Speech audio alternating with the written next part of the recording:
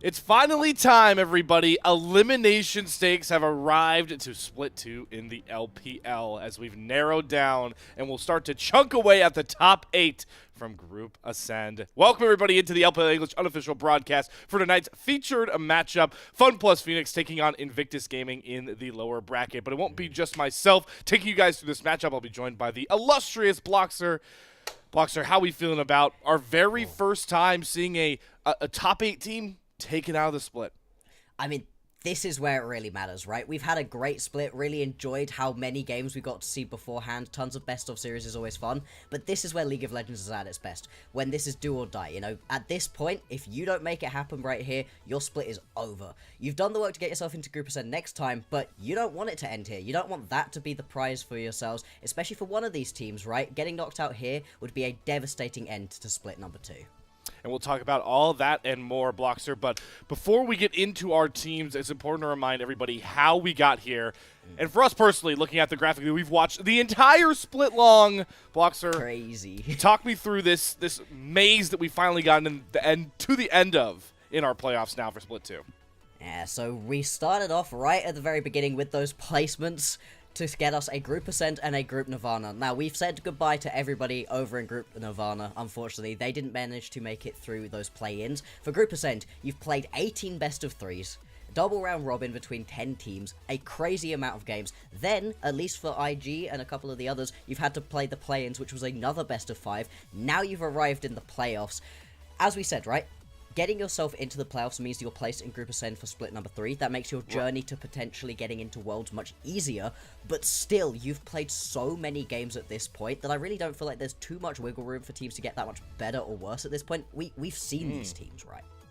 And these teams have seen each other. So as we move over towards the playoff bracket, all these matchups that you're going to see on your screen have happened before at some point, even twice, to double that down. So this is our current playoff bracket as we're looking at it. First thing I will say is congratulations to BLG and Anyone's Legends, as they are, no matter how that matchup goes, one series win each away from booking a ticket to MSI.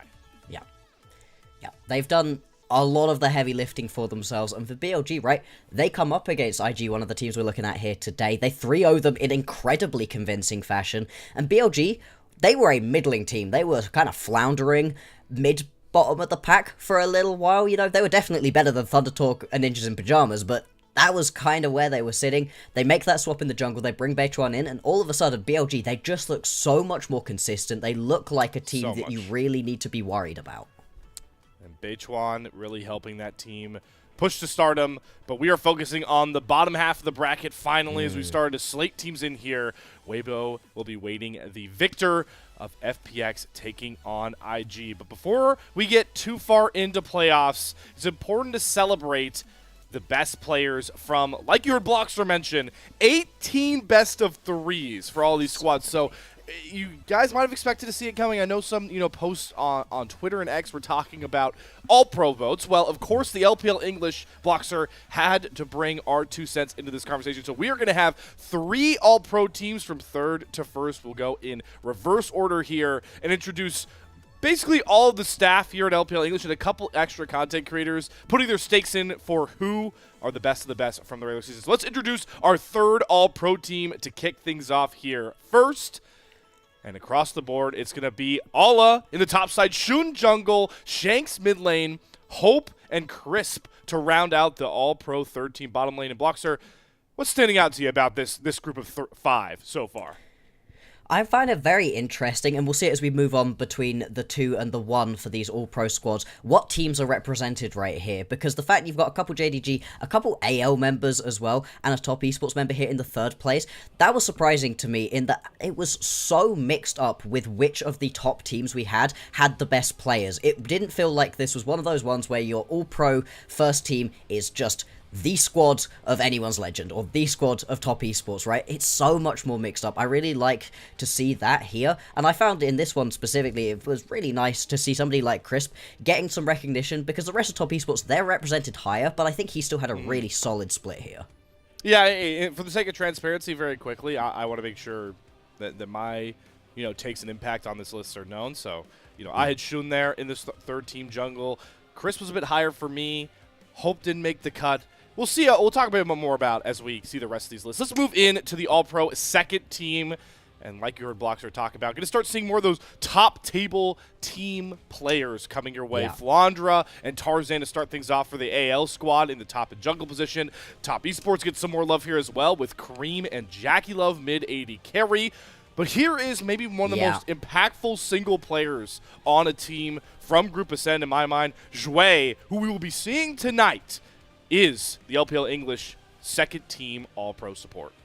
For really good reason, and we're going to really dig into it later on when we get to the head-to-heads right here, but Jouet has been such a massive part of his team, and depending on how you talk about team players being incredibly valuable to their team, Jouet was the most important part of FPX for them. He was really a driving engine for them throughout the entirety of the split, and just had some of those high-level plays, some moments, especially on things like the Nico I can remember, where the plays were just crazy, and he's a big part of why FPX were able to get themselves into these playoffs in the first place.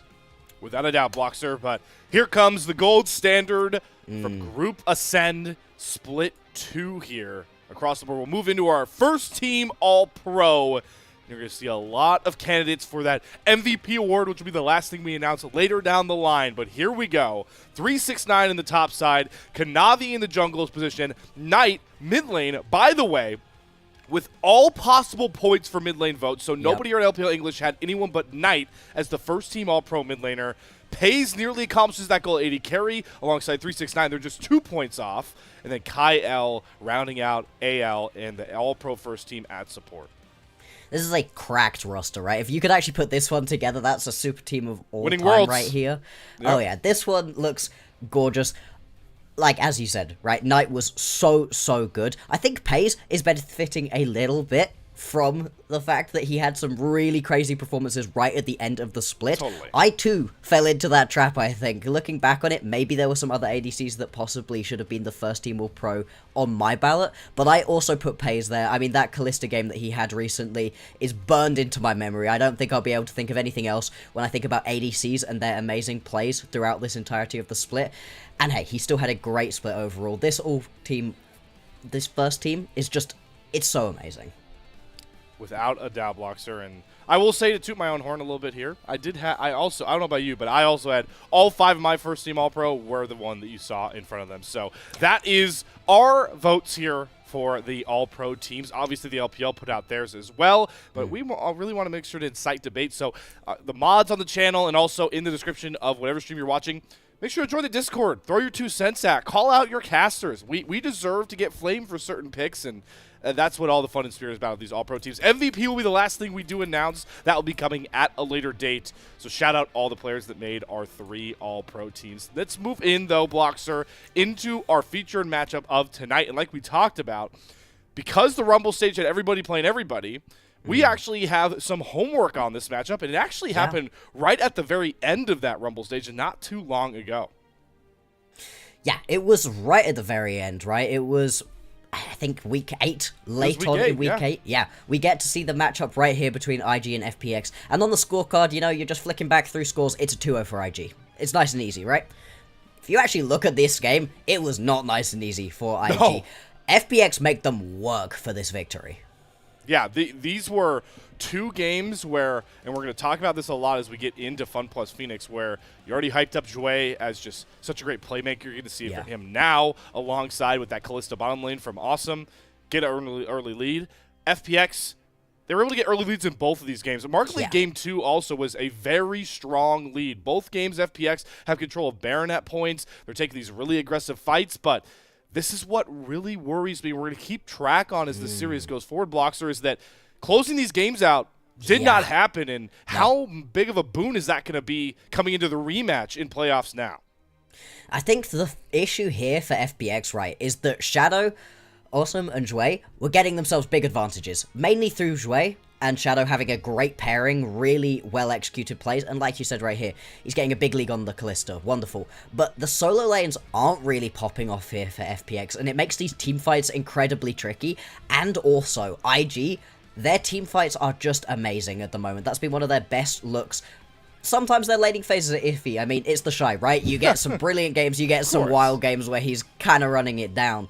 But overall, their team fights every single time have been excellent, and that's where FPX have been faltering a little bit for themselves. So we're going to have to be tracking in this game, right? Do FPX get themselves a big enough lead in the mid to early game to then transition that into a win later on? If they don't, if they fall behind early on, I just don't see this team having team fighting good enough to get themselves back into a game. All right, there's the blocks or take that we'll certainly be looking at as this series goes through, potentially 5 games. Let's start formally introducing our 2 squads. We'll start with the super team to kick off 2025, Invictus Gaming, with all their amazing additions and the big trophy cases this roster brings. The Shy on the top side, JJ Jungle, rookie mid lane, Gala and Mako to round out this bot side, and Bloxer, I dare say, one of the teams with the most pressure on them of anybody else in the LPL. I would say so, right? Looking at this team coming into this year, coming into this split, bottom of the playoffs, looking to be knocked out in round number 1. Yeah, that's not what they would be looking for at all. No way. Look at these names. Like you said, the trophy cabinets are overflowing with jewelry at this point, and yet here they are in a matchup up against FPX where, yeah, they did fall behind last time they played during the early stages of the game. I think when I'm watching this roster, right, the Shy and Rookie should be absolutely fine, and they have been overall pretty standard. We've got a lot of clips right here of what the Shy can do during laning phases. There's some good, there's some bad. He gets a lot of attention either way, right? He gets a lot of ganks from his team. He gets ganked a lot by other teams. For the most part, though, this is a lot of the clips I was able to find of things being exciting happening in his lane. Honestly, this split, he's been a lot more about just allowing the lane happen to him a little bit, not falling too far behind, not necessarily getting massively far ahead, has had a positive goal differential for the most part, and then getting into these team fights and making a big impact there, rather than in the laning phase. It's a differentiation from how he had been in the past, but I think it works for him, and it works for IG at the moment. Where we're looking for things to potentially be explosive is this jungle and this bot lane. Yeah, and, you know, I do want to say, is you talked about those Shy clips, right? That BLG series, a lot of negative to take away from it, but the Shy was the one, you talked about gold advantages. He was able to come out of lane ahead against Bin a lot of the time.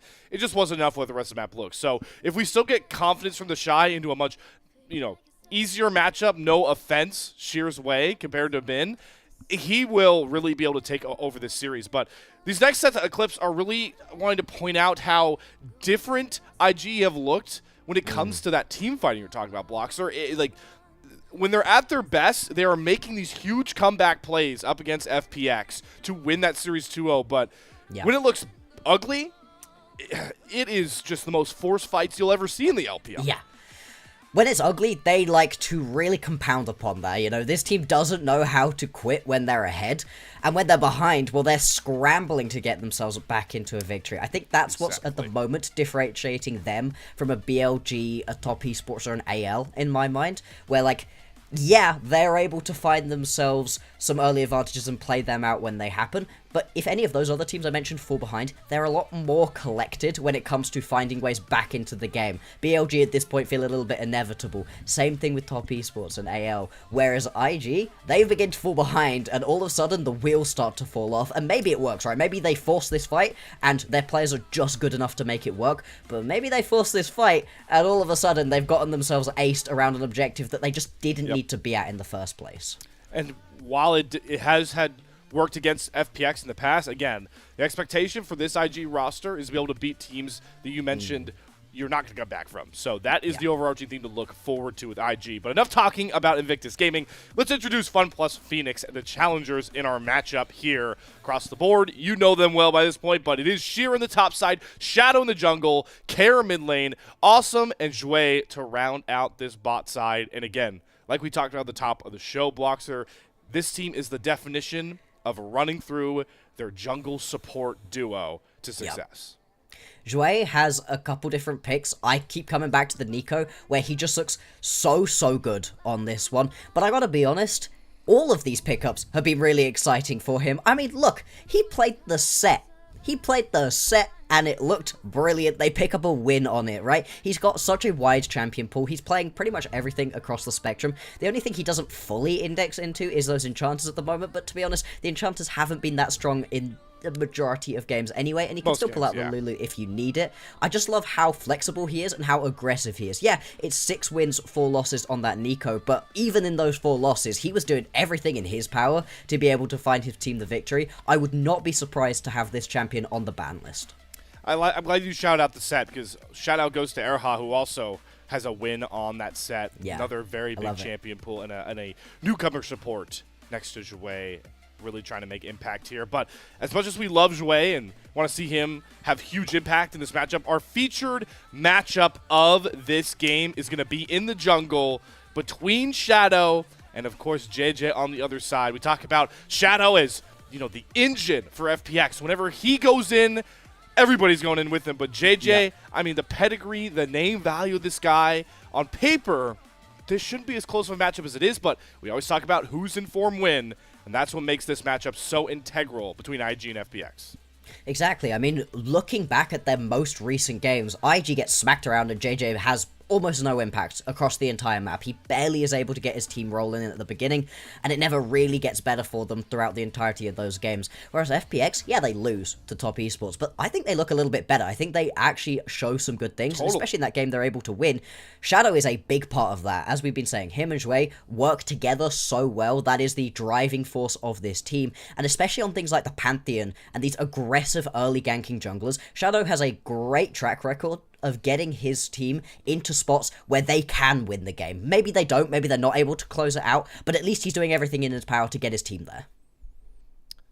Without a doubt, Bloxer, but we kind of have been dancing around this topic a bit, and I really want to make sure everybody understands the expectations when it comes not only to this matchup, but looking more broadly at where these two squads were in Split 1 to start off 2025. This really does feel like a David versus Goliath in disguise here, knowing how much, Bloxer, this series and just winning a playoff series would mean for IG and the stakes of their season versus FPX, who, I'm going to use the metaphor now, get out of the way, are playing with house money compared to where they were just a split ago.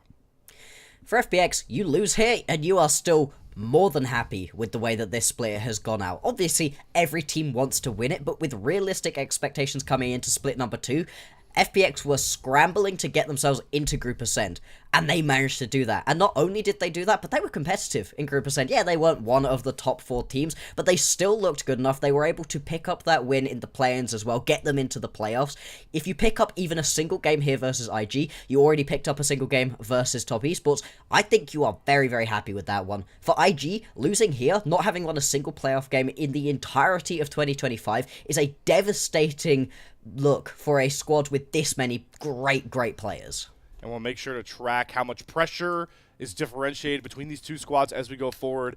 One of the awesome interviews that we got to hear from Shadow, thanks to Kelsey for pointing it out, he recognizes it, that this squad is just playing with vibes. They are going one matchup at a time, knowing how big of stakes these matchups are for other teams. Diving into Game 1 draft, though, here, FPX are going to start on the blue side, and we're starting to see a lot of mid and bottom lane folks with these bans. Every single jungler going to be up and on the board here, Bloxer, and Shadow's got to be a fan of that.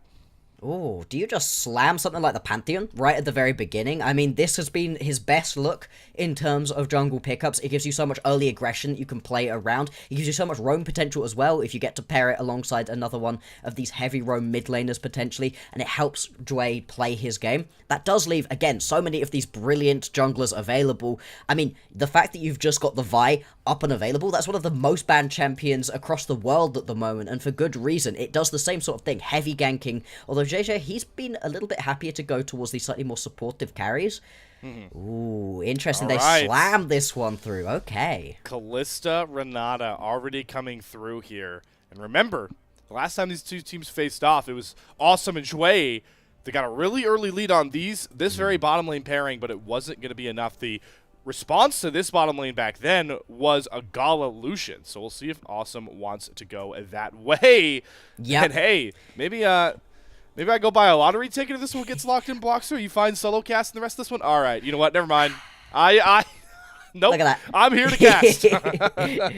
I do think that the Lucian army is a really interesting potential pickup right here. They can still think about it here as FPX, or you can bait out having to ban out one of those two and open up a couple of the other carry potential options. You either have to go very aggressive, like you're saying, with the Lucian army and just go toe-to-toe with this bot lane, or you have to pick yourself up something like the Ezreal that can sit really far back and just allow this lane to happen to you and then get yourself into the later stages of the game. Instead, they go for a lot of magic damage right here between the Rumble and the Rise.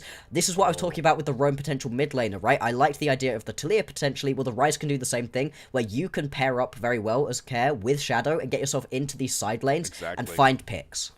But this is what IG and a lot of LPL teams love to do. But the wrinkle that IG has with this Galio pick is very few top laners have played Galio as much as the Shy has in this split 2. So this is a bit, excuse me, of a flex that you get going across here, the Shy. And also you have 2 AP lanes, so you can really stick this wherever you want. IG are going to hold a bit of flexibility in their draft and see if they can try and get themselves 2 solo lane matchups they like. And again, that is where we feel like the biggest strength is going to lie. While the junglers are going to be super impactful in this matchup, for IG, the Shy and Rookie should really be able to consistently get leads up against Sheer and Care like they were really all of the Rumble stage in this matchup. Exactly. If you can really win through these solo lanes right here, it doesn't matter what the bot laners are really doing. If you've then got yourself, you know, a massive amount of damage from your mid or your top to just bomb out whoever it is that's got a bit of a lead for FPX. And IG, once you can play around these solo laners, that's how their team fights really start to work. So I do very much respect the fact that they're going to be looking to play through these lanes. I also like the fact they're going to ban away that Lucian, as we called out, right? It's a good potential option for them. I think that does really leave something like the Ezreal as a very juicy option, but I do wonder if they're going to worry about not having really enough consistent damage to be able to get through something tanky like the Galio. There are still a lot of those more scaling AD options available if you want to. Yeah. I know Awesome has been a fan of some of the AP bottom laners. That's not a reality in this game when you pick Rumble and Rise in the solo lanes. So Awesome, a player that we're still looking to really have a big impact on games, has definitely been, you know, one of the most quiet members, I would say, in the entire marksman role, but especially for FPX. He's going to be put in a spot to try and carry out from this bottom lane. I maybe even would see Xayah as a good safe one. If you want to play setup, I don't think Jhin is a bad pick here nonetheless. I'm just surprised that Xin priority for a second day in a row has fallen so far that it's through 2 waves of bans, and JJ will grab that one up, but it is the Lovers duo and the safety that brings to come to the FPX bottom lane. I'm shocked that the Vi has just gone straight through this one. I do like the Xayah Rakan. We're talking about safety. Well, if you don't want the Ezreal, then there's a lot of safety in that Featherstorm for the Xayah. What do you want to pick up right here? Like you said, it's most likely going to be the Galio topside for the Shy. That's really the only person who likes to pull it into the top lane. And Azir, nice, standard, big bit of damage. You've got some potential for the beginnings of a wombo combo right here, but also you've just got a lot of champions that can buy space and time for Gala to really start ramping up with this Kalista, and we've seen it, right? We saw that crazy set of Pays plays on this champion. If you give this champion enough time to be able to ramp up, get enough of those spears in, oh boy, does it really hit. And, you know, the big thing that's screaming out for me here, knowing Rookie as a player, Rookie is 0 game 1. I mean, this is IG and Rookies in particular making a statement saying, I'm coming out with my best champion in a matchup I like, and the Azir is going to look to carry. You talked about the Kalista could be a big carry. Azir is definitely the biggest of them. But quickly, as we did get into the draft pretty fresh, we want to make sure to get caster predictions in here now. So this is where all your casters are. This is the most spread out that I've seen the predictions look. And Bloxer, I see that yours did not make the cut. Oh, there we go. Magic appearance, Bloxer. So we're both IG winning this series, but a little bit different on how far the series will go. Yeah, I mean, it feels like IG should be able to pick this one up, and I think they're going to be pretty angry after they get smacked around in their round number 1 matchup versus BLG, and an angry IG is a very fun game to watch. At the same time, I do feel like IG, they know how to throw a game, and FPX, they have shown that they can find themselves early enough leads that there's a potential for them to pick up at least one. I would love this to go to all 5. I just don't quite think FPX have enough gas in the tank. I think my prediction is lining up where my brain is telling me that there's no way IG loses this series, so I was always going to pick IG, but listen, I'm a caster at heart. There are a few things that us casters love more than a 5-game series, especially in Fearless format. But it's time to take that first step forward into our initial elimination matchup of the playoffs in Split 2. FunPlus Phoenix, Invictus Gaming. One of these two squads will be done until summer. And as always, the series will always in the LPL be brought in by the Jayos. It couldn't be more hype, right? I love Elimination League of Legends, do or die moments, especially when there is so much pressure on one of the teams. And FPX, they're going to be feeling pretty good about this one, however it works out. For right now, they've got themselves a very FPX kind of squad. And I really do like to see the Pantheon picked up here for Shadow right at the very beginning. We're going to be tracking him through the jungle, see what he can do. If he can pair up with Zhui, because the Rakan and Pantheon duo, there's a ton of range right there to get some long-range engages and really kick these fights off.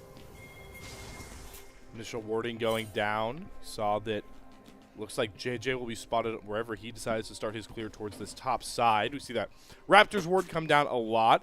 Shadow looks like he's actually going to also start his red buff, so maybe trying to path towards this Rumble, buy Sheer some space. As much as we talked about the solo lane advantage being towards IG, Rumble is a huge carry-based champion that you definitely want to get ahead. So I like to see Shadow pathing towards that side of the map. And with how amazing Zhui has been, he's comfortable and confident in a laning phase up against Gala and Mako. And like we talked about last time round, we saw this matchup. Zhui and Awesome were actually able to take hands to Gala and Mako to make that series close. There were plenty of good ganks out of Shadow in that series, but they were also finding themselves advantages and even kills in the 2v2 situations. So it really doesn't mean that you have to be bringing Shadow down into this lane. You could try play around this bot lane for themselves. In this matchup specifically, though, you're very much not looking to win this one out unless you find a crazy angle as Zhui. You're more looking to lose this lane gracefully, absorb the pressure, and just make sure you don't let the Kalista get too far ahead. Because once we get into these teamfight situations, you've got plenty of survivability and plenty of damage onto Awesome to really be able to bring them through these teamfights. You don't need to throw it all away during the laning phase. Currently, Shadow a bit quicker on his clear as we get a look at the records for a lot of these champions for FPX. And, well, none of them really standing out too much. Not a lot of, right around about 500 as we like to say it. But Shadow will likely complete his clear a bit earlier. The Shy is starting to try and get a wave stacked up to press under this turret, and that ward might expire just in time. So Shadow potentially could have a window to gank, but as I say that, Sheer does actually stack up a wave of his own. And we'll be pushing away from him as the Shy's Galio, we talked on the top side, blocks her from draft. Undefeated so far this split.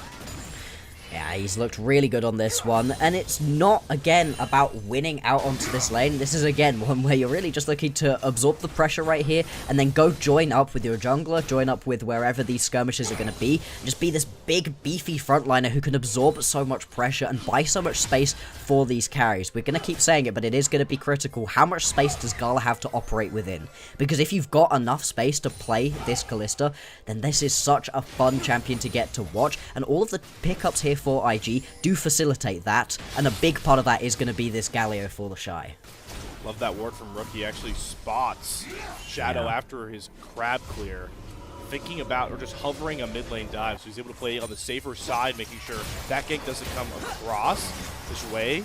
Second team All-Pro here thanks to the LPL English with plays like that. Gets a huge grand entrance into Mako, and it's going to force the heal out. Mako, a lot of his struggles have been doing just that, sacrificing his HP bar early for little gain. And this is what you're going to have to do if you want to win out onto this lane. You've got to find those little angles where you can go in, get a double knock-up off potentially, find the feather pullback for the root, and then you can just make these trades happen. These trades have to be short bursts. If these trades go really long, that's the point at which it starts to get a lot worse, where IG's bot lane are going to enjoy these fights a lot more.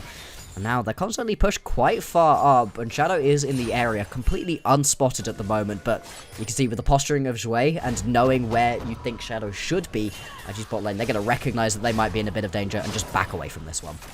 As much as we talk about this Mako Gala bottom lane being a bit out of form, they still are veterans that recognize, warning signs in lane. Speaking on that veterancy, I do want to make sure to shout out, I believe JJ is now 6 years deep in the LPL today, and the Shy, 8 years of service in the LPL. So A lot of veterans on this IG squad, and, well, the numbers are backing them up, especially in their top side. So congrats to those two for so many years of success and just an awesome career in the LPL.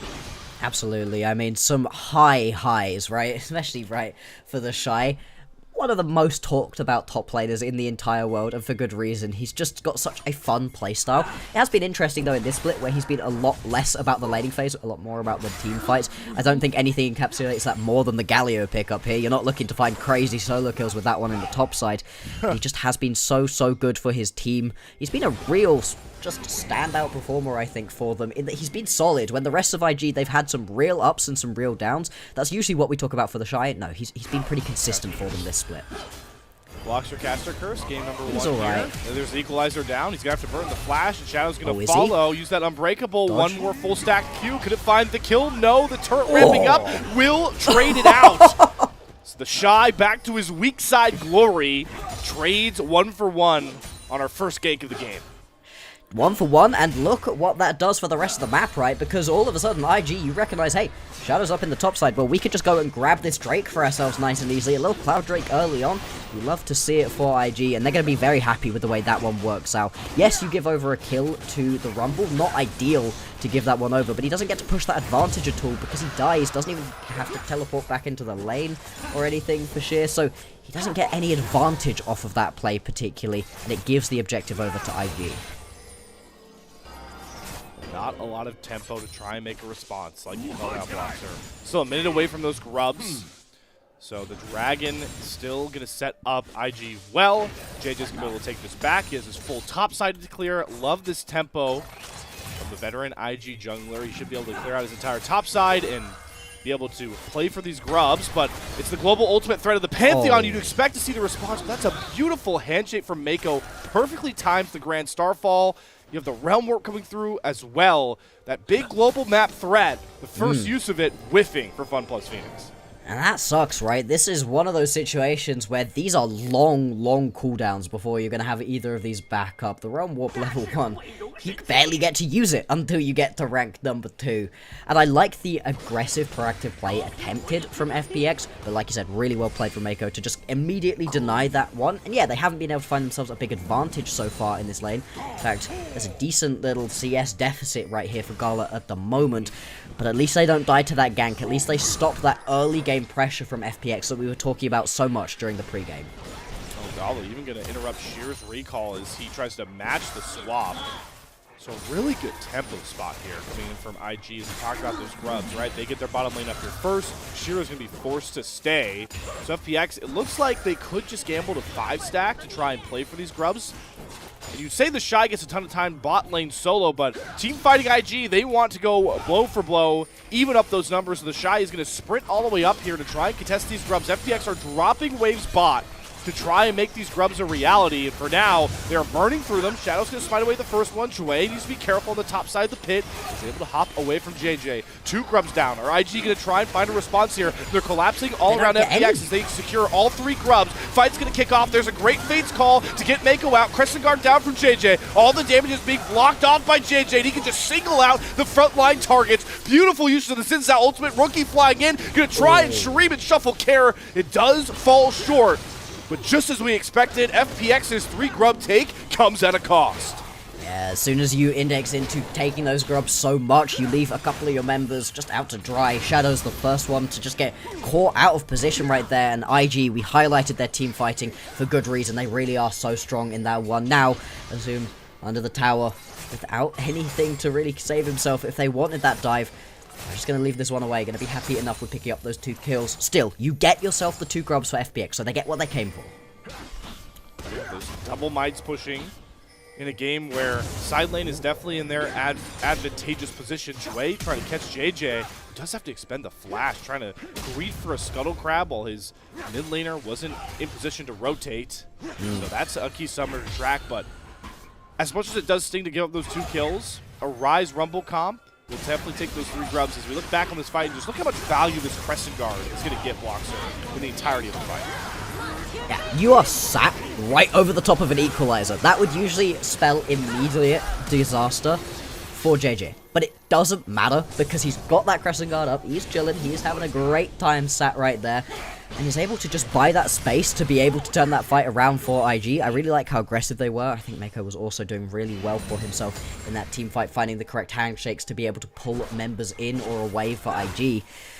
And FPX, with this composition, they can attempt these straight up 5v5s, but they need to be careful to not use everything straight into the back of a JJ who can't be hurt. And I think instead, it's going to be on the roams. It's on the quick plays where you can use that realm warp and that Grand Starfall together, where you're going to be in the best spot to actually find fights. Make it a 4v5, then go for these big team fights. But as we start to transition into that team fighting phase a bit more and get out of the early game, it's important to remember how much confidence-based IG success has been, and especially when it comes to coming out of laning phase with a lead or just kind of an even footing. They are confidence-based team fighters, so the fact that they get that first skirmish win, and JJ, who we highlighted in that head-to-head matchup, needs to be able to match Shadow's playmaking, great sign for IG going forward, not only for this game, but the series at large. Yeah, if they're able to get themselves this first victory here in this series confidently, they don't fall massively far behind in the early game to FPX like they did in their previous series, close this one out, that's IG rolling, right? They just got smacked around by BLG, they're going to need a little bit of a pick-me-up after that one. And FPX is going to be very much on them to be able to snap that, because as much as you can start rolling on the back of the confidence, the same thing happens when they start losing for IG. This team are very good at losing their heads and not being able to pull themselves back from series that start going wrong. We'll say though, Bloxer, for a team that we highlight so much about with team fighting, I think IG are working on great timers across the map. FPX are much slower to a lot of their plays. That is the second dragon that goes away for free, and now they're looking for a gank onto Kara in the mid lane. He does have to expend that flash. The Fate's Call used offensively, and JJ is going to walk up to this top side. He's going to lose his Krugs, but at least going to be able to cover for a dive, but you don't ever want to dive a Galio. So Shadow trades the 2 Drake stacks for 1 stolen camp right now. And your mid laner's flash. You lose that flash onto Care, which is a big bit of aggression that you are just missing out on. You can no longer just flash forwards and stun someone. That's another amazing handshake good. off the Grand Starfall. Shadow, he doesn't do any damage. He eats all of the damage, and there's that global pressure ultimate off the board again for virtually nothing. And oh boy, JJ, he catches onto Jue with the wind becomes lighting over the wall. Maybe JJ goes a bit too far forward. He's going to pop the Crescent Guard, but Gala can't get close with that Kalista to find the trade. And just when we're praising IG, a critical mistake from their jungler to gift a kill back over to Awesome. And oh boy, now here we go. There's the other global ultimate. The knockup from Jue still lands despite the flash from Gala. Flash forward for Awesome, picks up that kill. Hostile takeover is going to likely only save Mako. Great punish there for FPX after JJ gives his life for nothing. And that's a big issue for JJ right there, because you've just ruined what was a good play from your bot lane. Mako, we talked about him as being a bit of an iffy support so far. You know, he's had some good moments, some bad moments, hasn't been consistent for the team. But right now, those handshakes have been on lock. He's completely shut down Shadow multiple times in a row now. And then you just leap over the wall for no good reason, right? You do not have the support in the area. They don't know necessarily that Care is wandering up from the bottom side, so that's just one extra member they weren't expecting. But I think even in that 3v3 situation, even with the Crescent Guard available, you just don't win that one. You don't win that one as JJ. And then this is a mistake from the bot lane. This is what we've been seeing a lot. Yeah, really great knockup from Jue. There's a reason that he ended up on that all-pro list when the majority of the other players were from those top teams that we saw. This man is so good. Predicting the flash out of Gala, that is amazing to see. But again, like you called it, you talked about the JJ mistake. Also, the bottom lane, Gala and Mako, they knew Care was there. He walks out of range, he walks out of vision, just realm warps back in. So the double-sided blade of IG already showing up in this series and opens up to the tune of FPX grabbing that gold lead back. I will say on the back end of that, Rookie got so much solo time in that bottom lane, so he's able to even back up in CS and also get some plating himself. He's the only one holding a bit of gold in the lead for IG, and like we talk about all the time with Rookie and his Azir, this guy can be a one-man carry wrecking crew with that pick if he's able to be put in a place to carry. So far with Nashor's Tooth already done, liking how this Azir is progressing through the game. Absolutely, and this is the thing, right? As much as you do want to get your Kalista ahead in the early game, which they haven't quite been able to do right here for IG, you've got some late game insurance, and Rookie is going to be a big part of that. If he can find any of those big streamer shuffles, that's going to be a huge thing to potentially play around. So back to just fighting around these mid waves. Playing the vision game. Rift Herald is up on the top side of the map. Dragging about a minute 30 away as Jouet starts to limit test how slippery this Rakan can be, but Rookie is nearby, roaming his way down just to make sure that IG can get command of this top river. We'll see if they pull the trigger on this Herald with Shadow still nearby. Teleport available for both top laners if anything really breaks out, but we've got new lane assignments nonetheless with Rookie now pushing a wave into Sheer. Oh, and maybe looking for more. Maybe he can just push Sheer into his jungler. There's another good flash taken by an IG play early. We'll see if they'll be able to punish it on their own.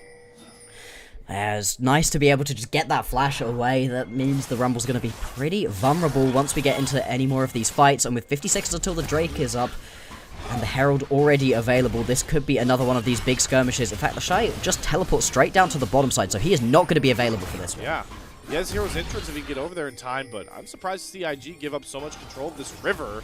The Herald spotted being taken about 4.5k health, and JJ's going to blast Cone over. We'll see who wins the smite fight. Somehow it actually ends up being Awesome who picks it up. Can somebody get onto the eye because the fight is kicking off? Fate's Call can make sure the Blade Caller keeps Gala safe, and in comes the Shy to get a huge taunt. Awesome's down first. Hostile Takeover going to hit Sheer and Shadow as they try to dive towards the black line, but Rookie is firing along with the Sand Soldiers. Make sure Sheer goes down first, and the Shy standing tall like a golden statue, gonna set up another big knockup, but play Protector so well. FPX, they get the Herald, but nobody gets the eye. Oh, I now see Care does, but it comes at a cost, Bloxer. It does. Again, another fight around this top lane pit, where FPX, they grab themselves the objective. They're slightly quicker to these objectives, but they pay for it dearly once again.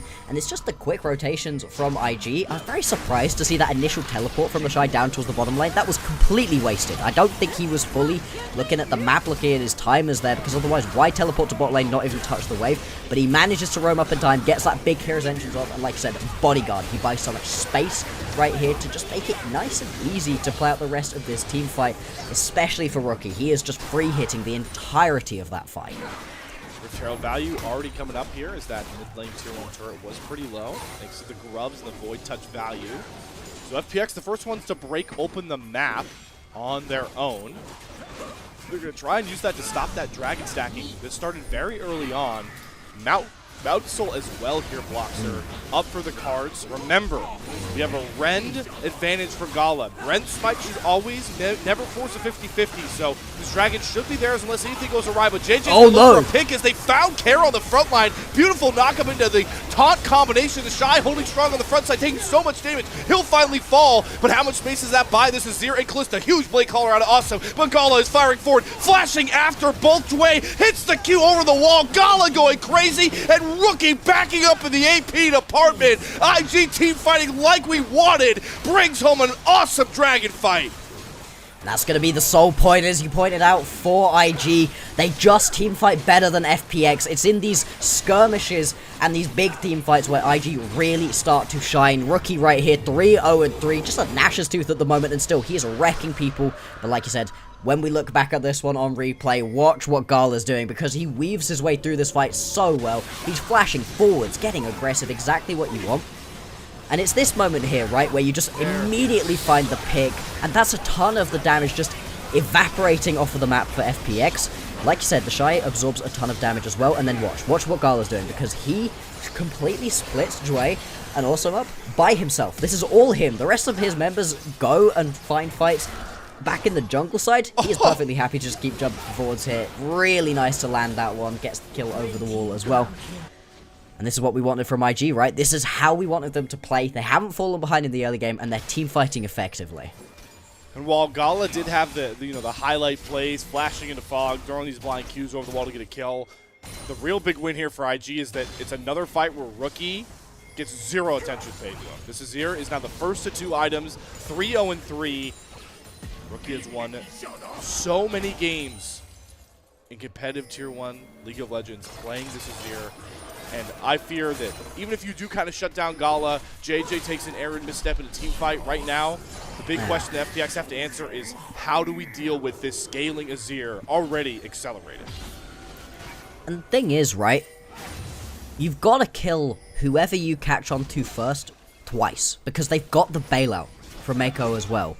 The Shy is super tanky, JJ's got the Crescent Guard, so those two can just absorb so much pressure and so much time so that you could be hitting as Rookie and Gala.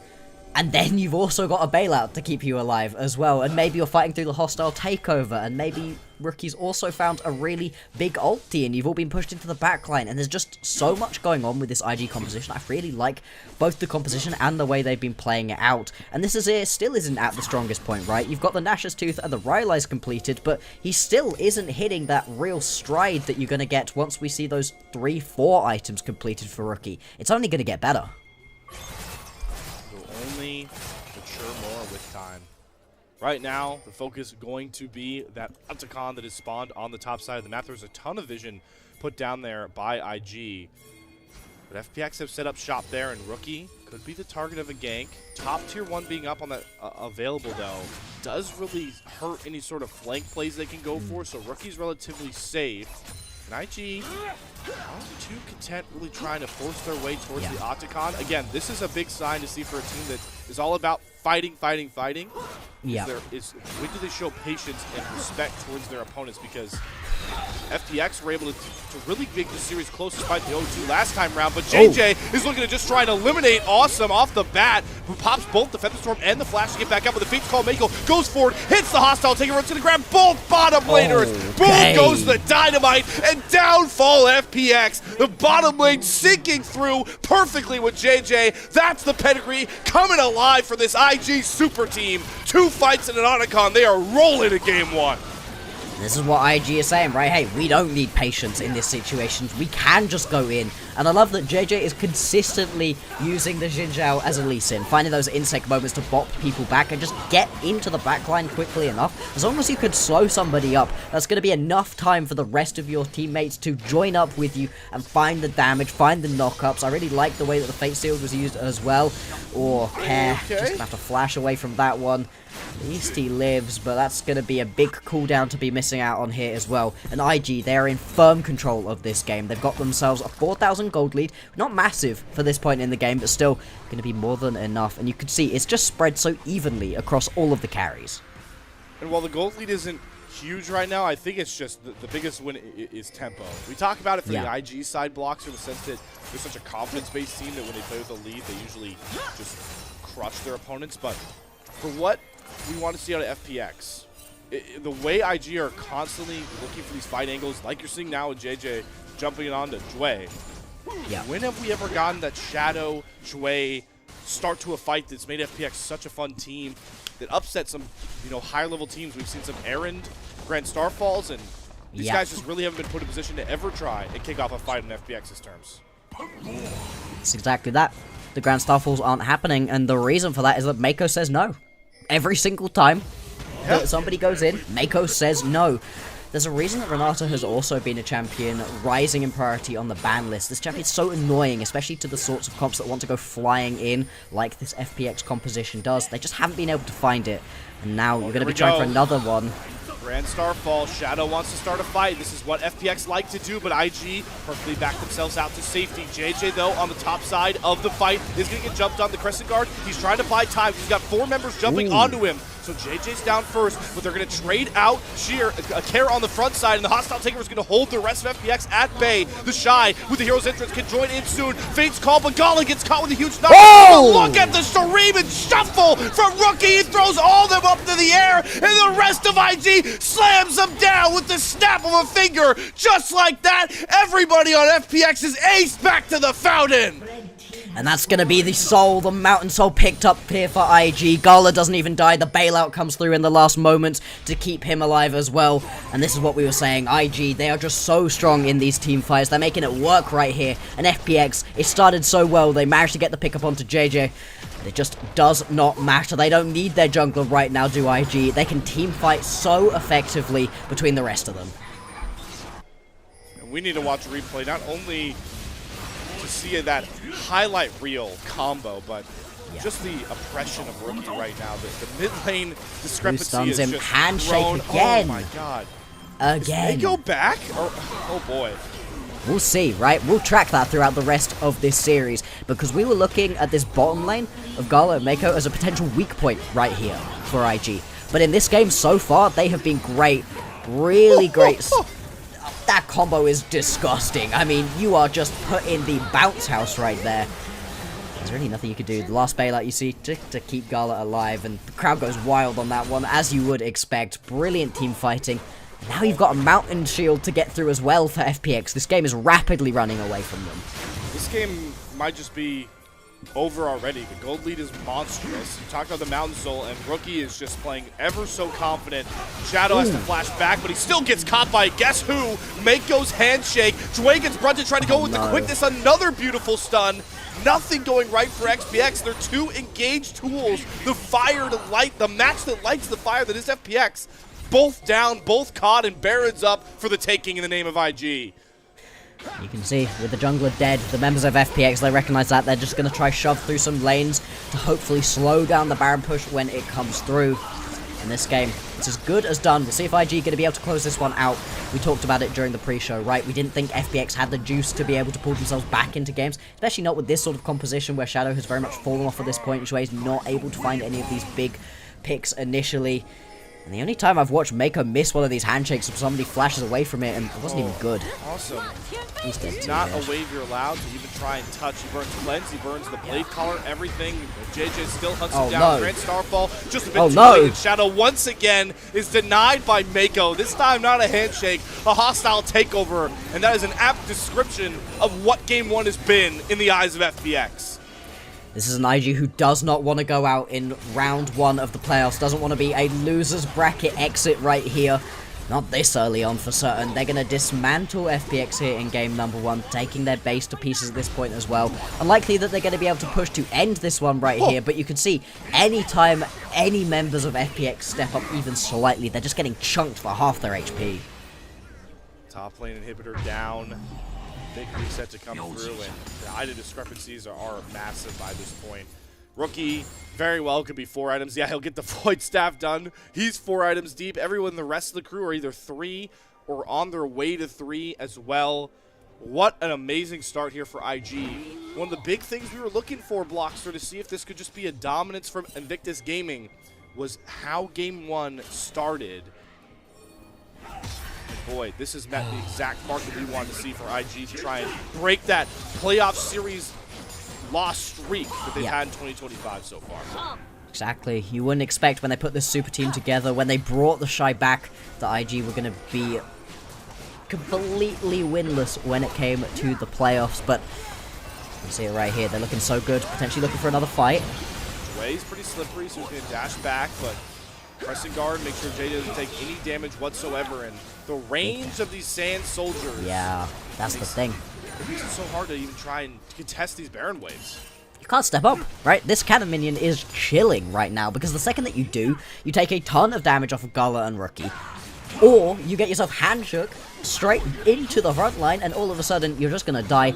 This tower in the mid lane gonna fall. There's gonna be a super minion wave pouring it through the top lane already, and the Shy is guiding a wave in the bottom as well. This is brilliant. This is the sort of 3-wave map play that I haven't seen a lot of teams really pull out. I love the macro right here from IG. They want to end this one out cleanly.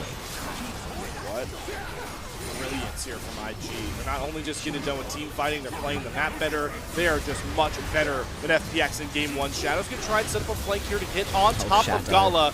But nobody else at FPX can even get close because, again, Rookie Sand Soldiers is holding all of FPX at bay and might just take names and lives down as well. Also going to get a huge Blade Karma. There is Rookie once again. It's a highlight reel on the Azir. You want to play a devastating Shuriman champion, you play like Rookie, and it's going to bring IG home. A dominating Game 1 win to start off our series.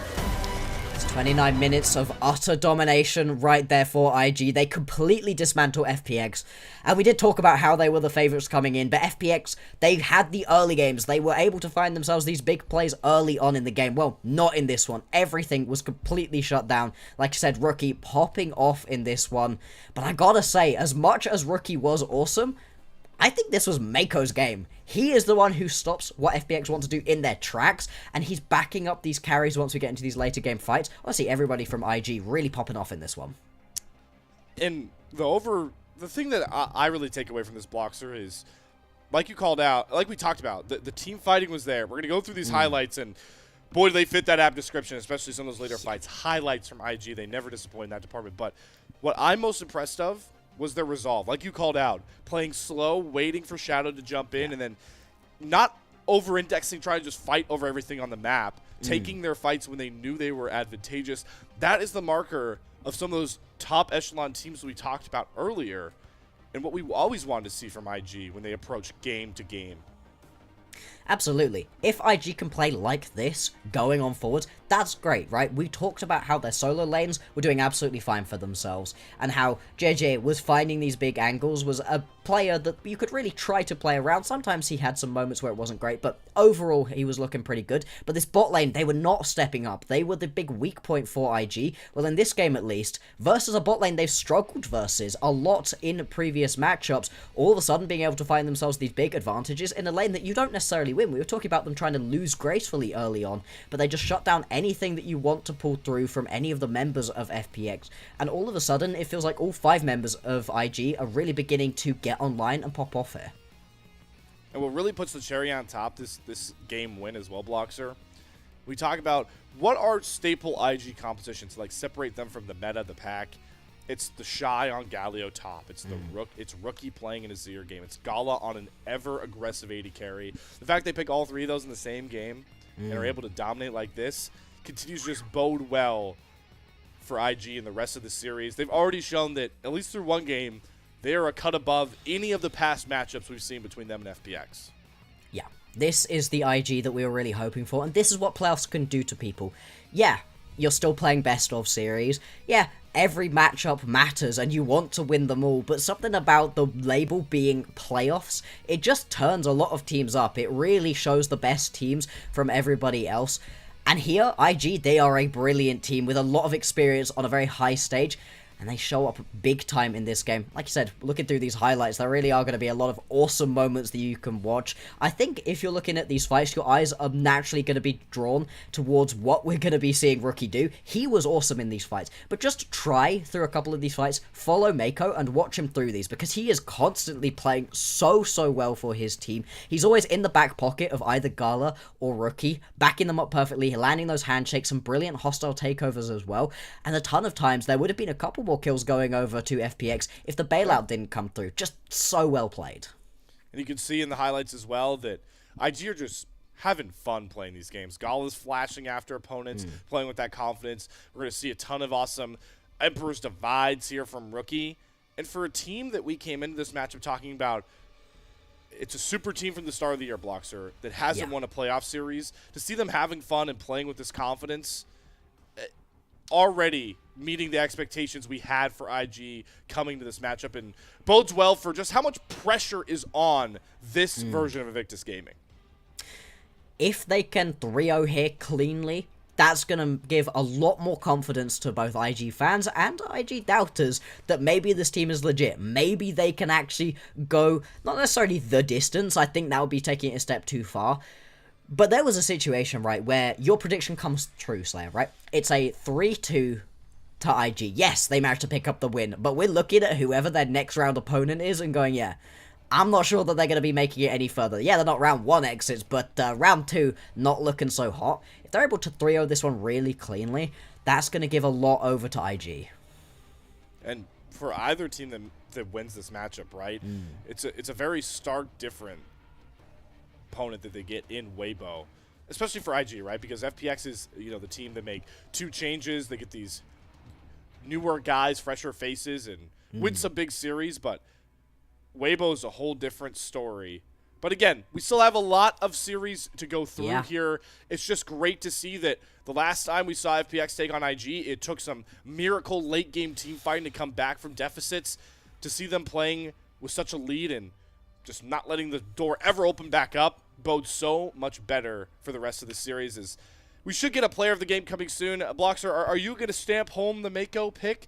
Because I feel like there are 2 good options here. It's either going to be Mako or Rookie in my mind. Yeah, I feel like Rookie should and is going to get it here. I would still personally give it to Mako. I think his ability to make this early game workable for IG is so good, and it's also a real departure from how he's been playing throughout the rest of the split, which I think makes it that much sweeter to get to see him in this do or die matchup, finally find one of these really big pop-off games and just do so much for his team. But Rookie was fighting some mega Shurima shuffles right there. He dealt a disgusting amount of damage as well in that team fight. So I would be happy really either way. Well, drum roll, and Rookie grabs it. I mean, the KDA and the 6-0-15, can you not? Yeah, and also the goal difference at the end between his lane opponent, well, Mako was amazing, but Rookie versus Care in this matchup wasn't close at all. What a great start here for Invictus Gaming, especially all the fans that you saw in the arena. And I know a lot of you are in chat hoping that this IG team can just figure things out and maybe be a dark horse in these playoffs. But still, a lot of series to come. We will be going to a short break soon, but before we get there, I've got some awesome people that we need to shout out. We're extremely grateful to our Coffee and YouTube subscribers who help level up the show you see in front of you. A lot of the initial payments go into upgrading the broadcast, but a bulk of it pays on-air talent like myself and Bloxer and the awesome content creators behind the scenes as well. Subscribe to our Coffee. It is linked in the chat to unlock perks like early access to content and the ability to ask interview questions. We'll give you time to check out the Coffee. We appreciate all the love and support you guys have brought us to the unofficial LPL English broadcast. But we've got a Game 2 coming your guys' way and an awesome shout-out from one of our other sponsors after this break. We'll see you on the other side.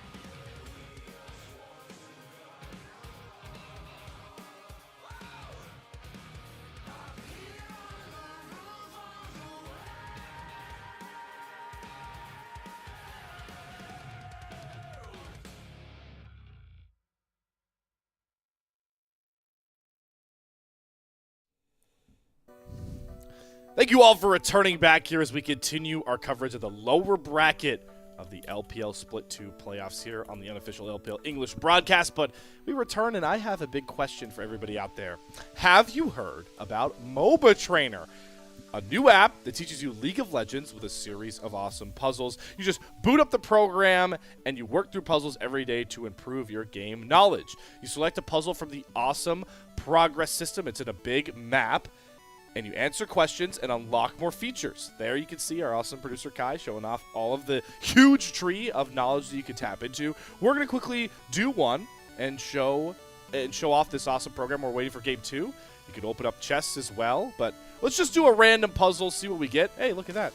We finished off the bundle. Sick. Let's jump into a random puzzle here in Blockster and test if we can do a bit better at these. We get a medium level one. Looks like we're going to be talking about top lane dives thanks to Odoame. All right, let's jump into this one. Let's see. So he's going to be on the Jace. Up into a Cassiopeia top lane as well. Interesting. Haven't seen that in a little while. I assume he's going to take a pretty positive trade and be like, yeah, jungler, let's dive. Or actually, is Odoame just going to try and enforce his dive on the own? Because we have an Olaf on the bot side, so no jungle help. Bloxer. Pressure our Cassio, get a ward in. I definitely don't think we're backing here, right? No recall, otherwise the dive cannot happen. You don't have the teleport back. Ward in Tribrush, you could. You could also just, I think pressure. What do you think? I feel like pressure is the right option here. Let's go with pressure then. Let's roll as a united front. Let's see. All right. Best choice here. Good start for us, Bloxer, knowing our track record. So you can see you get the good choice, the okay choice, and then the coolest part about the trainer. Detailed puzzled explanation from the devs explaining why they think the best choice is, for us, pressuring Cassio. So that's getting the wave up. Yep. Trying to maybe now going to go for the Tribrush ward. Okay, yeah, so first it's the pressure, then the Tribrush ward. We still don't know where jungle is, but I do spot our Rel coming up topside. And there we go. So, good dive partner. I'd say a better one than Olaf. Slow push. Push for dive. Or recall. Well, it's not recall. Recall's we know it's troll. not that one. We know it's definitely Recall's not that troll. one. I would... Okay, so here's the thing, right? Do we think these are enough minions to set up the dive where Rel is? That's my question to you. I think so. I think we just push for the dive right here. Okay, so let's roll with pushing for the dive. 2 for 2. Crash the wave down to make the dive happen. There are about 5 minions. Jace can easily clear out the wave. Also, wow, I mean, do we even really need to dive this? I mean, Odoame nearly gets the damage done on his own, but hey, I guess covering for that flash is beautiful, and shout out to our Rel for leaving the kill up on a silver platter. Unfortunate that our Caitlyn also gets dove on the bot side, though. Yeah, that's what the issue is, right? So do you crash the next wave right here? Or do we head back? Now, we don't know what the timer is on the teleport coming back. We do see pings coming down on Udyr that are spotting him going into top river now. So my question for you, Bloxer, is how confident are you that Odoame can clear the wave in time before the TP and gank sets up? Because if you think there's enough time, you crash the wave. But if you don't, I would take the recall now. I think you just take the recall right now. You've just used all of your spells to get that dive off, so you've not really got everything up and available to push. I think either's fine, but yeah, I think you just recall right now. All right, let's see. Oh, the wave is... You have time to nuke it. You have time to nuke it. I love have time to nuke it. We're wrong. We're wrong. His spells are clearly back up again. Yeah, he's got enough time. Fair enough. Hey, this was much better from us. We take those. True. So you can see the point system there. You can get multipliers, and more points you get unlocks bigger puzzles to do here on that map that we showed out. So awesome. Awesome from us, Bloxer. But if you enjoyed that, you can subscribe for 20% off and unlimited puzzles using the code right below us. LPL20 proceeds will benefit the MOBA Trainer developers and, of course, us here at the LPL English unofficial broadcast. Always fun to test our game knowledge and try to apply it to what we saw in our series here, our staple series. And I would say from a game knowledge and macro approach, that was what might have been most impressive about the dominating game win here from Invictus Gaming, Bloxer. Yeah, the fact that they're able to stop the early aggression out of FPX, translate that into good team fights, which we expect from them, but then also make that work with the rest of the map play as well. The only thing they were a little bit slow about was getting to those topside objectives. They didn't get any of the grubs, they didn't get themselves the Herald, but it didn't matter in the end. They were able to play really well around those Drakes. And once they had that Baron buff, they were pushing through all 3 lanes really effectively, making the 1-3-1 work. I think it was very impressive out of IG, and if they can keep up that same level right here, they're going to be in a great spot going on forward. Spot they're going to be in similar for the draft. Second game, we're going to see FPX on the blue side and IG on that red side. Bans don't change, if at all. We have maybe the Poppy ban coming across as the one lone jungle ban, but still a lot of prime junglers that Shadow wants to go for, but the one change we did see was Talia slipping through the bans, and Kara's going to grab that one up. Yeah, probably the most popular B1 mid laner of this split, but there's the Vi we were talking about as immediate response. There we go. Now that's a champion I've been very surprised that we haven't been seeing so far. Fascinating, actually, that we're going to get the Sylas picks this early on. Usually wait quite a lot later. This is one of those best R5 pickups because you can see what ultis you have available, but Rookie has been really good on this champion, and is just going to hope that you get enough of those good pickups. FPX, they are full all in on to being aggressive right here. I mean, these champions do so much damage early on, and Shadow with this Neferi, that's going to be exciting. So this does really make it a focal point for FPX. They need setup. A Talia alone is not going to get it done. They need a front line and setup to bring home this composition. I'm just shocked that the Alistar wasn't maybe thinking about taking, or sorry, I'm glad that maybe we got the rookie styles early to kind of deny the Alistar, so now you don't have to ban that away. You can dare Jway to pick that. We're also going to get more staple IG picks, right? Like this is Rookie on his Sylas, his most successful champion this split, and the Shy been one of the few people to play the Aurora into the top lane. Yeah, this is what the Shibe also brings. As much as he's got loads of great qualities, the fact that he could just play anything, he plays a ton of those mid lane options in the top side, absolutely fine, and you can swap those around. I'd be very surprised if we end up seeing the Shy Sylas, but I wouldn't put it past this team to randomly pull something like that out if the matchups are better in that way. Okay. I very much do like what they've got for themselves with the early aggression. We'll see what JJ can do right here on the Vi. There's a reason this champion's got such a high pick ban priority. It's just so very strong. But FPX, as we've been saying, right, there's a ton of damage they've got for themselves. IG looking to ban away a couple of those wombo combo champions from FPX, get a staple bot lane away from Zoom and Jway. So taking the Rel off the board and the Misfortune, so the double dip into that pairing. Yeah. We're going to see that marksman pool pinch pretty heavily as well. Gala, one of the biggest Kai'Sa players of anybody in the LPL. Yeah. Wonder if this last ban also just lands onto a marksman. I wouldn't hate maybe throwing an Ezreal ban down here, but the Alistar is going to be banned away by FPX, and Gala is just going to immediately gobble up the Lucian, so Mako going to be on an Enchanter for the R5, but this are the two picks that are most important here. Where is a setup champion for FPX next to this Talia? I'm looking to see what Jway tries to lock down. Now, I don't think you go towards the center right here. You don't have the composition that can really set this champion up. You need something that can play a little bit more in the early game, has a linear scaling towards the late game. If they go towards this one and start losing the early game, I don't know that you ever get back into this one. It's risky. It's really risky, right? If you get yourself a massive advantage right here for Awesome, you can really play around this one. You can make it work for him. Gonna pair it upside the Nautilus, so you do have potential in this bottom lane, and with the Fury, the ganks are there, but if you even slightly fall behind the curve in terms of getting those souls, you just never feel useful in this game. I just don't know how Senna even exists in this game. Yeah. There's a Vi and Aurora that's no matter if that's mid jungle or top jungle, like that is such a deadly combo. The point and click lockdown onto the Senna, gonna have to really use that miss to make sure that combo doesn't come across. But like you called out, luckily there is a lot of damage in other aspects of this FPX comp. It's just kind of a rough team fight. It really has to be skirmish based and multiple fronts, because IG can dictate so much of these fights' tempos outside of Jway, who has so much pressure on him to really land hooks and knockups on this Nautilus. And I think Shui on the Nautilus really hasn't been one of my favorite looks from him. I feel like his angles on this champion are a lot more obvious. You know when they're coming. Nautilus kind of walks at you and then here comes the hook. You're not really surprised by it. And one of the best things Shui has had for him this entire split so far is finding those crazy angles where you're not necessarily expecting him to come at you. I like the top side of the map. I do. I think that the Talia is really strong. I like it as a B1, and it's going to have an absolutely fine time into the mid lane. You know, you're not going to be too worried about solo kills coming through unless Care makes some big missteps. But I just don't know how much you can really play around the map. We might have to have a situation, right, where Shadow and Care are flying into the bottom lane to try to find some kills for Assume to get him into a good spot.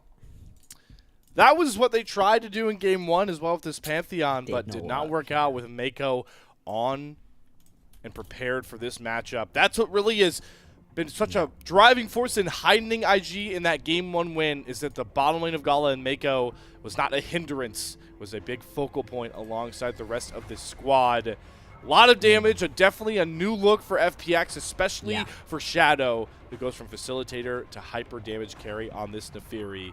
Big spot to be in, though. It might be an obvious statement to make, but 2-0, 0-2 is a much different series compared to 1-1 in the stakes of a best-of-5, with one of our two teams dipping out for the rest of Split 2. No matter how this series goes, IG and FPX for Game 2 back out onto the Rift. And the Jayos to sing us through.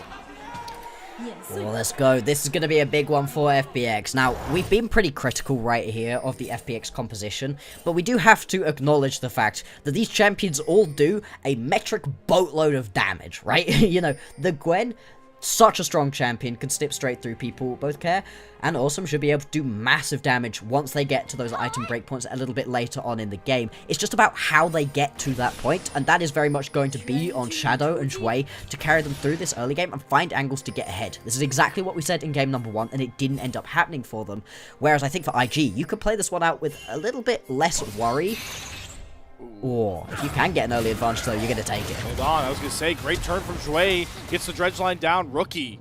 Ooh. Thought he had the beat on Jue. Ends up coming away much worse for wear. And look at the wave. It's already here. So Rookie solo on HP without flash into a ranged melee matchup. This is the roughest of starts for this Sylas. Exactly what you don't want to have happen for you right here. It's going to be so tricky for Rookie to really be able to step up into this one. I think he's going to have to either play this one either very far back or just very aggressive and hope to trade the HP back to a more even state. Use the fact that Sylas, once you hit level 3, can do a lot, but the hook's already landing for Jue. Mako going to be somewhat happy to make sure those don't hit on to Gala. Level 2 can be super valuable for this Lucian Braum bottom lane once they can get that shield up. But credit to Awesome and Jue. Be able to get level 2 first. That's big because really any center lane, it's not really about kills and dominance early. It's just about surviving and not falling too far behind. Yeah. Can you get yourself through these early stages without being in a terrible spot? And then what can you do beyond that point? I'm very much going to be watching what JJ and Gala can do as well, right? They had themselves a pretty solid game number 1, but JJ with this Vi, he's unlocked to play as much early game aggression as he really wants to. And with the Lucian Braum, you know, the lockdown in this bottom lane is insane. The CC, if it lands, I don't know how you're getting away from this one as Awesome. That's the prevailing thought, just for the holistic look at this game for IG, is set up and CC-wise. That is their bread and butter this game, especially for JJ. On the Vi, going to be integral to that is he'll be finishing up his clear on the top side. Shadow going to mirror himself towards the bot side.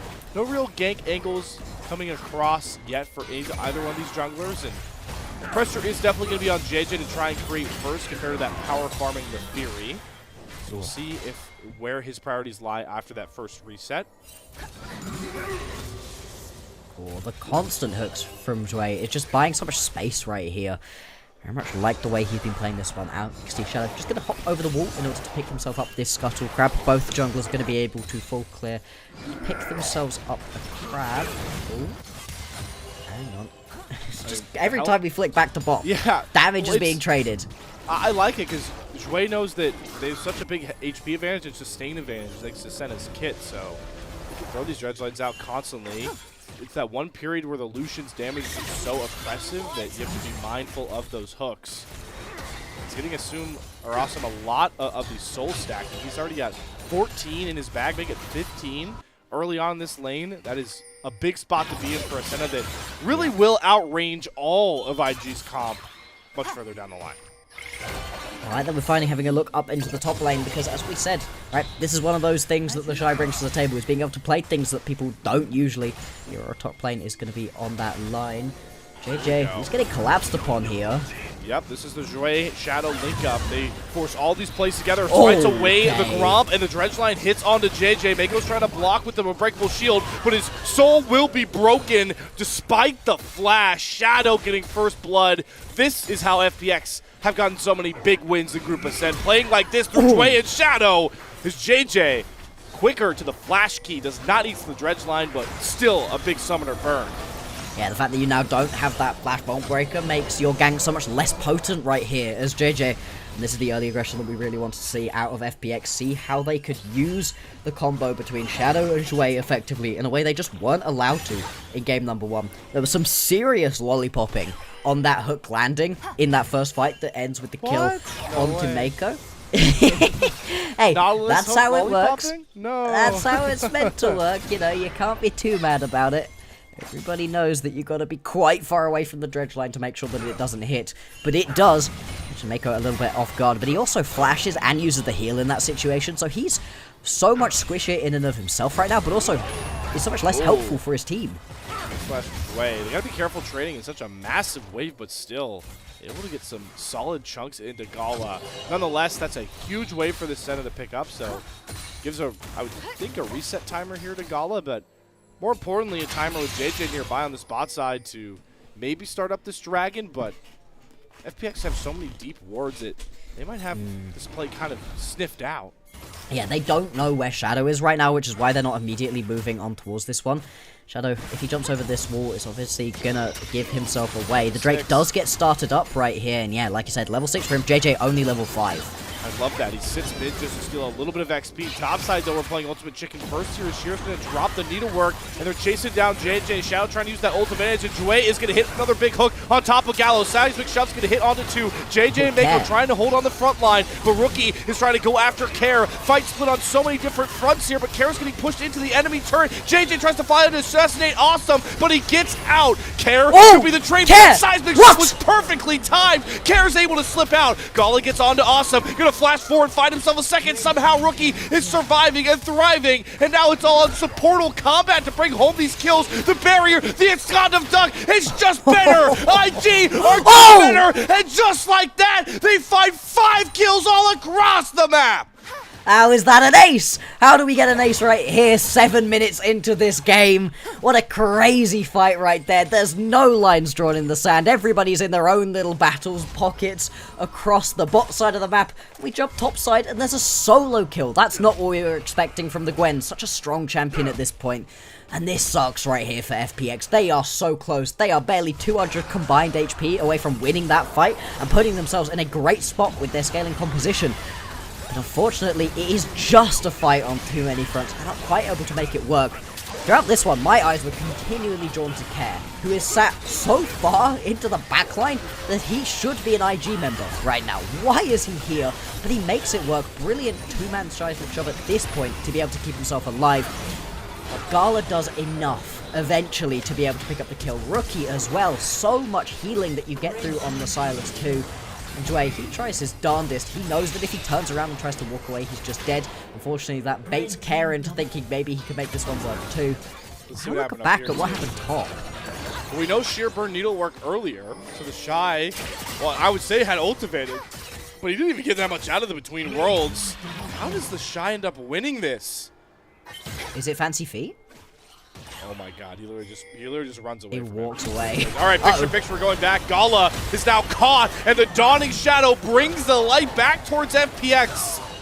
The dichotomy of the IG bottom lane in the last minute really singing through again for a second game in a row. Now they're potentially going to look for a dive right here onto the Shy. Does have the Between Worlds, right? So he's got something to try play around, but Alright, yeah. Use the first Dredge line, Seismic Shove, easy CC combo. He's going to use the Invis. Teleport's coming across for the Shy. It's just too many people to deal with. The turret doesn't do enough damage, and Well, at least it's a nice sentiment that you needed 5 people to kill off your top laner, IG. True. And hey, maybe if he'd have dodged literally everything, he would have still died anyway. The second you get hit by that dredge line, the fight is just over for you, even with the invisibility and with the Between Worlds. But Shy going down right here, not exactly going to be the biggest thing. That is FPX finding a bunch of kills for themselves, finding themselves a ton of grubs as well. They're able to grab the first one. See if they're going to grab a second one as well. Should be nice and easy without any members from IG around. And so I feel like 9.5 minutes into this game, we need to step back and take stock of things, because this is one of the craziest early games we've seen in a while. The gold is pretty much still dead even, but it's really split in between the players across the board. Rookie once again, 2 in deathless, a couple kills out of the other game, so Wheel's pretty big gold advantage. Is we're gonna look back at, is this Rookie pulling off? Okay, I was getting thrown off here. This is Mako and Gala getting caught. This we've seen too much from IG this season. Well played. You know, there's nothing too fancy about this one, other than the fact that Mako and Gala step into the wrong place. And this is why we were highlighting this bot lane having a great game in the previous one, because they've been iffy. They've been really back and forth, good game, bad games, not necessarily having those massive pop-off performances. I think Mako specifically has found himself caught a lot throughout this split so far. And having that happen to you again, especially when you're on one of these early game priority bot lanes, like the Lucian Braum, you should be winning out in the early game. This is the best time for you. The setter's just going to get better and better as we get into the late game. And mispositioning errors like that are just one of the easiest ways to give your opponents advantages that they can then take over the game with. I'm going to sound like a broken record too with this one. The form that Mako and Gala are in now, you kind of expect those mistakes, but it's still Mako and Gala, right? These are 2 players that should not be making these sort of mistakes, especially up against a up-and-coming FPX squad. It's still anybody's game to play for here, and Shadow will be such a driving force. He's up 1,000 gold over JJ right now. Pick the Fury, trying to get him to carry after the Pantheon game falls flat. They're going after the Shy for a potential dive once more, but this time he's got cover. Mako and JJ are in the area. It's not really much to fight over here in this bot side jungle, but it's been the focal point of all the kills. You're funny. You think these teams need something to fight over? You think they need a reason to be fighting each other? Nah, they just go for blood at all times. This is the best of the LPL, baby. This is exactly what you want to be watching right here, and you can see it right now. Constantly people are positioning, thinking, can we dive? Is this an option to potentially go forward? We've got 3 minutes until the next Drake's going to be available, 3 minutes until the Herald is up as well, so that's going to be an interesting decision once we get there. Until that point, nothing really to play over other than the minion waves, but that's not going to stop either of these junglers for potentially looking for ways to find themselves kills, find ways to get ganks, and, you know, really get your team ahead, because right now, as much as there's been craziness, we have to reiterate, right, gold, dead even. Maybe it's IG's turn to go for a dive here on the Sheer, but Shadow in the right spot. Needlework going to come down here, using the Halibut so well, and JJ immediately has to bail out of the dive, but Shadow flies in first, gets the reset. The pack, the Hound is out and about. Shadow with a double kill, looking to carry FPX just like he did all Group Ascent long. Oh, JJ, I know, buddy. You end the animation inside of the Hallowed Mist, but if you start it outside, the knockup doesn't land. The same with a lot of champions. It always feels a little bit janky, but that's the joys of the Gwen. Gonna keep themselves alive right there. And we highlighted the Neferi as a potential carry option. We highlighted Shadow in our head-to-head up against JJ for good reason. This guy has been such a strong part of FPX, and currently 5-1-3 here on the Neferi. Already got the Shojin completed. The dog had a lot of power taken out of it with a couple of recent nerfs, but still, once you give it a couple of kills, it can really take over a game. Wow, we are really just cutting off all resources for JJ! Oh, JJ!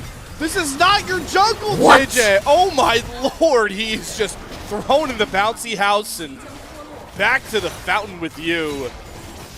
FPX are making it a point to just ruin JJ's game 2 right now. And this is the way you gotta play, right? As much as we have been talking about how the bot lane maybe haven't been so strong and the solo laners are pretty solid, but maybe they can't always find those big carry potentials. JJ is the engine of this team. He is who all of the plays go through. And if you can put him this far behind this early on into the game, IG begin to stutter, IG begin to falter. This is the FPX that we got to see in their Week 8 matchup versus IG. That ended in a 2-0 victory for IG. FPX, they've got themselves the good early lead. They've got a composition that scales well into the later stages of the game. All we need to see from them is transitioning this good early game into solid mid-game fights and then a late-game victory that they can actually convert into a victory. Why not just ride out the snowball that is this Nefiri by this point? Shadow should be first to 2 items on his reset. Like you called out, you can see it. IG are just totally stalled out in neutral right now because JJ is not in a position to really set up for any of these plays. The Shy going to TP topside here. It's actually going to collapse on FPX. So we'll try and make the roam up towards Rookie. They're just going to go out, all out for Shui. Drops the dredge line. Here's the between worlds, but there's Shadow flying in. Has the Dawning Shadow, his namesake, behind him. And IG are starting to scramble. They're fighting without Gala, but with the ceases is through. Awesome's first to go down, and now Gala arrives to the party. And with all the Braum concussive blows stacking up, JJ and Gala bring it home, just like IG always do, through the team fight. Oh, this is the thing. FPX's team fight. Bad decision for when they wanted to fight around this one. They didn't want to give up the Herald, but there's no reason to go flying in like that. And the second they're not able to finish that kill off onto Mako, the entire fight just collapses apart immediately. Don't have care in the area either, and that's going to be a lot of your damage, a lot of your CC as well. Ooh, the limit FPX. testing GOAT of the LPL. Gala is definitely pressing the issue. But yeah, I mean, everything about that fight screamed a win for FPX. Gala is barrier baiting, but Kerr says no, no, no. Flashing under the turret, gets the first Q through, and now JJ's kind of caught up river with no paddle. Another great seismic shove comes across for Kerr, but luckily for IG, not enough mana left in the bank, but Kerr back with a vengeance after a quiet Rise game. This is what I was trying to say before they so rudely interrupted my point by proving it. Without care in these team fights are really tricky to play out. There's a ton of damage you're missing out on through the threaded volley, obviously, but it's the seismic shoves and the unraveled earths that are more important. Stopping dashes from coming through, well, there's a ton of dashes on IG, and being able to just punt people back, and then that's a big, messy team fight. It's really hard to dodge away from that seismic shove. But let's go back to this block, sir. The lack of it. Through this big fight. Yeah.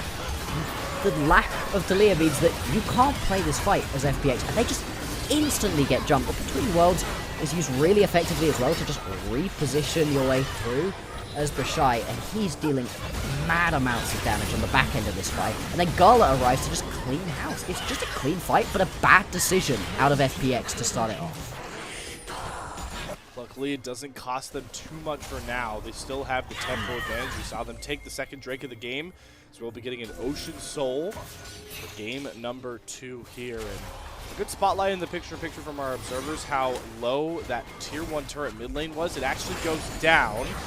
Bot in mid tier 1 turret off the board here for IG. So for a Nefiri that's all about those flank angles, it's just such a perfect storm here for Shadow to be a menace in this game for FPX. Despite that, the gold lead's still going to be in favor of FPX right here. They've managed to finally pull it out to about 1,000. And a big chunk of that, the majority of that right here, is going to be on Shadow. The Shy is really far ahead of his lane opponent. That's something we highlighted as well. He was constantly up in gold. He's often the only member up in gold on his team, and he is indeed in this one. Shadow has had a great early game as well. 2 items now completed with the Black Cleaver in inventory. He's going to be able to run through any of these IG members, and you have so much survivability on the Nefiri as well with that Eviscerate. Just being able to go untargetable is such a strong ability. FPX, they've done a good job of getting themselves through this early game. Need to be careful here. Sheer potentially getting hunted by JJ, but he does have Care and Shadow in the wings. Care and Shadow, they think they're setting up for a Shy dive. Here's the Weaver's Wall down. JJ, you gotta pop out here and help your top laner at some point, but through the invisibility, the Shy still gets hit with the Weaver's Wall. Between Worlds, though, the Shy gets out. Rookie TP's in, but I spoke too soon. Shadow flies through under the turret. Not a care in the world. Down goes the Shy. Rookie TP's in, is like, why are all FPX up here? I can't do anything but cut the wave down. IG scrambling to try and clean this thing up. And this is where FPX are better. Straight up 5v5 team fights, IG know how to play these ones out. But on the quick picks, on these little skirmishes, FPX are brilliant at being able to bring more members over. You said it perfectly. They were thinking it was about to be a dive, but he's not really moving in the way you're expecting. You know, the Shy isn't really stepping back so far. That's because you've got JJ sat in the wings waiting. It does not help, and the fact you're able to pick up that kill nice and easily. Shadow just gonna use the ulti to secure that 1-3 for the team. Need to get a ton of kills, pick up that tower as well, and they're able to extend that gold lead out a little bit more. FPX, they are continuing to keep themselves in the advantage during this early to mid game. Gotta be careful.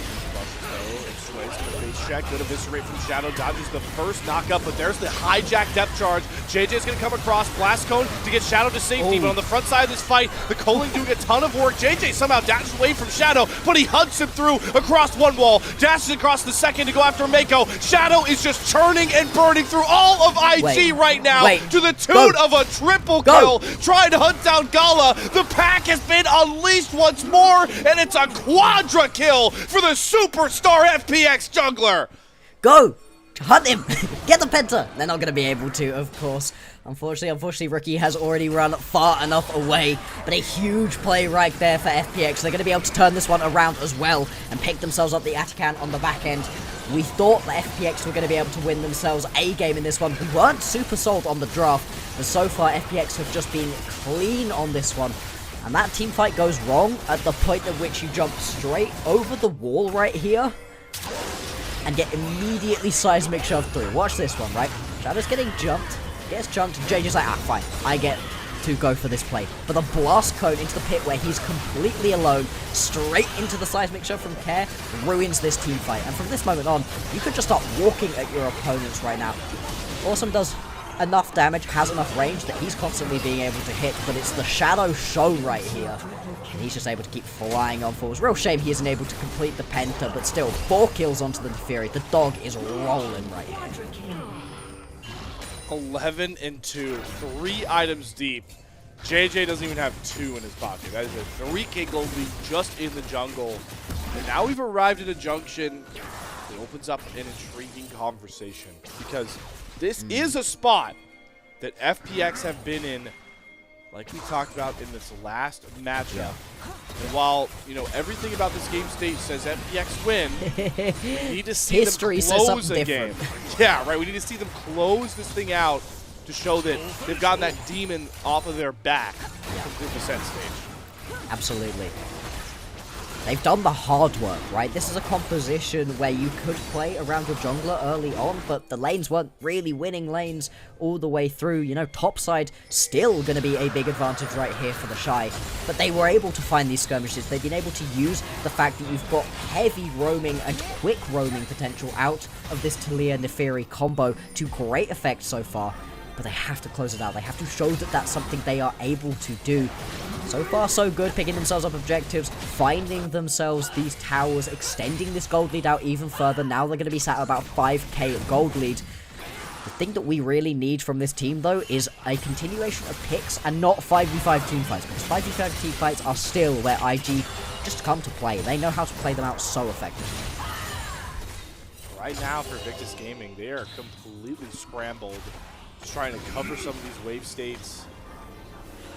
Like we talked about in the last matchup, they showed a pretty good ability to turtle and find their fight windows, but a team that is just so centered on JJ making the calls, and he's been off, he's been thrown behind in this one, really showing the two sides of IG's coin in the series. Actually, you know, just both sides of this matchup. It's awesome to see through 2 games so far that we've gotten the highs and lows of both FPX and IG. This is the series we wanted, right? We wanted this one to be back and forth. It's pretty sad the last IG series we watched why BLG just dismantled them nice and easily, no real fight back. We want these to be incredibly exciting back and forth matchups, and Shui, he keeps throwing the hook out. He is constantly hunting. FPX just going to keep stepping on forwards. Minute 30 until the Baron's going to be available. 3.5 until the Drake is up, so the Baron going to be the next big thing these teams to try to play around. And this is going to be a great spot as well to fight this one as FPX, because they've got these 3 items coming through on a couple of these key carries, specifically Shadow. He's so strong. All right, here we go, though. JJ looking for a play on the weak side of the map. Rookie gonna get the lockdown, dawning Shadow, the needlework healing. Rookie's gonna have to wait on his W to go back in to help JJ, and luckily the cooldown comes up in time. No Quinn outplay, but that unlocks Shadow to dive under the Tier 2 turret after the Shy. Glacial Fissure gonna come across though from Mako, and they get the Braum stun with the invisibility. The Shy is able to squeak on out, and with no more wave, Tier 2 turret survives another couple of seconds, and that buys time for Gala in this mid lane. IG playing the map a bit better right now, despite being on the deficit. Significantly better. This is what we were talking about in game number 1, where IG actually were able to show some really good macro play, and that was why they were able to transition their early lead into a late game win very easily. It never really felt like IG were under pressure because they were playing the macro so well. And in this situation, you put all your eggs into the dive top lane basket, and you get absolutely nothing for it. Eggs cracked all across the board right here. Whereas IG, they're able to pick themselves up the kill bot lane and pick up a tower mid, and they do a good job of bringing the gold deficit they were in back down to a more reasonable level. They were down by 5, now it's only 3, and that's a pretty big swing for only a couple minutes of gameplay with no big objectives. Shy gonna be the target once again towards this top side. Shadow going in for seconds, dashing through. The Shy does not have flash, nothing to protect him, no invisibility. But he still somehow survives, this time by the skin of his teeth. A sliver of HP right there still. You managed to chunk him out. Does have teleport, so can rejoin quickly. What you're doing is just trying to buy space, though, because the Baron is now up and available on the map. And FPX, they want to pick this one up. That's what they need to be able to crack open these towers and possibly the game. Right now, they really just want to stop Tier 2 first as well, right? With the grubs. Should be a guarantee. Mako, you got to make up your mind here, IG. Do you really want to die for this Tier 2 turret? Because these seismic shoves are starting to really hurt. Coming across from Karen. Trenchlight going to land. Going to get onto JJ. He has to flash Vault Breaker all the way back. Here comes Weaver's Ball from Karen. Going to get closer for another big seismic shove. JJ into the Trenchlight. What a beautiful combination. The Shy way too low to get anywhere near this fight. And with Gala's low range, there's nothing for IG to do but watch their base be broken open. Yeah, apparently FPX don't even need to go get the Baron to be able to crack open the base for IG. They're going to be able to pick up this top lane tier 3 tower. The wave gets shoved through on the mid lane as well. Now you can peel back, go spend your gold, set yourself up for the Baron. You've also got the Drake spawning in 40 seconds time. It will be sole point for them. They can grab this one. So far, so good for FPX. They managed to find themselves these fights, and this is another great show from Care. He's been really impressive in this game. I love the way that he's just using the Weaver's Wall as an extra bit of engage, right? A lot of people with the Weaver's Wall hanging off to the side, trying to cut people off. Care doesn't. He doesn't mind about that one. He just wants to go flying in and finds the seismic shove again. Looks like the focus is going to be on towards the Drake right here. Interesting. FPX, they want to pick this one up for themselves. I think it's just the safer option. I don't think IG are ever in a position to contest this, and should. But will they? Should be comfortable giving this up because it's just sole point. Dwayne gonna find a Dredgeline. Magala comes over the wall. They're going after Caraval targets with the cease and desist, but Kara's taking 0 damage. JJ takes all of the brunt. Shadow gets the first reset. Rookie goes into stasis. Look off to the Shy. With that between worlds. Is he gonna use it? No, because he watches his mid laner get eviscerated by Shadow once more. Between worlds, but there's no world where the Shy escapes here with his life. Shadow with a double. He's got the triple. Going for it all. Gala's flash. Shadow wants the penta. Diving under the turret, but that's a bit too ambitious. Still, yet again, FPX winning another big fight, and the Dragon will finally be their prize. Triple kills, quadra kills. Shadow is on one right now, using this Neferi to amazing effect.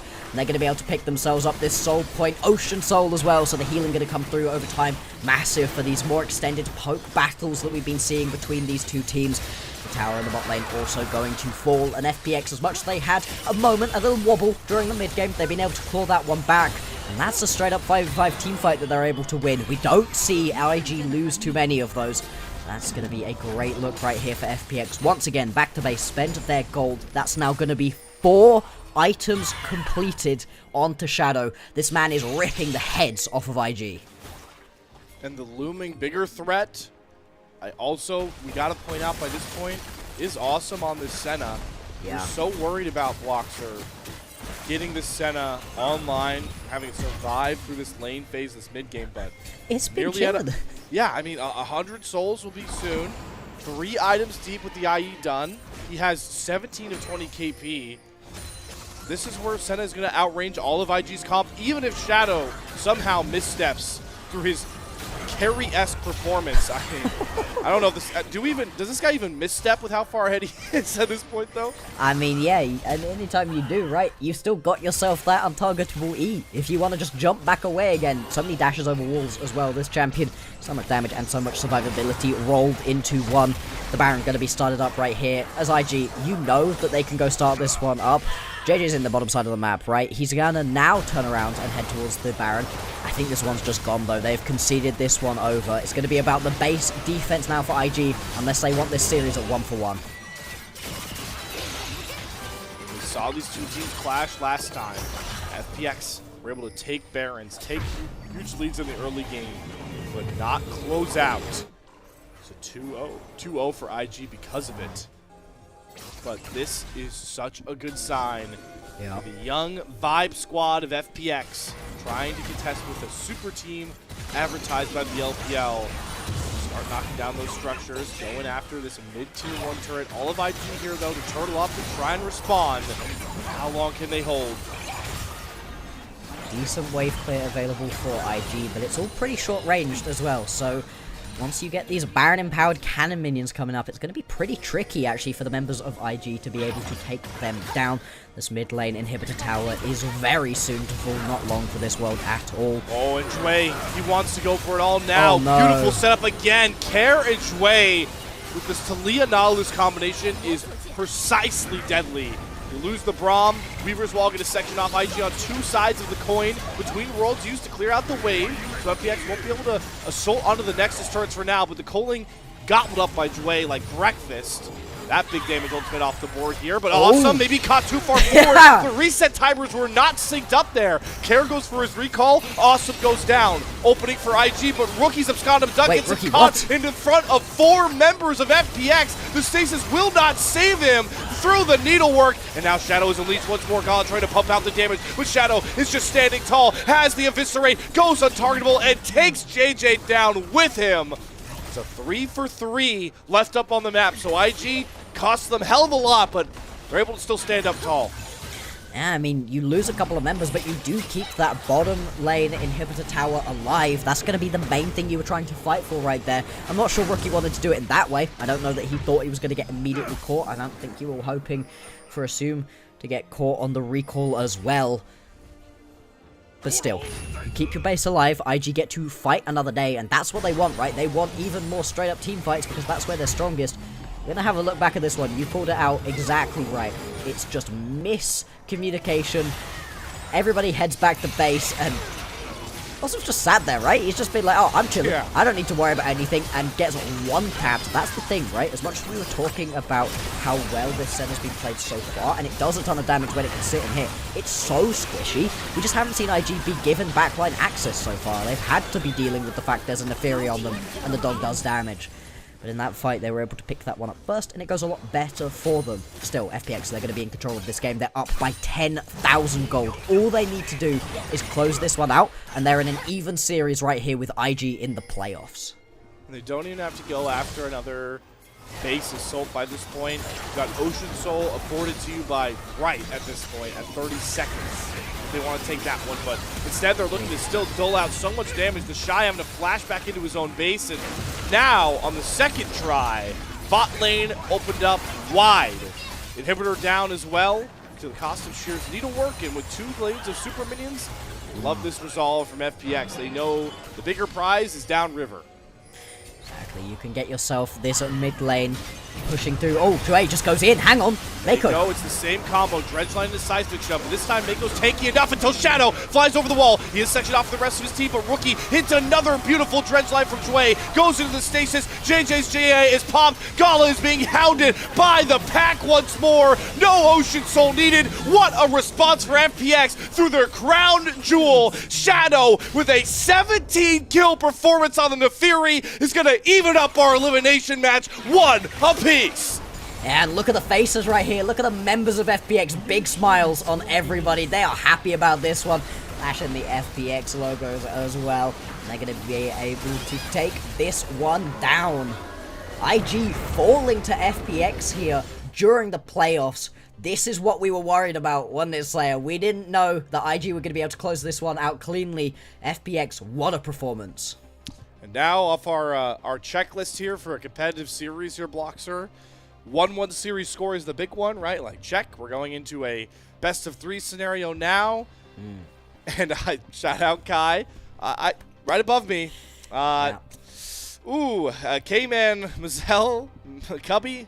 Your prediction whiffs. But the other big checkoff marker here compared to this matchup last time, FPX get ahead, and they never look back. They close out of early game advantage, and that's huge to see for them. That's what we were hoping for, right? We didn't think that FPX were going to have the juice at any point to really fight themselves back into a game that they started losing in the early game, and I think so far that has been pretty true. The next question was, if you do get yourself an early game lead, can you turn it into a victory? Because the answer in their previous matchup back in Week 8 was an emphatic no. They lose that one 2-0 despite the fact they had some massive leads. The fact they were playing brilliantly around Shadow and everybody, the whole squad was kind of popping off and it just wasn't working out. Well, in this game, all of a sudden, they get the big early lead. They have one or two little wobbles, you know, a couple of moments where maybe FPX aren't used to having big gold advantages and closing out games. That's not something they've had the opportunity to do so much this split. But it didn't matter. They were never big enough wobbles that IG were able to get back into this game, and honestly, everybody but the Shy got dismantled in this one.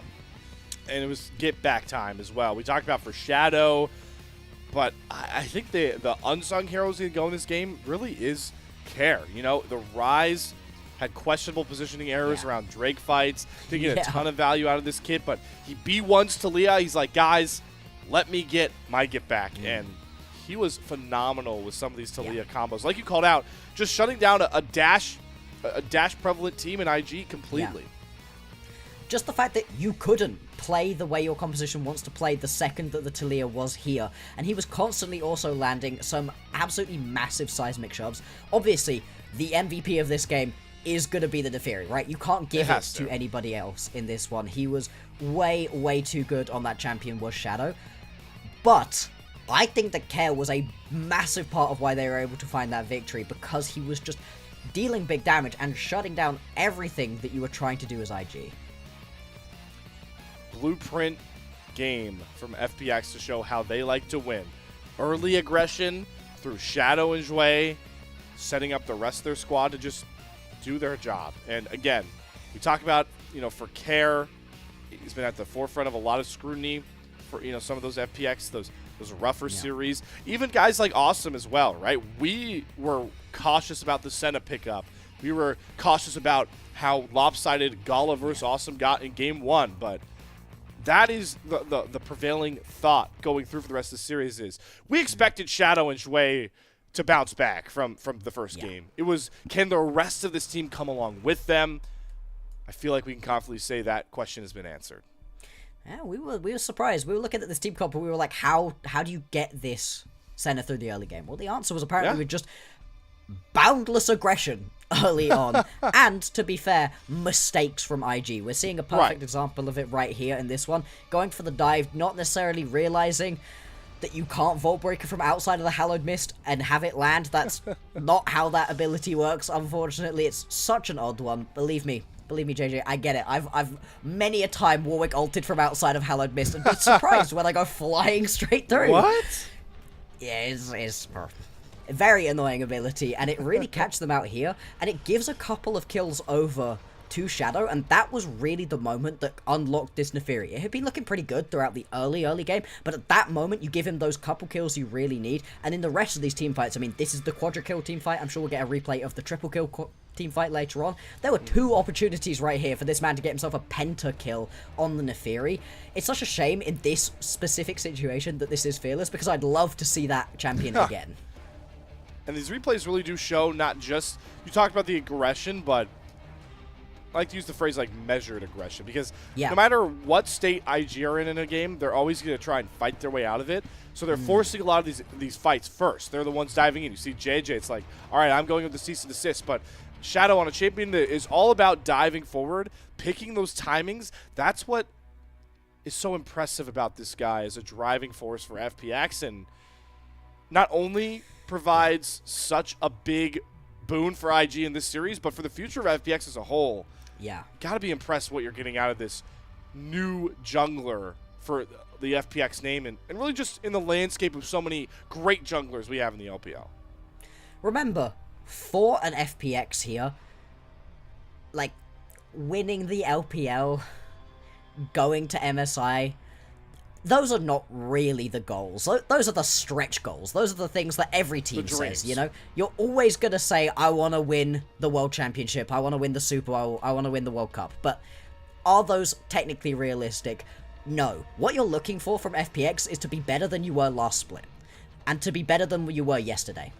And they, so far, have been showing that. Even if they lose here, they are better than they were last split. And it's building something for them going into split number 3.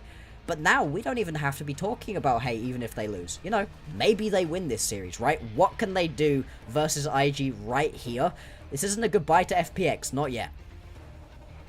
And like Shadow said in that recent interview, FPX are just taking this entire playoffs one game at a time, happy to be here, and looking to have an impact. Well, Shadow, you had the biggest impact on this game 2, and we talked about it a bit earlier. Player of the game is coming your way, my friend. Yeah, I mean, if it goes somewhere else, I will be genuinely shocked. That one would be absolutely wild. I think this is one of the most obvious player of the games that we've had in a while. Oh, yeah. Still, got to go through the motions. Wow. And there we go. Shocked. Shadow. Shocked, I tell you. Holy gold difference. My God. 90% KP as well, right? There's a lot of discussion at the moment over whether KP is a good stat to have high on the jungler or not. But in this kind of game where it's just constant fights and skirmishes and everything, I'm happy with it. It means he was getting involved constantly. And you could really tell it. It was great fun to get to watch him on this Neferi. Well, the one stat that Shadow had an advantage over in JJ so far in this split was kill participation. His marker was 3rd among all junglers. So awesome that you pointed that out, Blockster.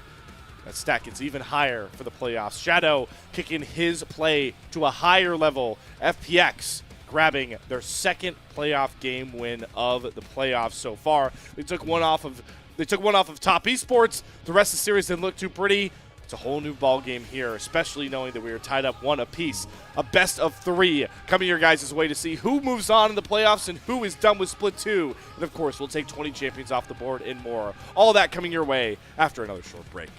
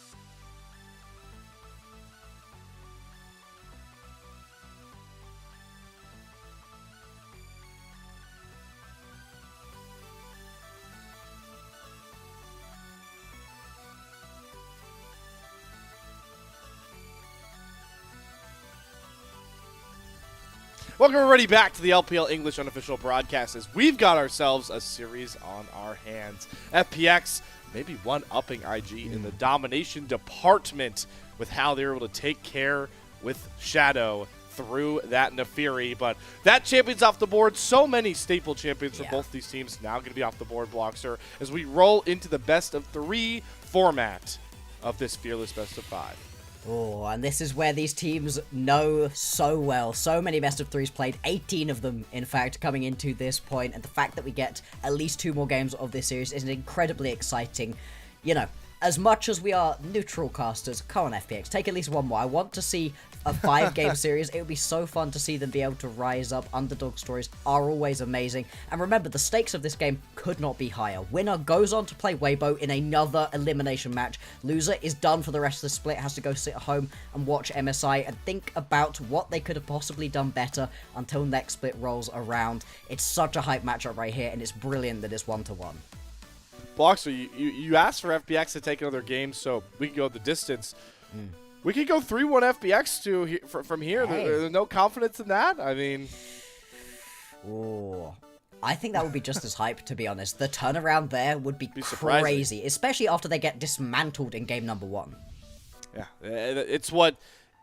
you got to throw all that out of the way now because we've seen both teams kind of dominate in their style, and that's what's really cool about this matchup is knowing how much we talked about stylistically how these teams like to win. Game 1 we saw, IG's solo lanes just so much more was stronger, really just all 5 of their stars clicking on the same page like they've always wanted to since this team came together and take over a game. But FPX, we talked about how support jungle synergy driven they are.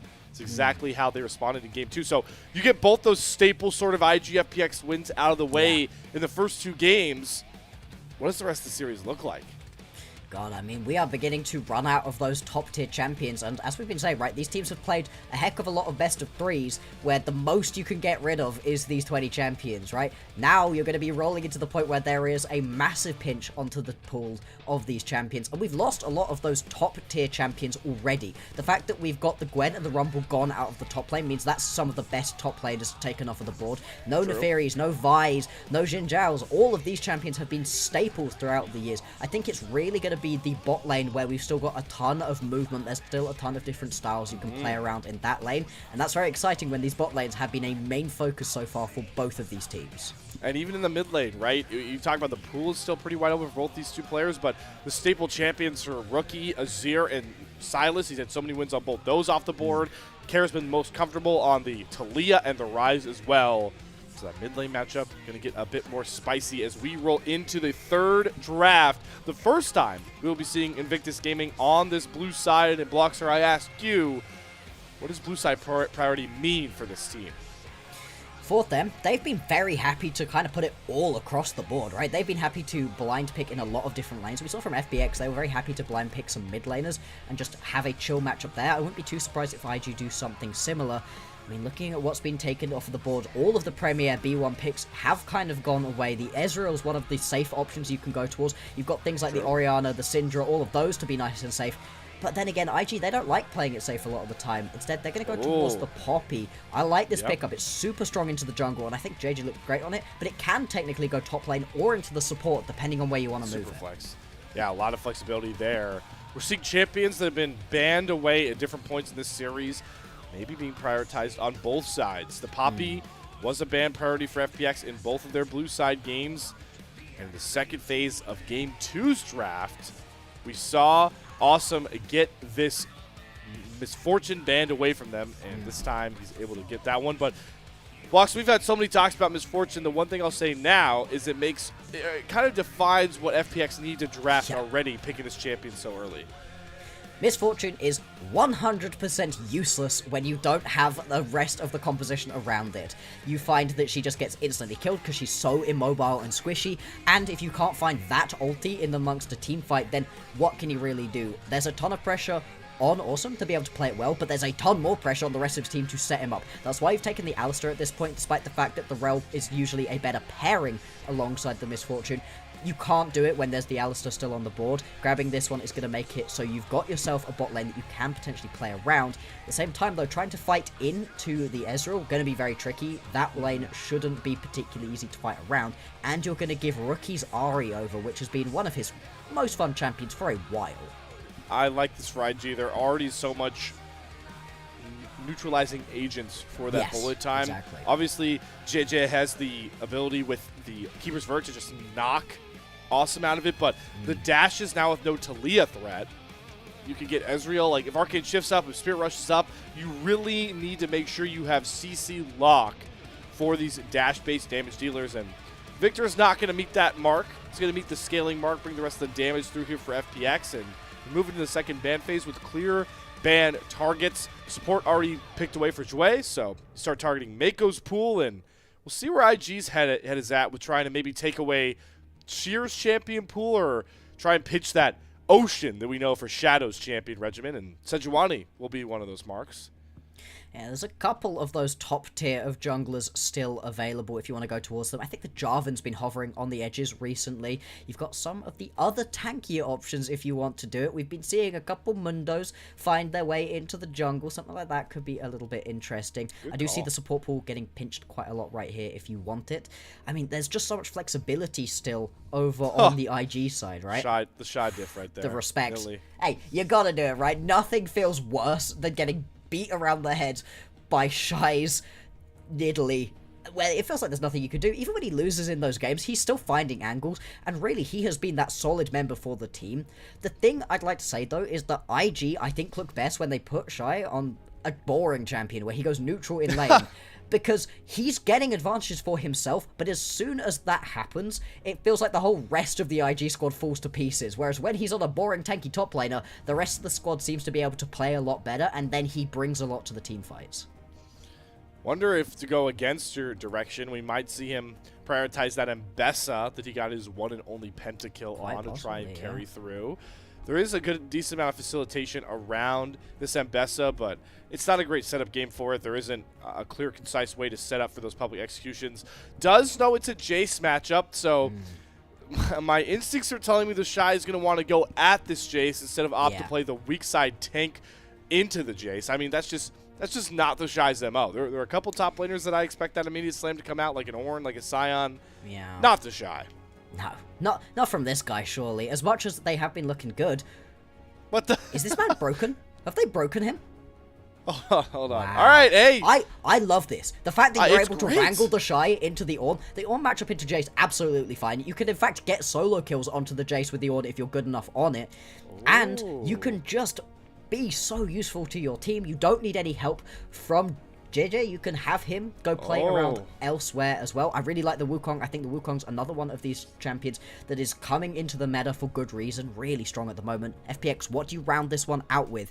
They're looking to pick themselves up something to play around right here in the jungle. They want to play range. They do need a little bit more tankiness. They need tankiness, and they want to play range by this point. You have a bullet time over a wall, a Victor that creates space, and a Jace that plays with space as well.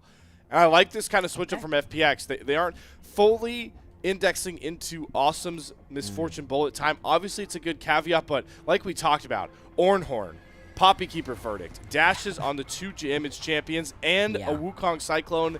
There wasn't really going to be a world where Awesome gets a nice bullet time off anyways, so why not just index into the range your solo lanes are going to bring you in this matchup?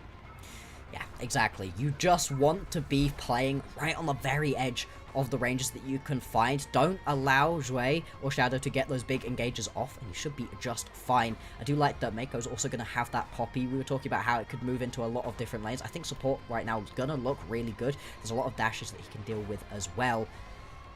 And it's the poke, it's the pick potential more than anything, I think, right here out of this IG composition, right? If Rookie can hit that charm, you can find that pick right at the very beginning of the fight and then turn it into a 4v5 that is super winnable right here for IG. It plays right into what we talk about as the strength of Invictus Gaming. They are a team that is going to come in, get in close and try and beat you down. And this is a comp designed to do with the dashes like you called out, but FPX have a great identity and serious range ramification threat as this game goes on. We've seen 2 games where early game dominance has brought home a win. Do we see another chapter of that, or are we really going to start testing the team fight abilities of both of our squads? Regardless, one of our two teams is going to end up on match point for a date against Weibo. Game 3, such a tempo spot here, Bloxer. It's time to return to the Rift once more to see who comes out ahead in our series. I really like this composition out of IG. I think we both do, but FPX, they've got places to try to play around. Maokai is also something that can really find advantages, works well in the team fights, but also the gank potential for this champion is very strong. Actually play around there. LPL staple Jaios brings us back in for another match. So we're going to see a bit of a fan start across the board nonetheless this time. Maybe a late invade for a ward here from Mako, who does land on the Poppy support, and we saw Rookie in game 1 start out pretty rough, losing his flash, losing a ton of HP, and well, the ladder comes across this time. Luckily, minions have not spawned just yet, so Rookie will be able to return to lane, but buy space for FPX to get really whatever wards they want down on this bot side of JJ's jungle. Hang on. Get wary. Yeah. It's very far forwards right here out of FPX. Poke wars. Yeah. Okay. Shadow now is very late to his clear. And super low health, right? He's not going to die to his camps, obviously. That would be insane. But it's still not going to be comfortable. In fact, the Shy going to make sure he's going to be even later to his camps right here. This is the thing, right? The Ornn isn't bothered about winning this lane. You are absorbing pressure, maybe find a solo kill because Ornn is an assassin occasionally, but more than anything, you're looking to get yourself into those team fights, give ornaments over to your members, and the fact that you've got this long-range Call of the Forge God is a great way to stop that ulti from Assume in its tracks. That's a great thing to play around later on. In the early game, who cares? So he's just going to make Shadow as uncomfortable as possible, and Shadow having to go for a little bit of an odd clear right here, and very delayed. First game where we really feel like IG can sort of settle into their lane assignments. There's not a lot of wiggle room for them to try and accrue huge advantages. Mid lane's kind of a wash until Rookie can get that ultimate and start threatening care. Poppy and Maokai are both denial-based support champions, in essence, with their anti-dash and punishing ability. Yeah. And the Shy is obviously just going to be in a world of hurt into this Jace very early on. So it does set up for... Yeah, who does... who cares, right? The junglers care. And we'll see JJ already trying to get out on the map and impact it. Flash Charm immediately matched by Care. Good little reflex check, but both mid laners down their flash now. Yeah, that's going to matter a lot more early on right here for Rookie until you get that level 6. Once the level 6 comes through, Rookie not going to mind not having the flash. That's really not going to change anything too much for him, whereas Care, a flashless Victor this early on, is very squishy, very killable. We'll see if the mid lane continues to be interesting. Like I said, the junglers are going to be the ones who are going to be sniffing, going to be hunting in these situations, working towards opposite sides of the map as well. Shadow isn't going to really have a potential lane to gank down in the bottom side with his bottom lane pushing up as much as they are. Whereas, if you find a good angle right here, JJ could potentially find a way into this top side. The Sheer continues to keep the pressure and the hurt on the Shy. Guys just sitting here thinking, man, I could have gotten my Nidalee if they let me pick it earlier, and this lane would have been so much different. But you I know, could have again, been getting solo kills. I could have been that guy. Here I am being a tank top laner. I'm the Shy. What's happening here? Hey, taking a page out of some of the great top laners we've got in the LPL right now, being so impactful on those tank tops. We saw Flandra do it yesterday. 369 can get his bag with that as well. So, hey, while there's a reason the Scion's always banned. That champion is disgusting at the moment. Camping mid laners, disgusting, Care would say, but sidesteps another great charm, and Joy's here to cover with Shadow nearby. Problem is, compared to game 1, Shadow's on Maokai, so there's virtually no kill threat between those three champions ever. Yeah. And Shadow's just there to cover and make sure the Victor can safely scale up like FPX want to do. Shadow's job in this game is going to be locking somebody down so that your Jace or your Misfortune can assassinate them. Sheer, like we said, could potentially get ganked. It's going to be Mako that makes the attempt. Isn't really going to be able to get him anywhere near a wall. Still, good bit of damage onto Sheer and just buys a little bit of time for the lane swap to fully come through. Get Sheer out of dodge here. Shiro will have teleport, so yeah, just giving the Shy some valuable time to try and catch up on minions. Exactly. Good call out though that we already see the lane swap initiate very early. Gotta think that's just to get the Shy out of that Jace matchup for a bit of time. Give him a brief window to breathe, because, yeah, he is going to be put quite far behind. Like we've been saying, it doesn't necessarily matter in the way that the Ornn's still going to be useful. You still have a ton of CC to give, but you do want to get to those ornaments as quickly as possible, so if you're quite far behind in levels, not hitting that level 14 quickly enough can hurt your team. That's why you want to give him a little bit of attention, if nothing else. First game as well, where we're going to see both junglers really having to wait for their ultimate timers. That's what Wukong and Maokai are so deadly with, and why their power clearing has them on par with their solo lanes potentially get their ultimates online. Shadow already up to level 5 here. JJ not too far behind that marker. Is the Mountain Drake going to spawn onto the Rift? Going to need one of those big AD damage dealers for FPX to really ever want to take down this dragon. So the sheer reset, and oh my god, yeah, Kara's just constantly being ganked to the mid lane, but he's sidestepped all these charms, gets the Graviton well down, and that's Mako thrown under the turret. JJ's going to find first blood. And luckily the turret doesn't do too much damage for now, but Dway is going to hunt him. Flashes across, doesn't have the E-stun prepared. The blast code easily cut off by Sheer. Great use of the range form, and JJ is going to pay the Pied Piper 1 for 1. The thing is, you have to go that aggressive right here as IG, otherwise you've spent so much time ganking onto Care, making the Victor uncomfortable, and you'd have absolutely nothing to show for it whatsoever. They had to over-index into that one, and it does result in the death. It means JJ dies, also uses the flash as well, so he's going to be a lot less effective on those ganks. Still hunting for that level 6 as well. With the timing, FPX is going to head straight on down towards this Mountain Drake. Picking yourself up a Mountain Drake early on is brilliant. It's just a good Drake in general, but more than that, taking it away from a champion like the Ornn really hurts his laning phase. If you could have grabbed this early Drake for IG, that would just make you so much more comfortable in this lane for the Shy. It's small margins like that that really can matter at this level. And a bigger margin here for FPX is for this range-based comp to work, playing back and just trying to poke down your opponent. You need to get one of these solo lanes ahead. And Sheer is in prime position by this point. Already have about 500 gold with that one kill. Cruising on this Jace. Got to make sure there's enough damage behind the wall that Shadow and Dway are going to create for their team. Again, another facet of how FPX operates. We saw in game 1, Blockster was all about those two playing forward and aggressive, but now trying to show that they can play the ultimate protector card this time around. See what you can do to buy space, buy time, see how you can play this differently. And I like seeing different looks from these squads, right? If you do manage to pick this victory up, you're going to need to pull mad tricks out of your bag to be able to pick up a victory versus Weibo in the next round. But it's good to see things a little bit different right here. So far, pretty quiet early game. A lot less explosive than we saw in the previous game. That's to be expected from these compositions. JJ gonna start up these grubs nice and easily. Shadow is in the area, doesn't have a blast cone to get over the wall, so he's not going to be able to rotate around to this one very quickly. And with the push happening in the top side for Rookie as well, I think there's just no way you can play this as FPX. Neither top laner has teleport, so that won't be able to set up any TP flanks. And Gala dumping a ton of damage into Awesome.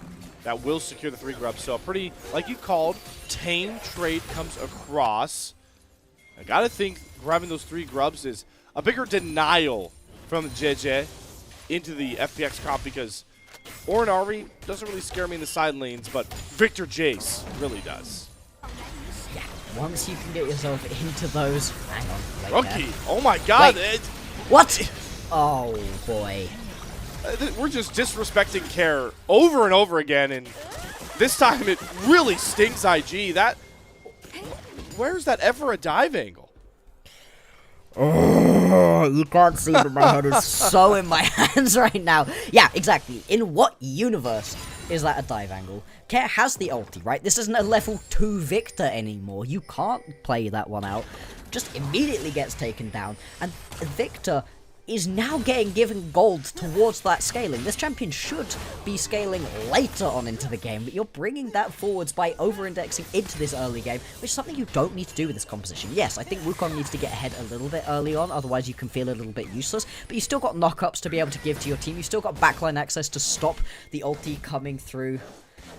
from Awesome and stuff, so it's not the end of the world, right? Even if you don't play too early and aggressive, what is the end of the world if you keep giving these early kills to FPX that they haven't even gone for? FPX are being handed kills at this point. Yeah, again, it's the comp that we are hoping to play patient and abuse their range later on, like you're calling out. So for a Jason Victor to be ahead, giving this Victor heals and also augment upgrades earlier on, it's head scratching. This is IG showing what they've done a couple of times, kind of disrespecting their opponents and allowing them to open up leads that FPX have already shown they're able to punish after the Game 2 fiasco.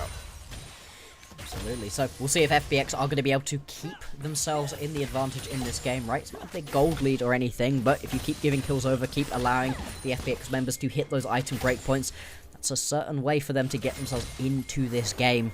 For right now, with no real objectives to play around for another minute or so, things are going to calm down a little bit. Shadow potentially looking for a gank on towards the top side of the map, but you're trying to gank onto an Ahri with ulti, so this one should just fizzle out. And it should be Shadow heading back to base and resetting to come play around this Drake in a minute's time. They're just still waiting for JJ to find some impact with this Wukong and the Cyclone. Now the ultimate is available. You want to see him try and open up some of these lanes, especially with the gank threat of Mako as well. Those two pairing up, kind of like we see with Shadow and Jue all the time. But it's not even a Wukong ahead in power farming, like you called out. So we look towards that next Drake that's going to hit the rip in about 45 seconds. See if any first items can come through before that. Rookie is really intent on trying to take this reset. Okay, JJ gets it as well. The Triforce comes across, so that's actually a big gold injection compared to the Youmu's that you called out from Sheer.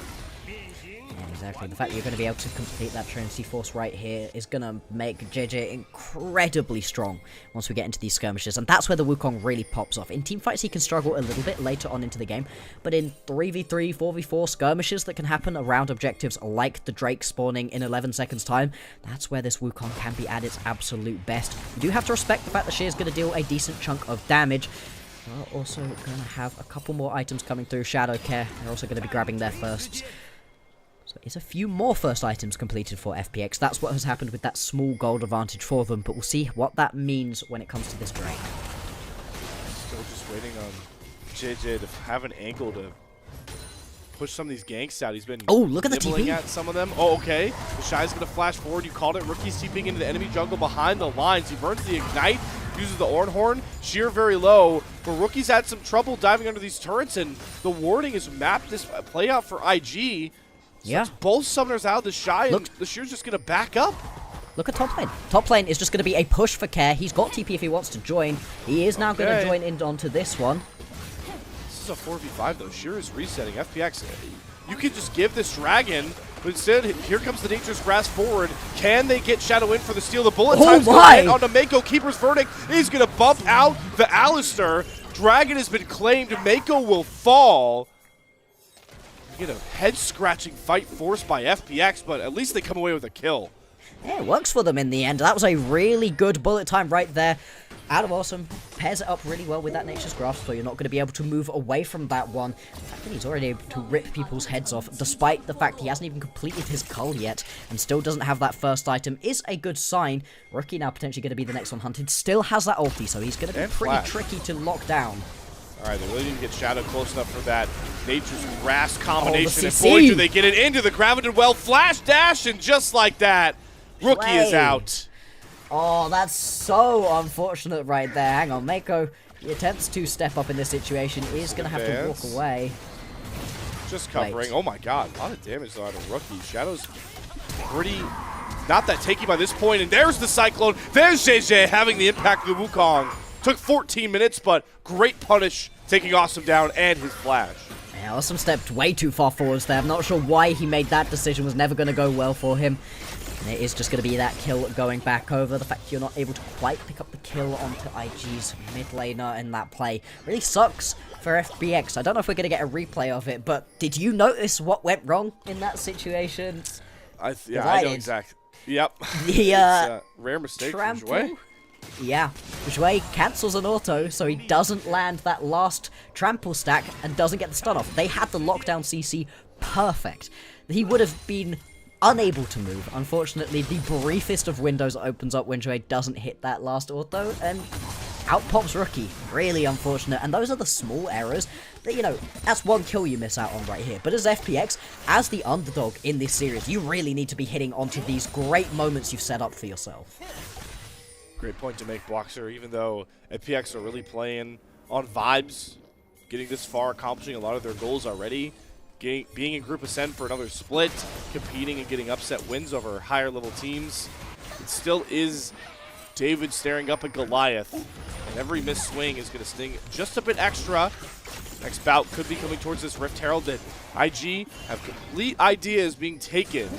FPX are a little unsure if they want to just churn and burn or try and set up for fight angles. Remember, they have a ton of range, and the bullet time they can always lean on is Gala's going to arcane shift forward. Jue gets canceled by the steadfast presence, so Gala stays safe. And Jinjin flies in, steals away the Rift Herald. Can anybody get on top of the eye? Because the bullet time is forcing nobody forward, but the Ornhorn from the Shy hits onto Awesome, knocks him out of his bullet time, and now the Ari can swing through for Rookie. Gala once again flashing forward his staple play to take down Shadow. Here's the IGT fight. They've sprung back into control after a Game 2 loss. There we go, that's the IG we really wanted to see on this one. The second they get themselves a straight up 5v5, they pick it up nice and easily, and they're going to be able to convert this one into even more gold. You can see the push onto the mid lane, and there's going to be a decent push onto the top lane as well. Exactly what you want with those 2-3 grubs even. These towers are going to fall very quickly. Huge swing in gold happens right here, 2,000. This is FPX once again just not setting their team fights up well, and this is the issue with this composition, right? Dre currently isn't particularly tanky. Shadow with the locket also not particularly tanky, and they just don't have the front line to be able to survive long enough to allow the bullet time to do as much as you want, to allow Care the space to make this play happen. But it's this bit right here, where nobody else is in the pit guarding it, and just walks in. He walks in and commits highway robbery and gets punished in no way. Talked about it, the Shy on a tank, facilitating for his team. What was it going to look like knowing he's made a name for himself, just wrecking 1v1 top lanes? What does he do on his first Ornhorn? He hits 3 members, knocks off the bullet time. Exactly what we wanted to see when we weren't expecting this Ornn to come through, but boy, it's impressed already, and you can see the gold for IG, a lot of it right where they wanted on those carries. Gala and Rookie in prime position to really out-skirmish FPX going forward. This is the gold split that you want as IG. Yes, it's cool that when you give him a carry top laner, the Shy can get himself a big advantage, but it almost always results in the rest of his team having a horrible time. Not through any fault of his own, right? The fact that he's on Ornn hasn't changed the state of the game so much that the rest of his team are now playing better. But it just is a better look overall when the Shy is on these tanky top laners. He can still find these big plays. He's still incredibly mechanically skilled, but the rest of the team just seems to play so much better when he is on these tankier champions. Now we're going to see the Rift Herald pop down into the mid lane to buy a bit of space right here for IG, as they will peel off to go pick themselves up this Drake. Completely uncontested right here. That's going to be a second Drake into the back pockets of the IG members. And they're going to be very happy with this one. Wow, the Herald even still got a charge off? I'm surprised that they didn't stop that one. It was just a great read, a classic one, right, to set up that dragon, but they clear out the wave first.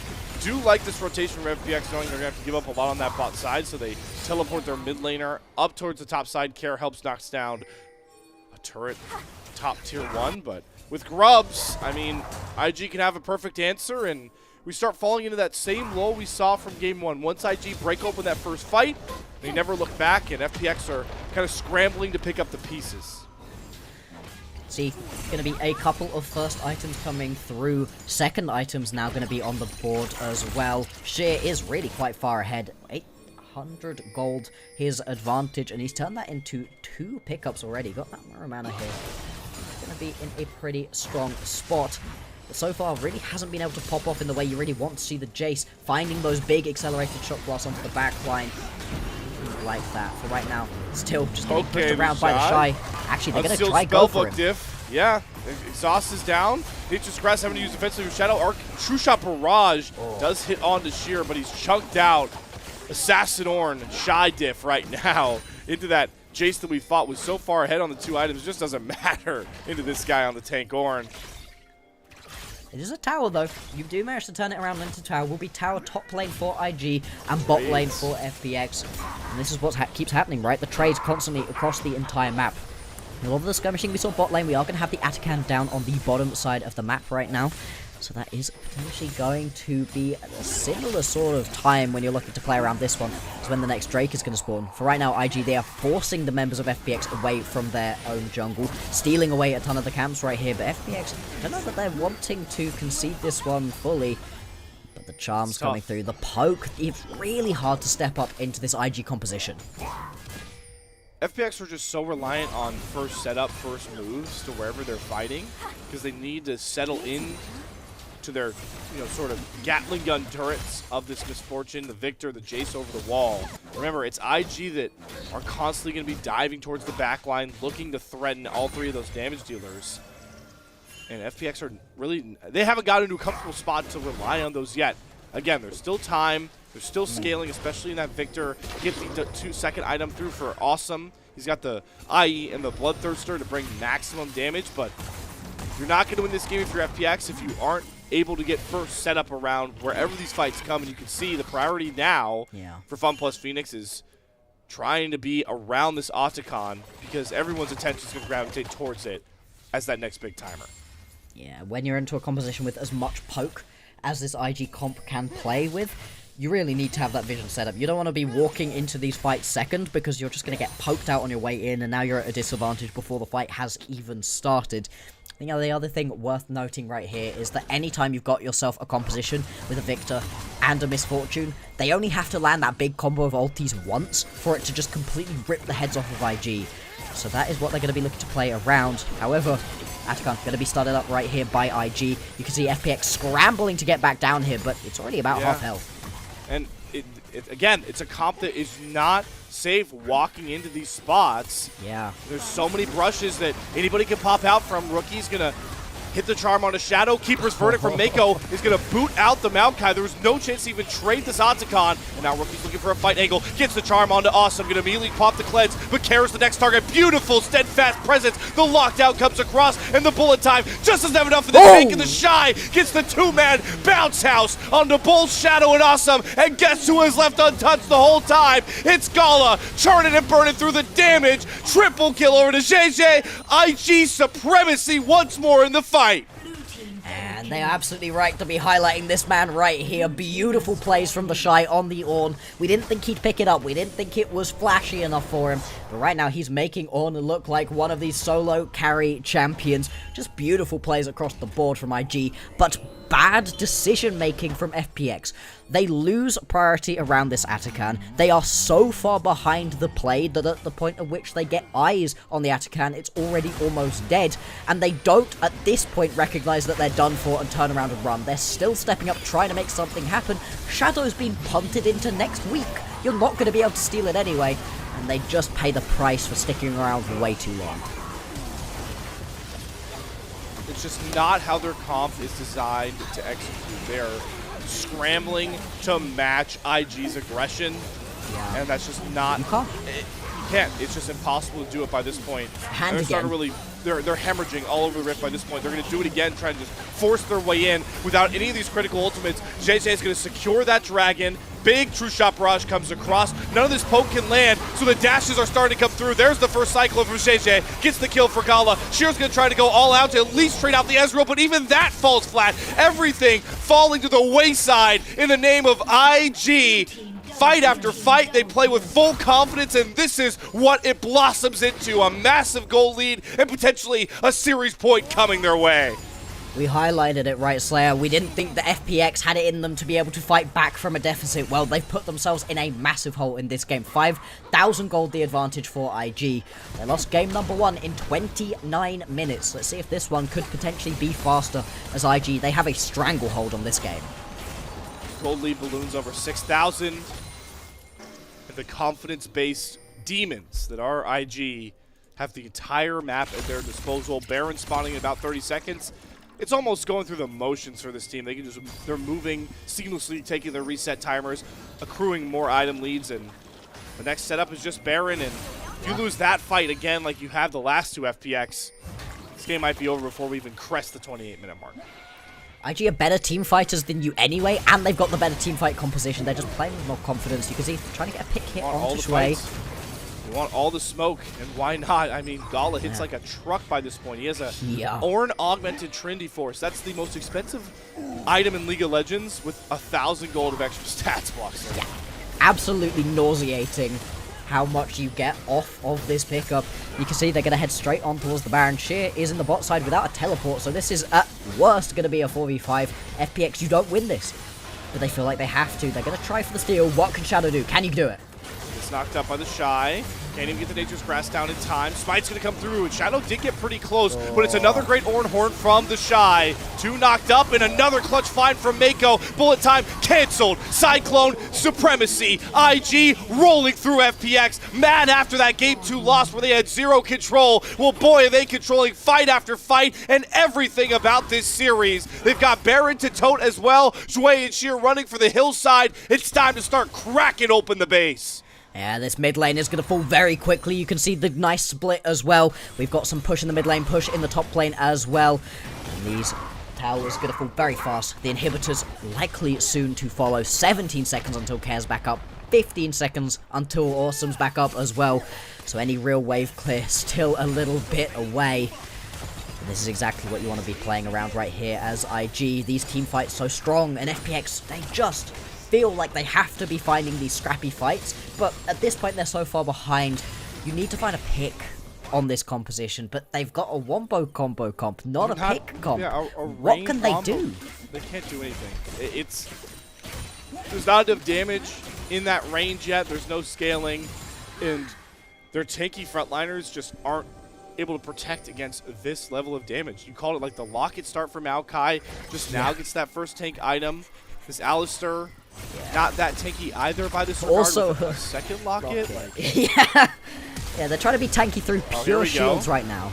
I respect the player from Shadows just trying to make something come across, but again, Rookie is the hardest target to lock down. He's got Flash, he's got Spirit Rush, he's just dipping and dodging at everything. He survives once more, and guess what? The rest of the crew is here to wrap up this fight, put a bow on this game. Cyclone comes down, Sheer, Dway, everyone crumbles. Another iron grip of a fight from IG, and that one might just be the one to do it. Sub 30 minutes, they've got the grubs, they've got the Baron. Time to dot the I's and cross the T's. IG on match point with everything on the line.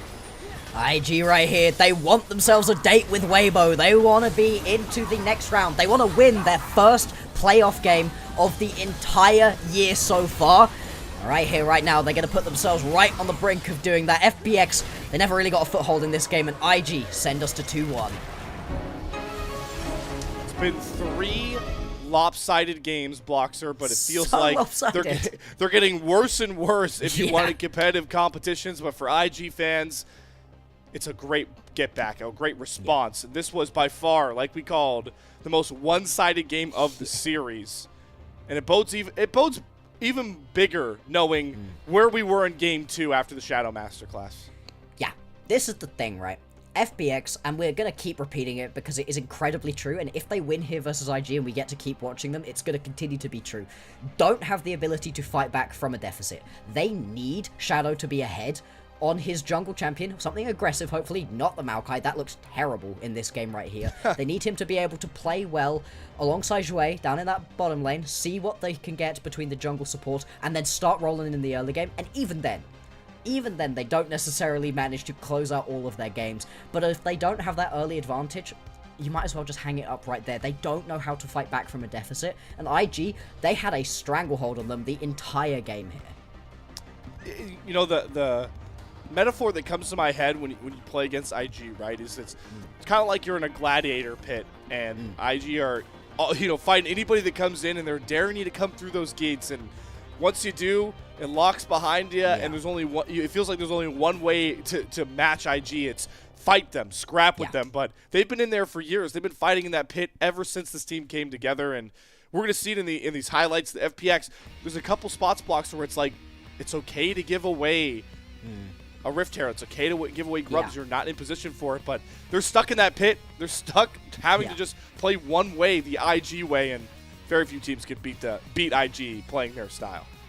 They realize here that they've got themselves a wombo combo composition that needs these team fights to find real use out of these abilities. They don't really have the ability to find picks with this composition, but then they're never at these objective fights early. They're constantly having to walk into them later on. The macro in this game from them was really bad, which is a shame because in game number 2, actually, it looked pretty good for FPX. They've had a real regression between the 2 games. Hopefully they can clean it up for the next one. But because you're walking into all of these team fights later on, it means that you're just getting immediately poked out by Rookie and Gala, funneling yourself down a choke point for the Shy to be able to land a massive Ornhorn, get the big knock-up with the Call of the Forge God. And at that point, what can you do? And the answer in these fights was absolutely nothing. You can see it in the gold graph, right? Of course. There was some early over-aggression out of IG that gave a couple kills over to FPX, and that was decent. That was okay. But the second that we got into actual team fights, it all fell apart. You know, I just fear in this matchup in particular that the only way I see FPX taking another game and threatening this series is shoehorning Shadow into playing somewhat carry-esque junglers and putting Jue on pretty engage-heavy supports as well, right? The Alistar can kind of fit that role, but there's just not enough agency for these 2 players that are basically the entire outfit of the engine that runs for FPX, from the pistons, the combustion action, all of that is driven through these 2 players, and when they're on champions that don't fit that style, FPX is just always on the back foot against IG. Maokai Alistar can work as a lockdown combo, but not into this composition, and certainly not in the way that they played it out right not here. Not with the carries they had either, right? Just no. And the double locket start from the 2 of them meant that they were so squishy. They couldn't be the early front line that their team needed them to be. Every single, and I think it was genuinely every single bullet time that we saw Awesome put down immediately got cancelled by something. Somebody was able to just stop that one dead in its tracks, whether it be the Wukong, whether it be the Ornn, just something stopped it, and you didn't have the front line to be able to buy the space for that whatsoever. I think a big part of that as well, and someone I would also really like to highlight in this game, a lot of that came through Mako. I thought that was a really good game from him right here on the Poppy. I'm with you, and you know, I don't think you're going to find any other people in LPL English besides me and Bloxer that are preaching why we are afraid of misfortune picks, and maybe that's the draft blunder picking this champion so early, because every one of those, you know, old cancellations you were talking about, those champions came later after misfortune was picked. Let's talk about player of the game though here, Bloxer. You mentioned Mako. I really hope this one goes the Shy's way though. Me too. I think he was really good on this one. It's hard to give player of the game over to an Ornn, whereas like, I mean, I guess he did no damage though, and I'm like, no, doesn't matter. Is not important. He had a horrible time in the laning phase, as we were expecting, but his initial contribution to the game is just stopping Shadow from having a good early clear. The ramifications of that one was felt until the very end, because you never managed to get yourself into a comfortable spot here on the Maokai, and then he just absorbs pressure in his lane, turns it around on the rest of the team, and does really well. And actually, they do give it to him. Amazing. Yeah, super high kill participation, and every time you saw those fights break out where FPX were trying to reassess their battle line, it was a double knock-up. It was an Ornhorn to cancel out those awesome ultimates. Really cool to see the Shy, a player that has won so many MVPs and player of the games, just trying to run down his top lane opponent and carry home. Yeah. He can still get it done on those tanky Ornn facilitator picks. So big spot there for the Shy. Congratulations on that MVP. Invictus Gaming, now 1 game away from Bloxer, as you put, winning their first playoff series of 2025, nearly halfway through the year. Does FPX have some sort of response? They bounced back from a Game 1 loss that looked very similar to this. We'll have to see what that looks like, and the draft approach is where we start. But before we get to that, we're going to another break. On the other side, we'll talk more MOBA Trainer and see if FPX can force us the distance. We'll see you soon.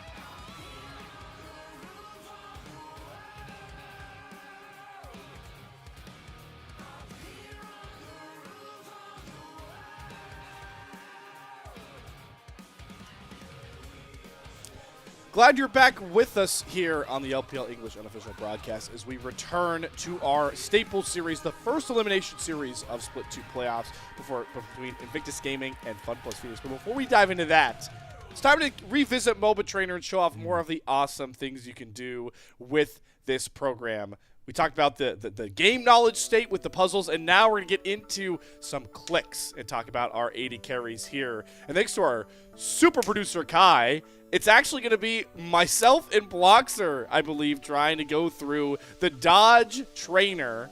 If we've got things right, God. I believe. Bloxer, do you have mouse control? I have mouse control. Okay, so the way this is going to work, everybody, we're going to do the dodge trainer, and Bloxer will be doing the clicks, and I will have access to Flash and Ghost. So yeah, Bloxer, I mean, jump on in here, and we're going to see how coordinated we are, or how devilish I'm feeling. Because this is the... Oh, good lord. Okay, here we go. I'm not gonna troll Bloxer just yet. I'm gonna talk about There's no Bloxer. need to troll me. Bloxer, you walked into that hook. All right, you know what? I'm playing on Forge and Pig. Bloxer's walking. Wait, I just realized I didn't even flash for you. I think I tried to flash. I think you might need to. No. All right, you know what? I think we can go again, right? We can do Play again. Yeah, let's do one. Let's do one that more. That was horrible. This is deeply similar to my League of Legends games, to be fair. Okay, there. Okay, I'm locked in. I just gave you Ghost. Okay, so as you can see, you got a timer. More champions come in. Certain skill shots take half a heart. Others take a full heart. And that. Mainly CC abilities are going to take a full heart there as Bloxer. All right, we got around that hook. All right, just play the space. I just want to flash you into one of these skill shots and be. You don't even need to troll me. There is no. Hey, there we need. go. Okay. Yeah, I know I haven't flashed. Oh, there we go. What was that?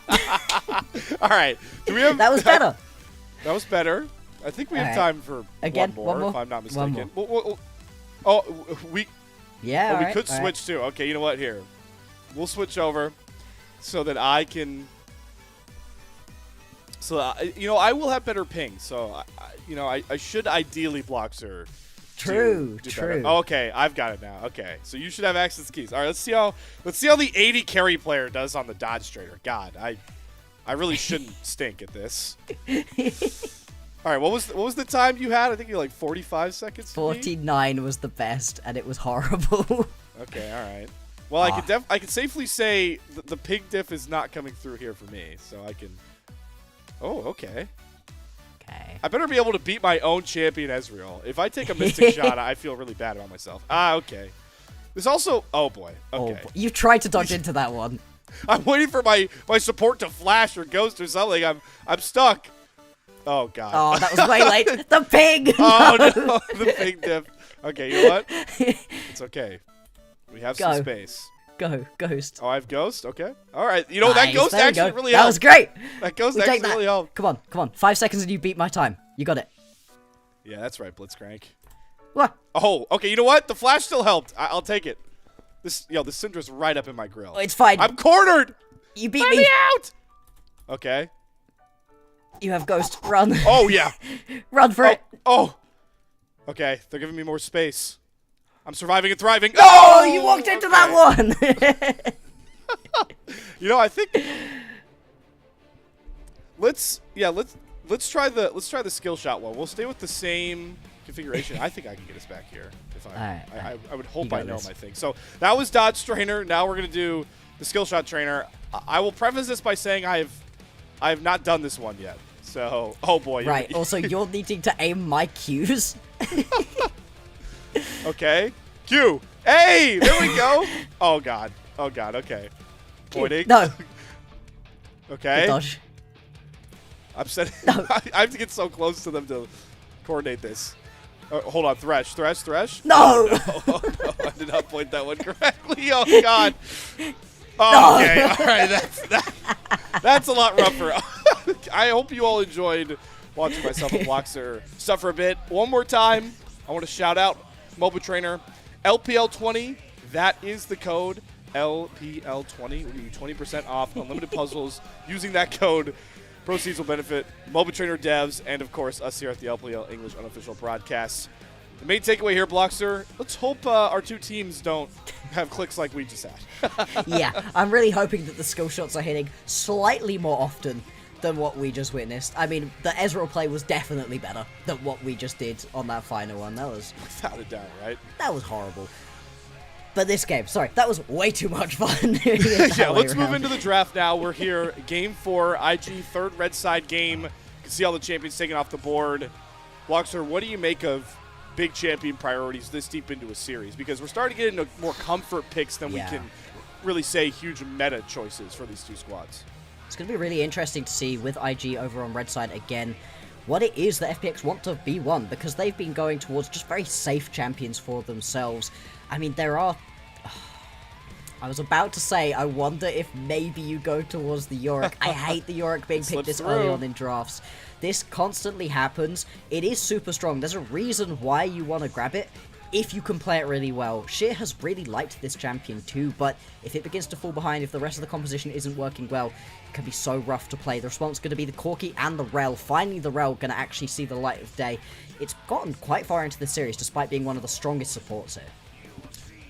It's the first big, engage-based support here for Mako in this series, right? You can see, the Poppy can find engages. Mako's pretty good on them, but Braum's a denial champion. Renata's a denial champion. So Mako, a player, this split, I'm not going to flame him as his awesome career, but this split has had trouble on these engaged supports, sacrificing too much HP before his team can really coordinate. So Mako in a big spot. You see the Lilia priority come through. That opens up for this Tristana. Does have some flexibility, right? You can put this into Care's hands. It doesn't just have to go Awesome's way in the bot side. Yeah.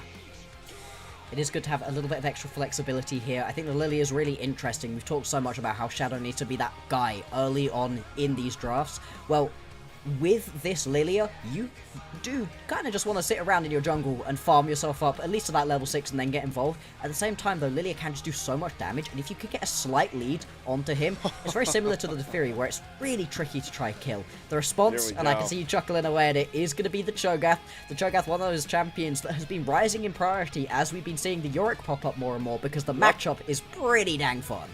Yeah, and you can also just, speed run the feast stacks by just chomping on the Maiden. That's the big issue with Yorick, is that once you get level 6, a lot of matchups become treacherous. No, Cho'Gath actually can kind of neutralize the Maiden, so that's going to be awesome to see here from the Shy, but it looks like with the Ziggs ban that IG posturing like this is going to be Care on the Tristana, and maybe Awesome starts trying to tap into his AP champion pools. I don't hate it, but that flexibility is still going to be there for FPX.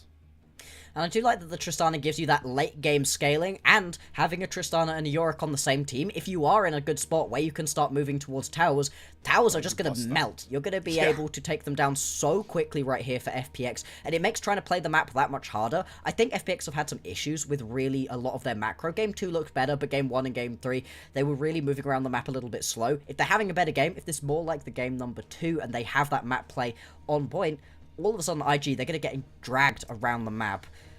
Interesting is going to be the Lee Sin final ban. Yeah, so that is a shout out to Jeje, who played a lethality Lee Sin that actually took a game off BLG to close out the regular season. So I like the respect, the homework ban. Oh, they do I did not think this was going to get locked in. So the Diana comes across. This is a makeshift Wombo. This is the Rel into the Moonlight Vigil. Or not the Moonlight Vigil. That's Aphelios. I'm having to brush up on my Diana, but that's so fun. Wow. I thought that was going to be a funky hover rather than anything specific right here. And like you said, makeshift Wombo, this is the sort of composition where you then want to have the misfortune for yourselves. The Corki going to do more than enough to lay down the damage too. You can see the Smolder was hovered towards FPX. They are going to move over towards the Jhin, so they're just heavily indexing into being an AD-focused team. It does open you up to picking yourself an AP-focused support. I think the Elise or the Karma could be good in this situation. Oh, hang on. I forgot the Fat Man. Line. Yeah, I want. We cannot get away with. You need somebody that can kind of initiate these fights on the Lilia. What? A better spot than any to play this set. Jue, we talked about it. You mentioned the champion pool. That is the solo. This is full Wombo now. We're going Diana ult into last breath. Rel crash downs. My God, IG are swinging for the fences, and the caster in me hopes it hits, because this comp is either boy is it awesome or boy does it suck, Bloxer. Oh, yeah, I mean, if you can land that perfect set of knockups, I mean, there's a ton of knockups right here for that last breath to come through, but the one we're looking for, the one we really hope hits, is going to be that moonfall from the Diana, straight on into the last breath, just bomb people down. You can lay so much damage down between the wombos, Corki just sitting on the backline, landing those rockets, having a good time. This is such a fun composition right here out of IG. For FPX, like we said, heavily indexing right here into the AD range damage. Again, too. Yeah. Interesting the way that they've decided to play this one out. They've got a lot of range to play around, and I guess the hope right here is that you've got the solo AP Lilia to allow that to be as much damage as possible, because you're not really going to be feeling it too much trying to build yourself a lot of magic resist. That is playable. At the same time, though, if your Lilia isn't allowed into the backline, all of a sudden the itemization is very easy right here for the members of IG. But this is it. This is do or die right here for FPX. Yep. One more loss, and their entire split is over. It's another game state that is eerily similar to our last bout, where IG were able to just force their will on a FunPlus Phoenix, playing a dash-heavy comp that wants to get onto the back line. It's that again. You got a Shirelius Cho'Gath likely coming through the Shy. Diana's diving back. Rel's diving back to set up the Yasuo to come through here. FPX, the one switch up like you called out is that Shadow is in a position to carry, and Zhui on this set can actually ruin this IG comp with that showstopper. IG trying to stop the train through for FPX to try and force this game the distance. A team that is happy to be in Group Ascend, was happy to compete against the best, but now have a chance to put the dagger in the hearts of an IG super team. If they can come back down from 2-1, the Jaios already rang through. Could this be the final game for FunPlus Phoenix in Split 2?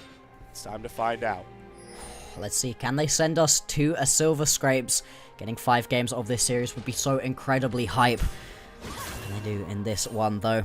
Like you said, with targets that you can throw into the backline right here for Zhui, once we get late enough into the game and the Shy has enough health, that's a bomb that you can drop into the backline if you find that engage. But the set support can be a little bit tricky to play out during the laning phase. Should be okay in this situation, I think, alongside the Jhin. You're not going to be too worried about what the Corki and Rel can do. But then again, we have seen very explosive bot lane action throughout the prior games of this series.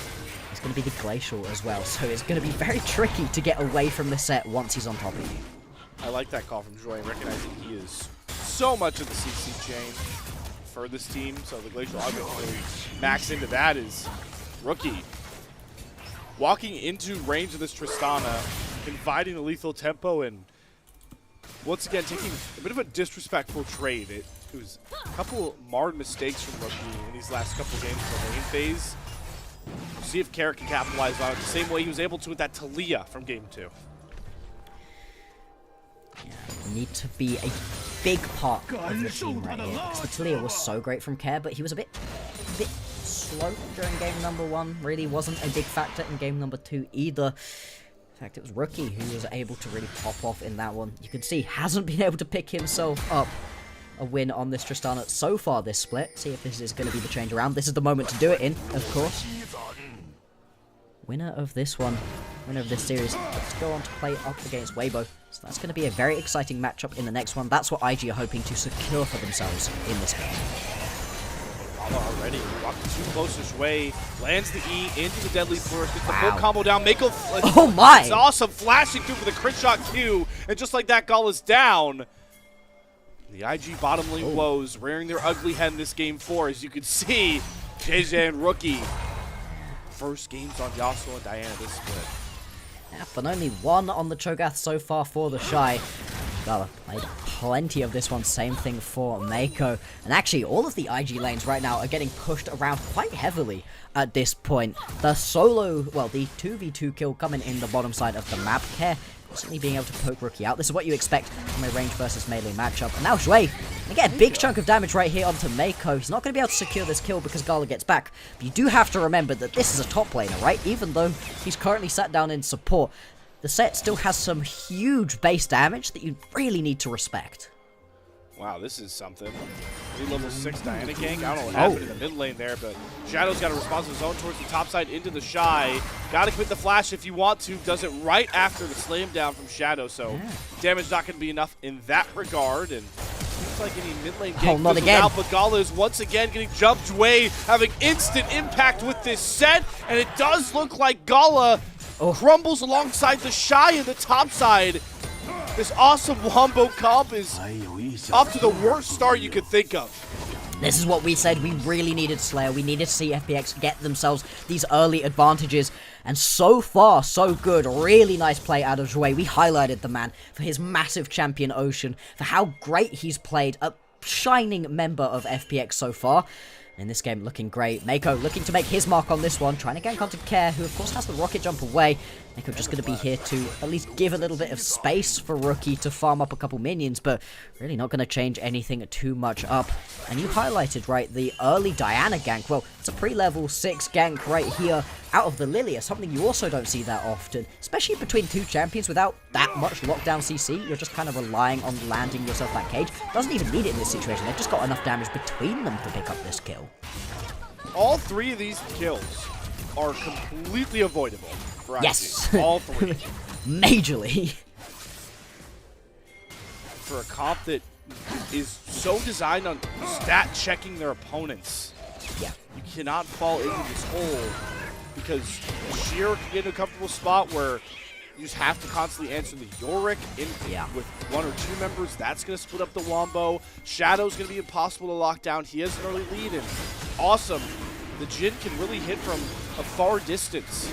This is such a worrying start here for IG, and well, we know they only have one way to fight that one back out, but Jouet is all about the smoke. Hex flashes into the pit. Drake's secured, but Jouet gonna pop the W. JJ does get around it. Karen Shadow trying to turn and burn the damage, but Jouet goes down first. Rookie's starting to get the big resets. Dashes into the last breath. Karen goes over the wall with the flash, but gets hit out of the rocket jump. We knew it was coming. IG only know how to scrap from behind, but boy, did they put the fist to FPX. 4 kills, just like that.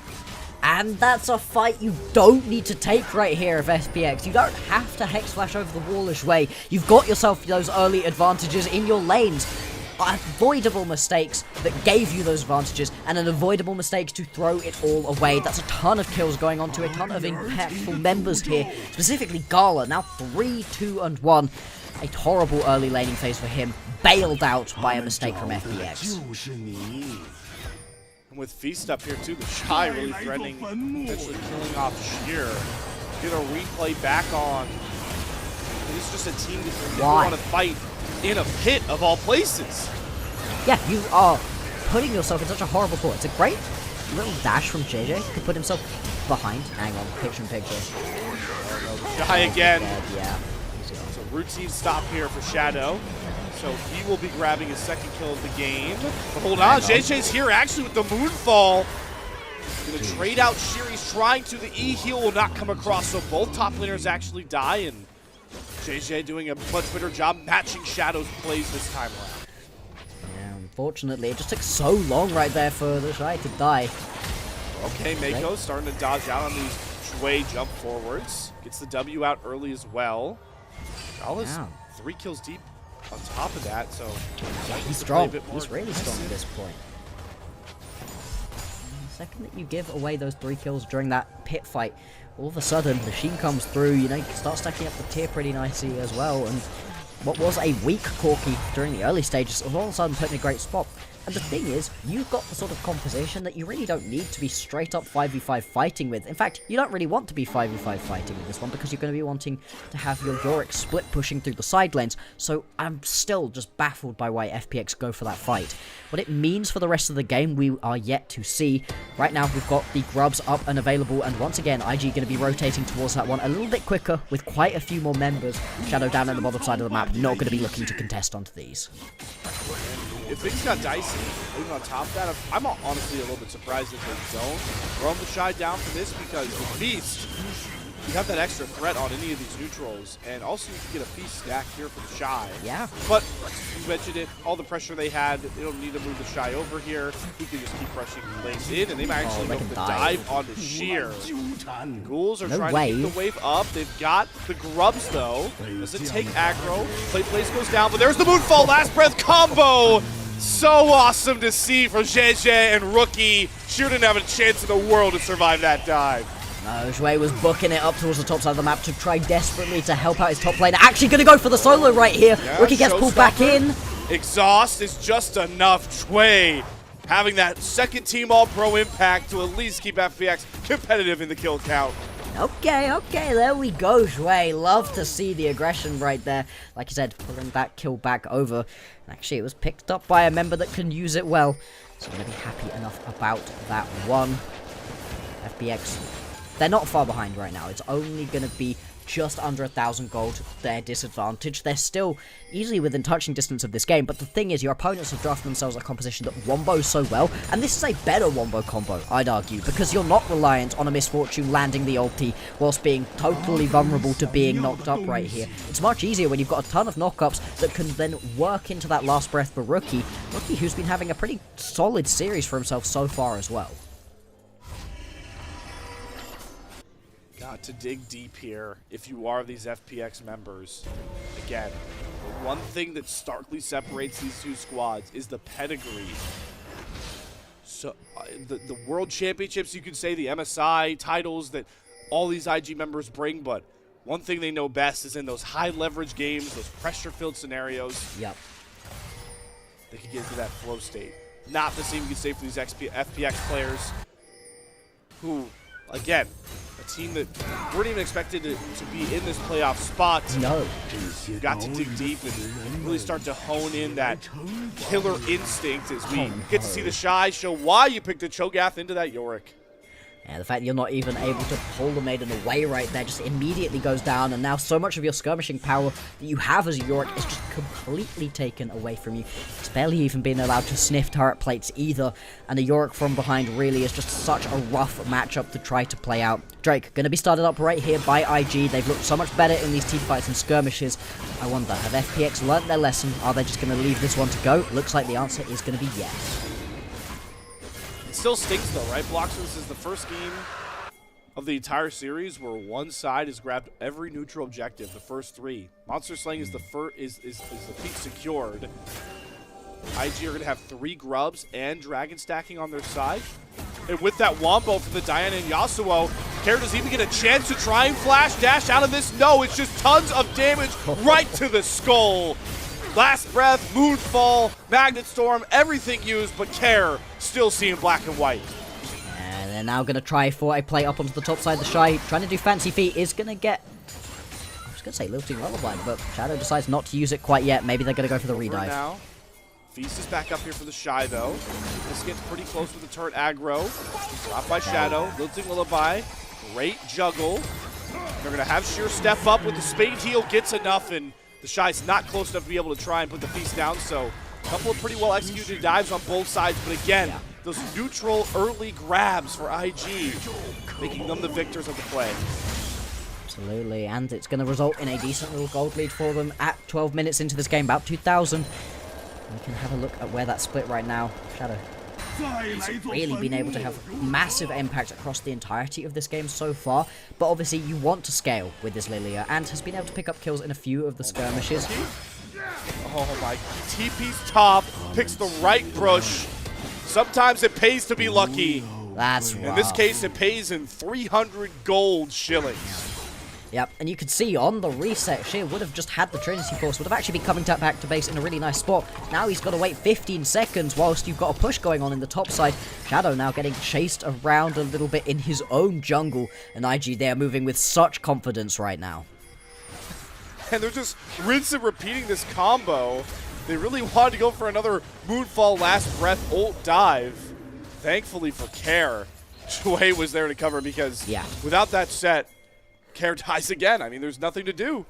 Absolutely. I mean, Dre has been all over the map at this point, just everywhere, trying desperately to either find proactive plays for his team or stop them from falling quite so far behind. Right now, he's just having to play bodyguard here for Care.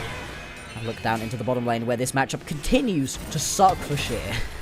Yeah, such a great answer into this Yorick. Shy is so tanky. He cuts down, limits the healing with such a great build. Every time he gets feast up, he just gets tankier and tankier off the Maiden's bottom line. Something we haven't talked about, Bloxer. How much of this gold lead is because of these plates? Yeah. I mean, IG are going to knock down 2 turrets full of plates, 14 minutes.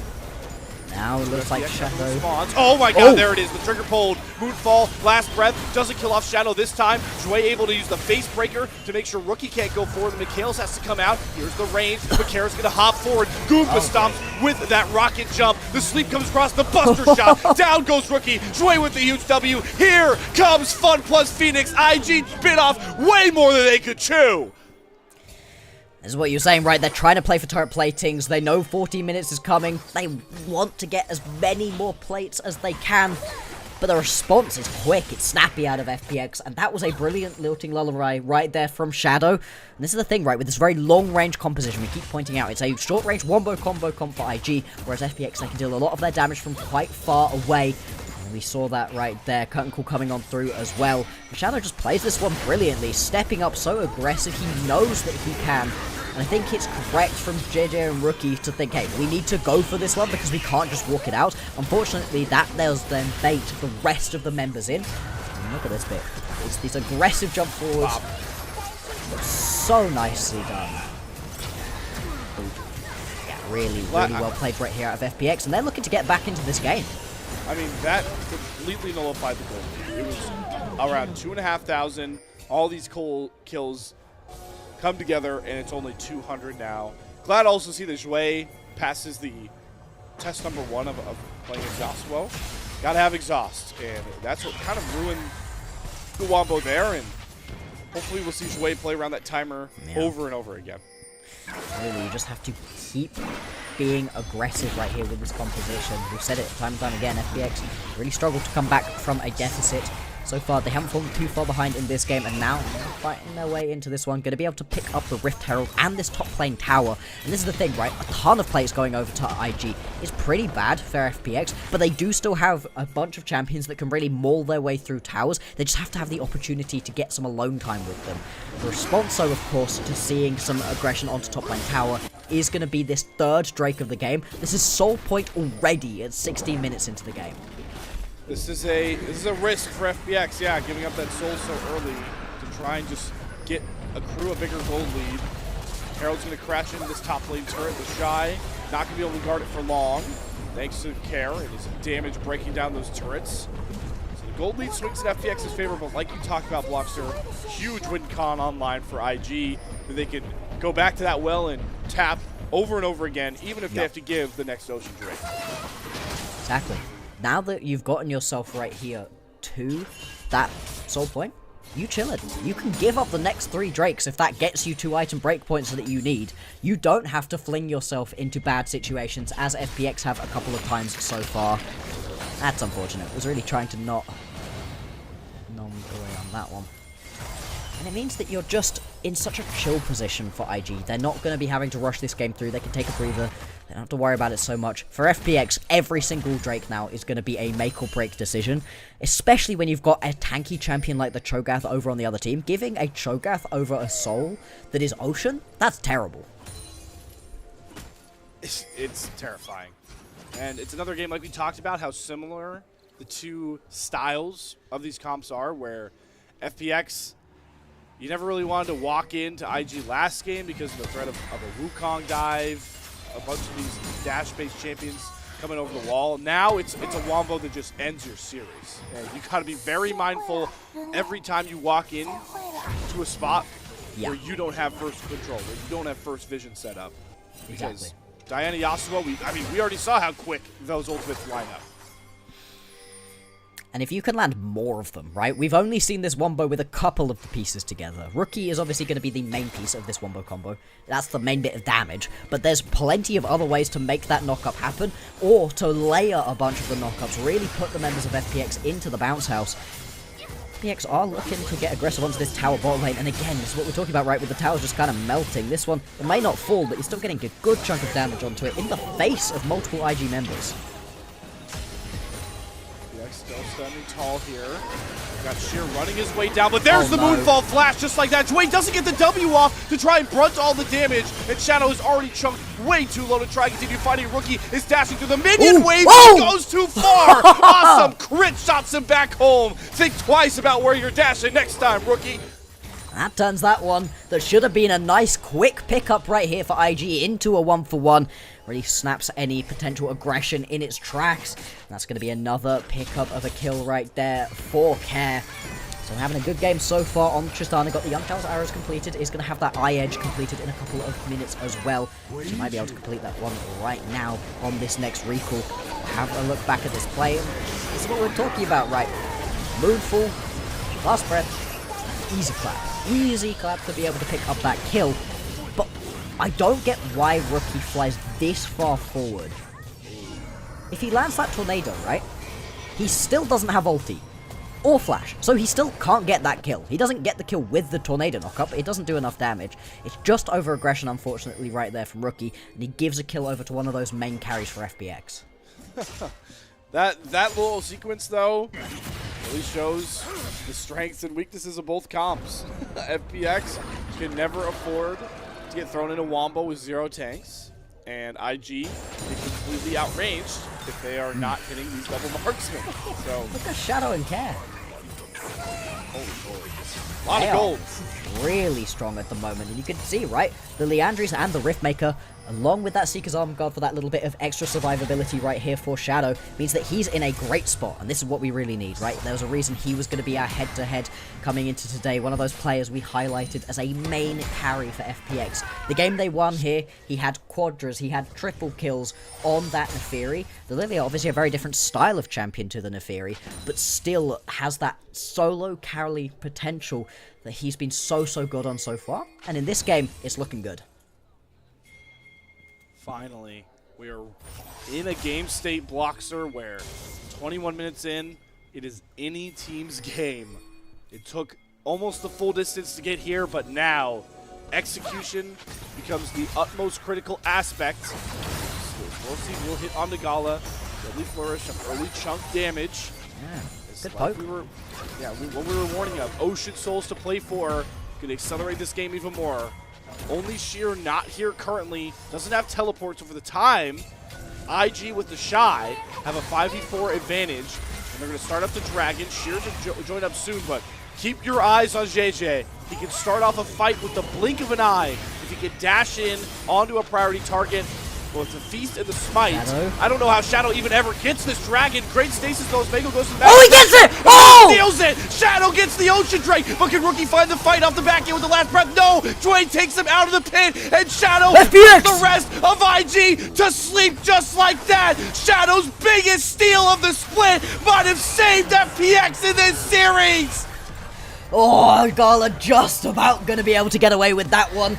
But it's a complete disaster of a fight right there for IG. They think it's nice and easy, and that's the wildest way to get a smite steal possible. Shadow wanders into the pit, Golden's first, and times it perfectly. So as the stasis ends, slams down that smite, picks it up for the team. And like you said, he may well have just saved FPX in split number 2 here on the LPL. We gotta watch this replay. I need to see the Drake health because this should never be a reality. Feast Smite is supreme here, but JJ's not close enough. It's my. Well within smite range for a while. Right? Your smites do 1,200 damage. I'm seeing that sat at 1,000 for so long. It's just well timed, and it's multiple members leaping at Shadow the second he steps into the pit, thinking he's gone too early, but he's got that golden, he's got that stasis to be able to play around.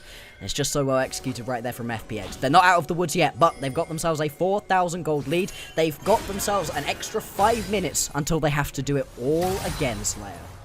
And all the gold is on the right carries. I mean, you can see it. 14 of these 16 kills are split between the 2 marksmen and this Lilia. And that last fight really showed the great denials from this Wombo that FPX were able to push out. Kara gets a 3-man buster shot that throws IG against the wall. Jue pulls the last breath buff Yasuo out over the pit wall. It's gorgeous. And then executes him himself. It's just execution. Again, right? Yeah. That last fight, FPX was better. Multiple people popping off. Yeah, I really like who they're highlighting right here, Shadow and Jue. Those two are cracked right now, and they have to be in this situation, right? You have got to be putting your all, your everything into this game. This could be the end of your split if you lose this one for FPX. They really want to send us to a Silver Scrapes right now. So, like we said, they buy themselves an extra couple of minutes. A few of those have already fallen off of the board. 2 minutes 30 seconds until we've got the same fight around the soul once again. But a minute now until Baron's going to be available. And we've had Atakan up for 4 minutes as well that nobody's even looked at yet. Still plenty of opportunities for big team fights for both the Wombo combo composition of IG and for FPX to pull miracles out if they want to win this game. Boy, at this current juncture, just stretch the IG comp thin. Somebody has to answer this Yorick constantly. Right now it's Rookie. There's no vision on this Otacon. Shadow will show that it's being taken, but IG, a spot where they've constantly just run in, throwing caution to the wind. They're not even going to get that fight, though. The 2 marksmen burn through that Otacon with ease. Another big spot to accrue a bigger lead for FPX, trying to force us the distance. Come on, I want all 5 games of this. This is way too exciting of a matchup. And we've seen so many of these games be really one-sided. IG really solidly win game 1 and game 3, and FPX completely dismantle them in game number 2. But this one's close, this one's back and forth. Decent little gold lead for FPX, and you can see where it's concentrated right. You've got 2,000 gold advantage for both Shadow and Care, and that mid-jungle duo was who was able to pull them through in game number 2. That, and this man right here, Jue, let's see what he can do with this set.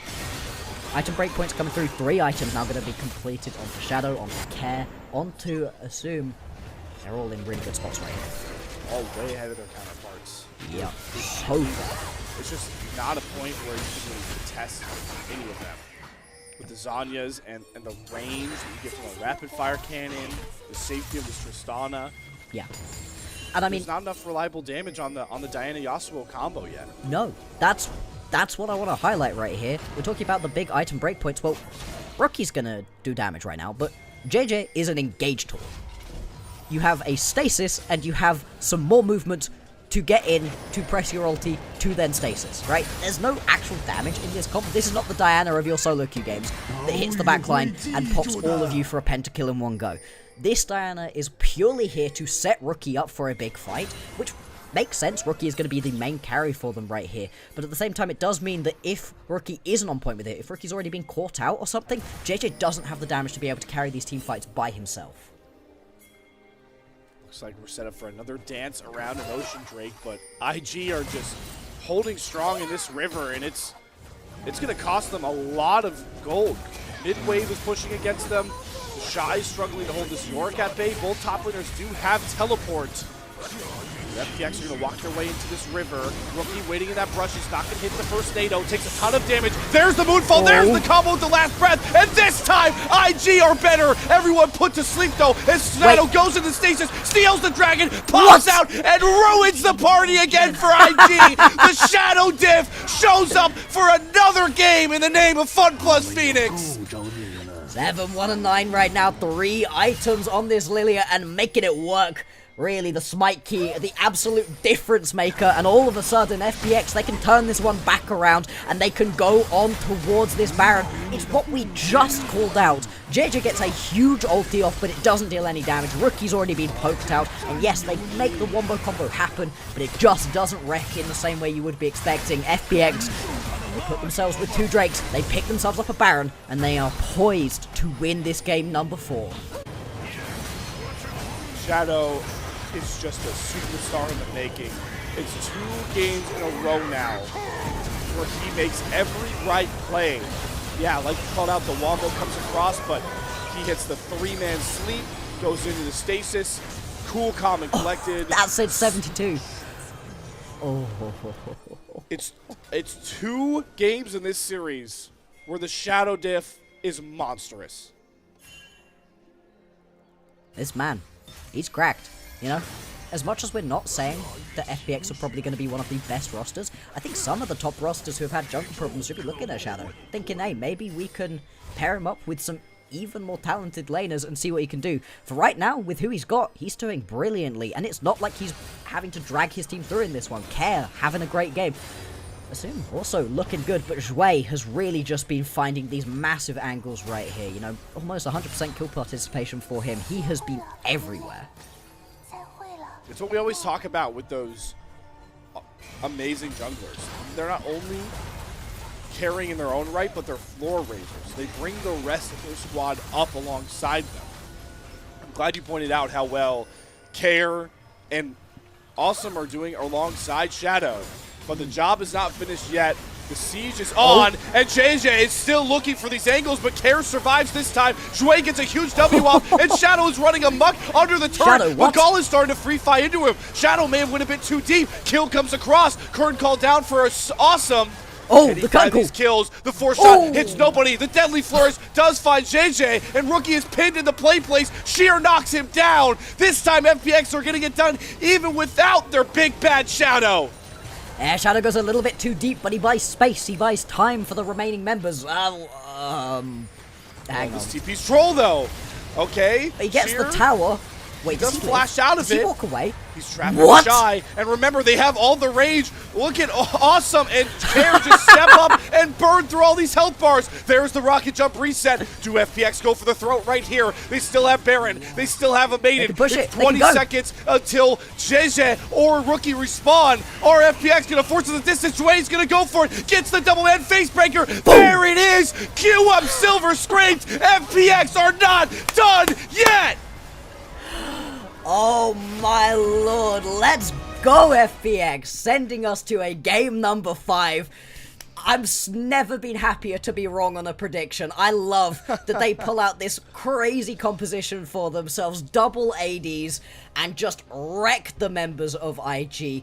Off of the back, we have to cast our mind back and remember, right, they threw a team fight about 4 or 5 minutes into this game so horribly that I thought it was done. All of a sudden, they pull it back. What a beautiful game from FPX. There are so many teams that would be afraid of seeing a comp like this. And like you mentioned, the way this started, where you got the Diana accelerated, you got the Yasuo, the ball rolling. But FPX, a team that Shadow, the leader, has said is happy to be here, happy that they've played in Group Ascend, glad they got to the playoffs. They're just playing one game at a time. Man, throw all that out the window right now. The way they are showing up against IG, anything is possible. And they might just ruin another split for one of the LPL's biggest super teams going into 2025. Imagine. IG get knocked out round 1 of the playoffs, split 1. Get knocked out round 1 of the playoffs, split 2. At least in split 1, you get to say, hey, it was the champ. It was top esports. It's chilling, you know. It's unfortunate that they ran into them in round 1. You get knocked out in round number 1 of the playoffs by FPX, this FPX, that is embarrassing for IG. But I feel like calling it embarrassing does a disservice to how fun FPX have been so far in this split. True. They started horribly into this split number 2, and then they were able to claw their way back in through the midpoint. They ended pretty badly as well, to be honest, but once they've made it into these playoffs, they look competitive versus top esports, and now, here, they've got IG on the brink. It's understanding your identity and playing to those strengths. FPX have been, alongside like a BLG, understanding that's the only way they can win with with this identity of Shadow and Zhui being the focal points and setting up the rest of their team to bring these games home. You called it out. It was the way they were able to take the game off of top esports, stay competitive, but we've gone from competitive to contending now for FunPlus Phoenix. Oh, it's just so much fun to watch. And the fact that we get to have a game number 5 could not be more exciting right here. And the fact it was a back and forth game, the steals had to come through.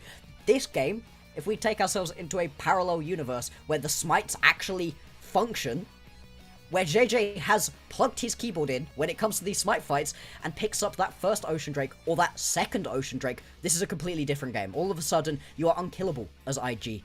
But instead, you get those steals 2 in a row from Shadow, and they're just gorgeous. Look at this gold graph.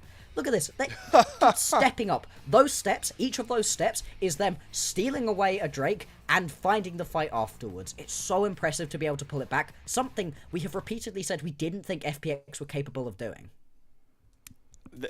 We had a checklist, Boxer, that we came into the series. Like, can...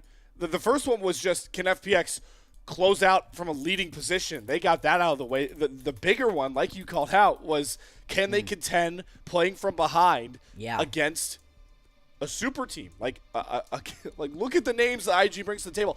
I am willing to suspend some of this like form talk because there are so many world championships, MSI titles between these squads, and they're getting beat up and caught out by an FPX team that needs to have more people talking about them regardless of the outcome of this Game 5. Yeah. Let's transition our discussion talks here, Bloxer, into MVPs, and it's going to be a short one because we have 2 Shadow Masterclasses in the same series. Yeah. I think the only dark horse it could be is Zhui, because I think he had a really cracked performance right here on the set and was a big part of why they were able to grab a small gold lead for themselves at the beginning of the game and was just constantly so annoying in the backline, grabbing multiple members, pulling them through, finding some big fights, but you are right. Shadow was gorgeous, and those Smite steals are what sealed the deal for them. He needed to be able to pull those through, otherwise this game just wasn't happening. And now that we're at a Game 5, it is important to remind everybody how different of a format it looks like now for playoffs. Yep. Obviously, seeding and selection, that's what determined sides early on in the series. But now we go back to what you might have been more familiar with from Group Ascend in those best of 3s. We're going back to a 1v1 for Game 5 side selection. With I forgot that we did those. Yeah, there has to be a 1v1 because somebody has to be able to pick blue side. Oh my lord. The battle for blue is back. Yep. You know what?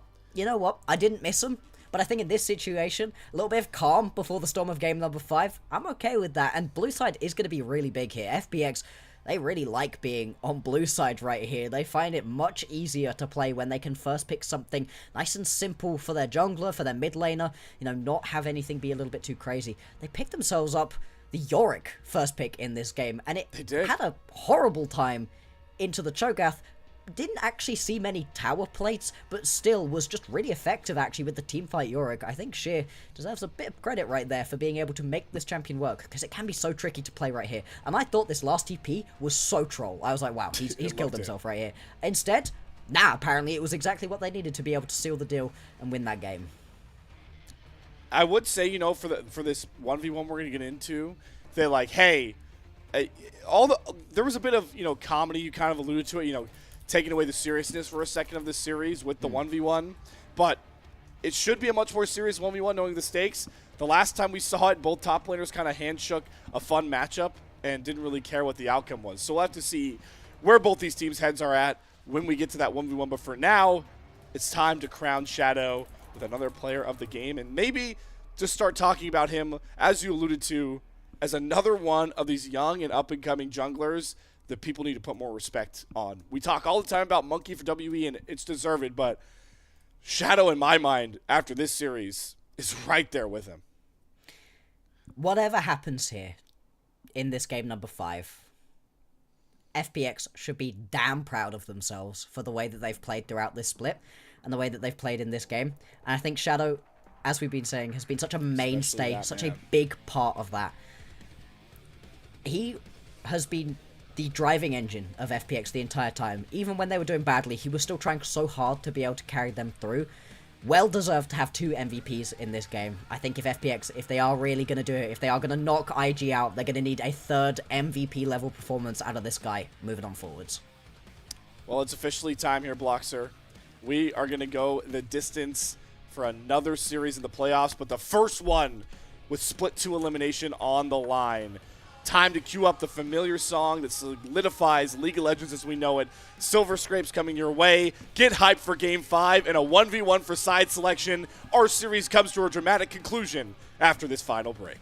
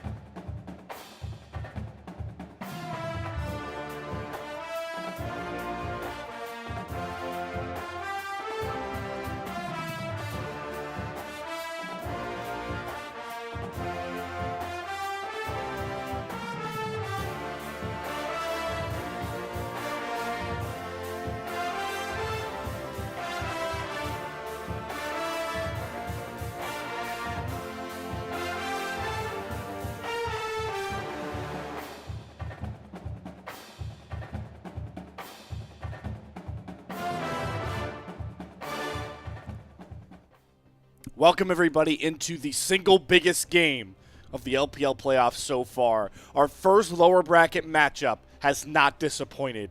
It's been 4 slugfest games. Domination on both sides. Started with IG. FPX answered thanks to Shadow's Nefiri. IG come back with their biggest win of the entire series.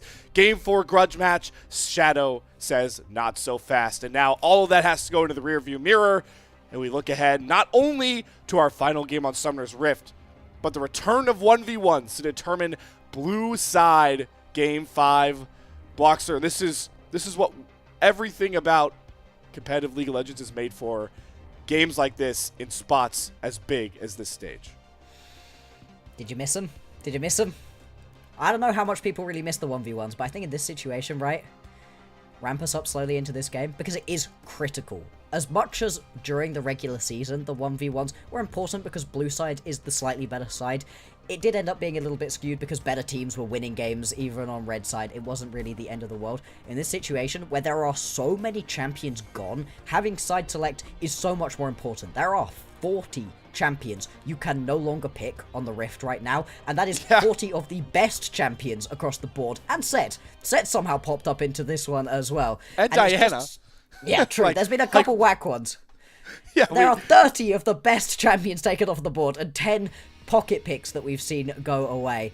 And that makes this side selection so much more important. Now, I don't know if we have confirmation of who's going to be doing the 1v1s yet, but be interesting to see. Yeah, we are not at that point yet. Okay. But I do want to bring up what I kind of mentioned before we went to a break there, that when we saw this last 1v1 happen, it was between Weibo and JDG, right? Yeah. To start off the playoffs. we saw an interview come across from Breathe where he was talking about how him and Alla already decided pre-match that if they went to this 1v1, they would pick the Jax Fiora matchup and just have fun. So that was funny to hear, like you talked about, Blockster, with how more lighthearted the 1v1s were in Group Ascend. You'd think they get a lot more serious for our players here. Wasn't the case for Weibo.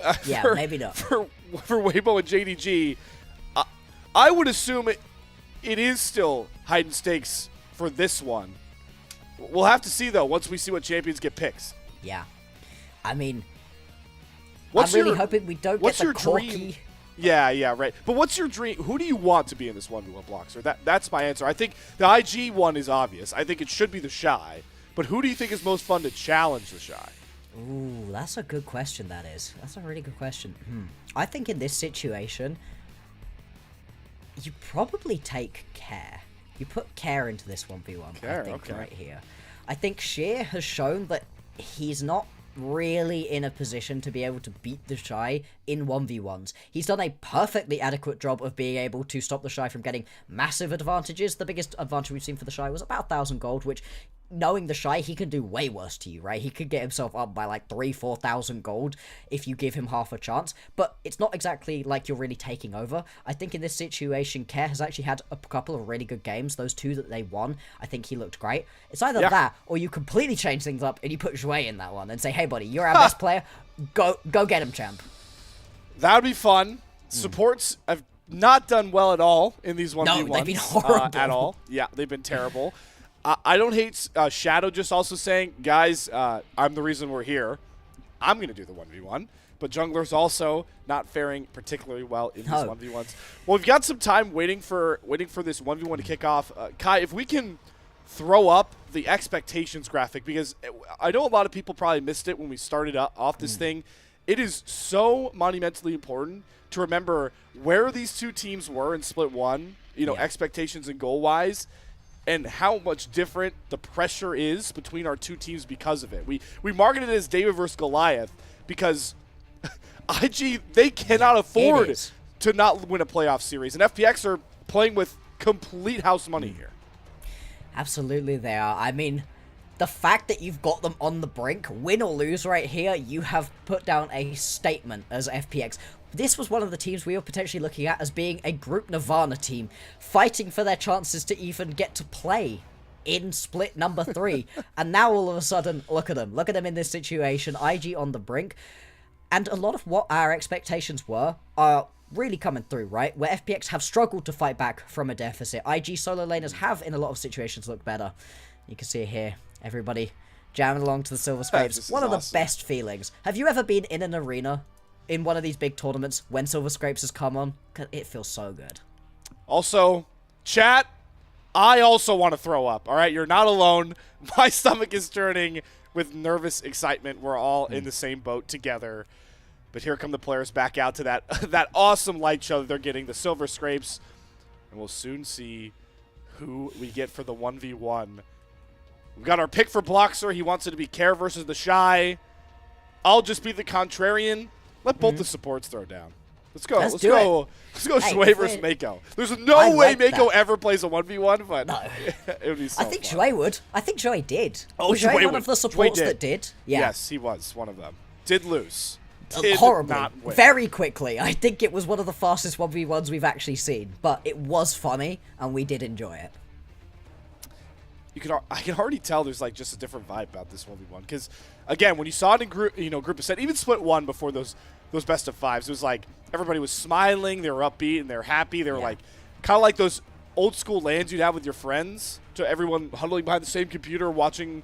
Oh, is he gonna win? Who's gonna win this? Our own little LAN 1v1? No. Part of that is because these two teams have played 4 full games and they're probably a bit tired. But you can even see like what Shadow talked about in the interview. FPX, they're still happy. They're still smiling. They're just they're playing with the vibes and they're playing together as whole. And IG, they're wearing the pressure on their face of this one. This was what I was wondering, and it's good to see the faces of the FPX members here, because I was wondering if maybe the pressure of this would actually step up to them. Because, as we've been saying, David v Goliath, house money, they've been chilling so far, they've been having a good time. But at this point, where you're in game number 5 and you've got them on the brink, there has to be a little voice in the back of your head saying, okay, but like, we could do it here. We could actually beat them right now. And that could begin to pile the pressure on just a little bit. See the bans for these 1v1s. Ooh, Rookie versus Care. Hey, I got one person correct. Care is here. You did. I got 0 correct, but I'll take it if I were going to be correct. And we're going to already establish off the bat very quickly what the word we've been throwing around a lot, vibe, is this one. We talked about it a bit earlier. JDG, Weibo top laner, Breathe versus Alla. They handshook playing the classic Fiora Jax matchup prior to getting on stage. Yeah. Doesn't seem like that's the case between Rookie and Care. These are a lot of smart targeted bans for a 1v1. And it unfortunately looks like we're going to get that marksman matchup we were expecting. But as much as I hated it, I knew it. But it makes sense because the stakes are so much higher. Like so, it's astronomical compared to those best of 3 game 1 side select. There's a reason that the Varus and the Corki were the most picked 1v1 champions. They're really good in this situation. We're going to get the mirror matchup. Okay, it's slightly better. I'm happy there's not a Corki on my screen right now. And because that was played in the last game, we don't even have to see it right here. At any further point, Varus v Varus. Let's see if it's going to be the same Varus. Is it going to be I was going to say poke? Who wins if one goes on hit and the other goes lethality? By the way, the answer is the lethality one. Yeah, all the way. It's not normally close, but here comes the biggest 1v1 of the hundreds that we've had this year so far, because unlike the Weibo JDG series, the loser of this Game 5 is done for Split 2. It couldn't be more intense. My heart is pounding, and I'm not even on this stage, right? I've not got an arena full of 200, 300 people staring at me.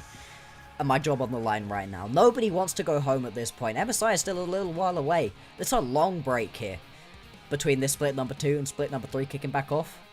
And you do not want to be sat on your couch at home watching it. There are incredibly high hopes here for IG. They want to be going to MSI. They're not going to be content with getting knocked out in round number 1 of the playoffs. And the 1v1 is going to be the first step towards that. As we've been saying, right, battle for blue side. You could technically pick red. You don't have to take blue, but we'd be very surprised if that is the case. One more reminder on stakes. It's 2 kills, first turret, and sudden death with the Ring of Fire at 7 minutes here. Both players going Ignite Barrier, both going PTA. We've seen that with these 1v1s. And who's going to step out of the brush first? Who's going to wage the first auto attack in the war of this 1v1? Rookie wins. It's Rookie, yep. And he is going to come out a bit healthier on the trade. I always want to like default to talking about some lighthearted stuff, Blocks, or like we like to kind of like get away from the 1v1s because they get kind of mundane, but it's just not the place in this one. Okay. Oh, okay. Ignite trades. Barrier, I think Care just loses. One more auto will do it, and Rookie gets first kill. He's going to be able to get all these minions, likely take that tiny plate off of the first turret, get the empowered recall. Rookie in prime position to earn Invictus Gaming blue side. Now, in case you've forgotten from the brief respite that we had from these 1v1s, you win this by either picking up 2 kills before the Ring of Fire sets in 5 minutes time, or by picking up 1 kill once the Ring of Fire sets in, or by picking up that first tower. 100 CS, 100 minions no longer does it for you. It has to be those kills or the tower going down. And honestly, we saw a real increase in the number of 1v1s ending because of tower going down. These towers here on this ARAM map are incredibly squishy. Yep. And you can see those first couple of plates went down very quickly to Rookie. It means he's going to get back to base with a ton of extra items right here. In fact, he decides to go towards a longsword and an extra dagger. Interesting. He also it's the plated steel caps, right? So he has more move speed, and he's way more durable. This is usually the first kill comes pretty quickly, and then you fall into a bit of a lull as you kind of play the wave state game. So you can see that Kara stacked up a hearty bit of minions, and he'll either just try and poke Rookie and deny him extra gold, but this can buy Kara a reset timer if he feels like there's any pretty impactful items he can grab. Oh, there's a big minion wave right here being pushed in from Care. Very much gives him some safety. He's not going to be too worried. Can potentially even pull a base off right here. Yeah, he's just going to step back. Although, obviously, Varus, one of the best champions at cancelling bases, especially if you see where your opponent is going to be heading back. You see big damage being traded back and forth. Those piercing arrows. Oh, he got ultimate. Oh, Rookie no. has a chain of corruption. Barrier up. It's not going to be enough. Rookie. Clean 2-0. IG will have their second blue side game, trying to keep their season alive. I've never cared about a 1v1 before. All of the previous ones, it was like, yeah, you get blue side, but like, You know, better teams should win. And honestly, during our regular season, the amount that these teams were finding victories up against opponents they had no business beating, it was such an interesting split where there was a real circle of suck going on. The 1v1s, it felt a lot less consequential. In this situation, IG chose blue. IG on blue, mind blown. To be fair though, as much as we were expecting it, now that we know who gets blue side, this is really interesting, right? 40 champions off the board, right? This is not the version of Fearless where you get all of your champions back and you can pick whatever you want. No, we are still down in the depths of champion pools at this point. And so which you have role is to the be most won? affected, Blocks, or you feel, for 40 champions off the board? Where do the priorities change? Is it bottom laners, or it's still jungle? Okay. I think jungle's what's most affected. I think bot lane is in a really great spot right now where almost anything is playable. You can play a lot of different styles and they're all fun. I think it's going to be jungle where you've got that top cream of the crop taken off of the board. There's a few junglers that are still very strong in the meta at the moment that are still available to us right now. I'm thinking things like the Sejuani that's been banned away, the Jarvan that's been taken off of the board. But beyond that point, we're beginning to get to the point where with these junglers, you're picking things that are a little bit odd, a little bit fun. Maybe some more of these AP junglers are coming through. Maybe you want to take yourself the Nidalee to make sure that the Shy can't take it for himself. There's so many options here. You've got Viego up still if you want to play a carry role. We talk about how for Shadow, in those 2 games, he won MVP, the 2 wins that FPX has. He plays the Lilia, he plays in the Fury, goes crazy. So Viego, does Shadow have that in tow? Sejuani priority, I wonder if Sejuani and Yone are both just banned because they are like the last remnants of LPL meta mid-jungles left in this game, right? Yeah. Exactly. So much of that top end has been taken off of the board. Mid lane's in an interesting spot where there are still a ton of the very standard pickups in the mid lane available to you, but a lot of the slightly more aggressive picks have now been taken away. We lost the Aurora. We do still have Assassins, though. If you want to go really aggressive, grab yourself something like the Akali. That's still available. It was See you available. later, Akali. Yeah. Yep. So, Yone and Akali could be both the blue side bans, which kind of signaled that IG aren't expecting any sort of B1 mid laner they like a lot here. Annie has been banned this entire series, one of the mainstays in the meta now. Varus also never makes it through, and there's some of the love for those AP junglers you're calling out. So Zyra going to be taken out of Shadow's pool. There's going to be a ton of what is best in class remaining, but also you can get a little bit more specific with your bans at this point. I do really like the Zyra being taken off the board. FPX. It's so easy early on to know what you need to ban. At this point, they're just going to take the Orianna, so something nice and safe taken away. IG, where do you want to pick? They have left the Nico open. Yeah, the Nico was left open. FPX were hoping and praying that they were going to be able to get it for Zhui. It's absolute best pickup. Thing is, there's some other top-tier things available. The Scion, this champion is busted, and it's the sort of thing I think Sheer looks really, really good on. Leona going to pair it up, so FPX, they've got themselves a stall front line to at least play around here. And they get Zhui a playmaker. We talk... FPX's entire identity revolves around Zhui, the setup man, Shadow, the one to call for these engages. And despite all these champions coming off the board, it is cool to see, like you called out with FPX's side, them still getting staple champions for their players. Yeah. Gala is one of the premier Kai'Sa marksman players, and he gets that for his game 5. And that's going to be very exciting. Now, in terms of what you can play into this, Nico Kai'Sa has a ton of kill threat, and Leona, when she goes in, she is in. So you need to either go for something very aggressive, something like the Draven potentially, if you want to try to go toe-to-toe. Otherwise, in this situation, you're just going to have to sit really far back. Yeah. If this gets locked, I'm kicking you off the broadcast. You're buying a lottery ticket. that would be amazing. But for right now, for the IG side of things, good denial with the Skarner for that Leona engage you're talking about. Pop Blossom as well. The Nico's really pesky. The Draven gets locked in. But this does feel like a treacherous game for Zhui to play. He has to be very mindful about every single Zenith blade he throws out. Yeah.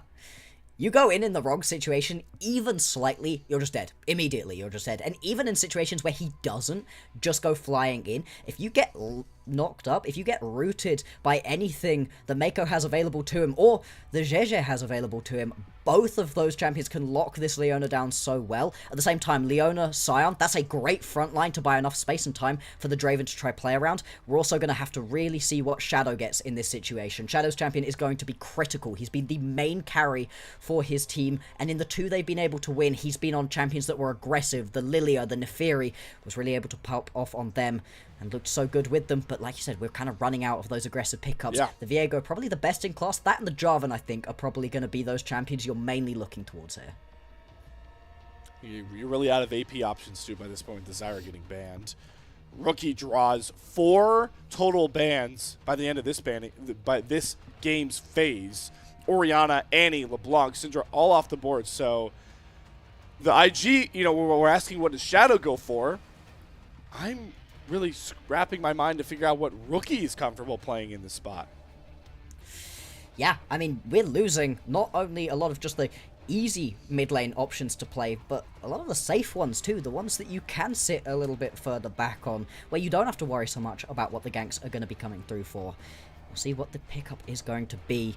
You need just an extra bit of damage, some lockdown. I love the idea of the Lissandra right here. This is gorgeous. When it does so much damage, but it also just gives you that extra frontlining ability that we have really wanted to see. And if you can get that ulti off onto Gala, onto Mako, onto whatever it is potentially that the Shy or Rookie are playing, there's so many good options to go towards here. Yeah, Bessa, we talked about it earlier. Could be an angle here for the Shy. Again, his one penta in his entire illustrious career, by the way, which is 8 years deep now in the LPL. Crazy, yeah. His only penta is on the Ambessa. But the range is coming through here for IG. Scaling range threat for Rookie on this Hwei, a champion you do rarely see in the LPL. But the question is on Cadril and so many others' minds. What does the Shy go to in this Game 5? You know it's going to be a carry. And the crowd is already getting riled up, thinking about what he could pick into this Scion. Into the Scion, though, a lot of these can be quite badly neutralized. It is going to be the Aatrox locked in. The Shy looks really good on this one. He's had some epic international performances on this champion, and he's going to need to pull a great look out. We forgot about Shadow, someone when we were talking about the aggressive junglers still remaining. It is going to be that Lee Sin locked in right here. That's the early game play that you're looking for. This is an FPX squad that needs to get ahead early. The late game scaling is going to look great for IG. It's winning. I don't even... It's impossible to play this game back with this comp. I mean, the only scaler is a Scion. But what brings a smile to my face is knowing that this still fits the archetype we talk about for FPX, where Shadow can dictate the early game tempo and play with confidence, and Lissandra is way better on the roams, so we need to see FPX attacking the map, and it's actually going to be IG that we're looking to play a lot slower and wait to scale. What a draft, knowing the stakes here. FunPlus Phoenix, a split ago, did not win a single series the entire split long. Now, they are one game away from ruining a staple LPL super team's dreams of a lower bracket gauntlet run. Do we have one of the most memorable moments of 2025 in the LPL coming our way? It's got to be on the back of Shadow and the FunPlus Phoenix crew, the Vibes crew, to ruin the staple IG comp's dreams of an LPL title. Continuation in the playoffs. A date with Weibo Gaming on the line right here for whoever's able to pick up this. If FPX do it, this will be one of the biggest upsets I think I've ever watched. IG on the brink right now. But hey, when this team is pushed down, you can rely so heavily on how much experience they have. Let's hear it one more time. Last shadows of this series.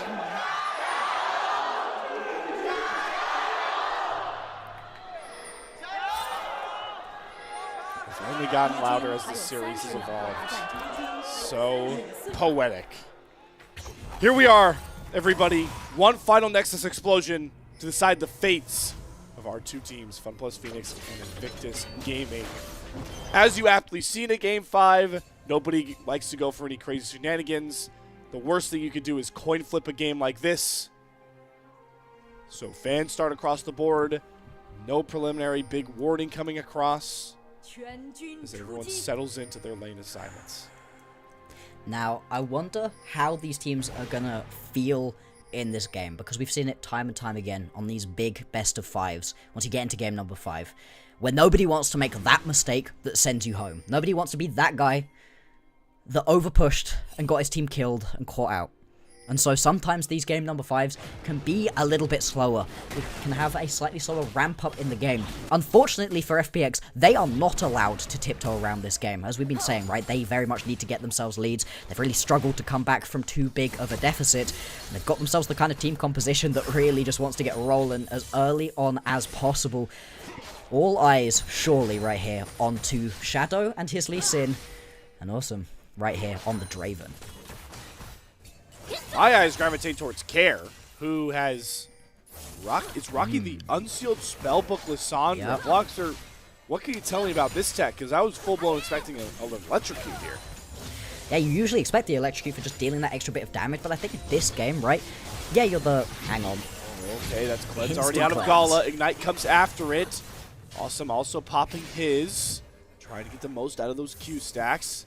As the first blows have been drawn, and it's an even trade of summoners except for Shui, who loses that Ignite, giving Mako a lot of priority on his heal. This tech right here, where you go towards that Unsealed Spellbook, is going to be all about just being as annoying across the map as possible right now. You can see he has the teleport for the early laning, can also grab the teleport for later on in the lanes, and making sure that you can move your way around, never lose out onto that side lane pressure, but can pick himself up in Ignite, a Smite, something like that to just be frustrating constantly. And it's an extra thing that IG have to think about, because all of a sudden, you're like, oh, I don't die to this gank, it's fine. And then Care has an Ignite, or, oh, we can get this kill, and he has himself a barrier. It just gives you so much extra flexibility, and putting that little bit of extra mental load onto your opponents can be so frustrating to play into. Dashing through is Care. Going for some pretty rough trades into Rookie. We saw both junglers run into each other trying to cover their mid laners.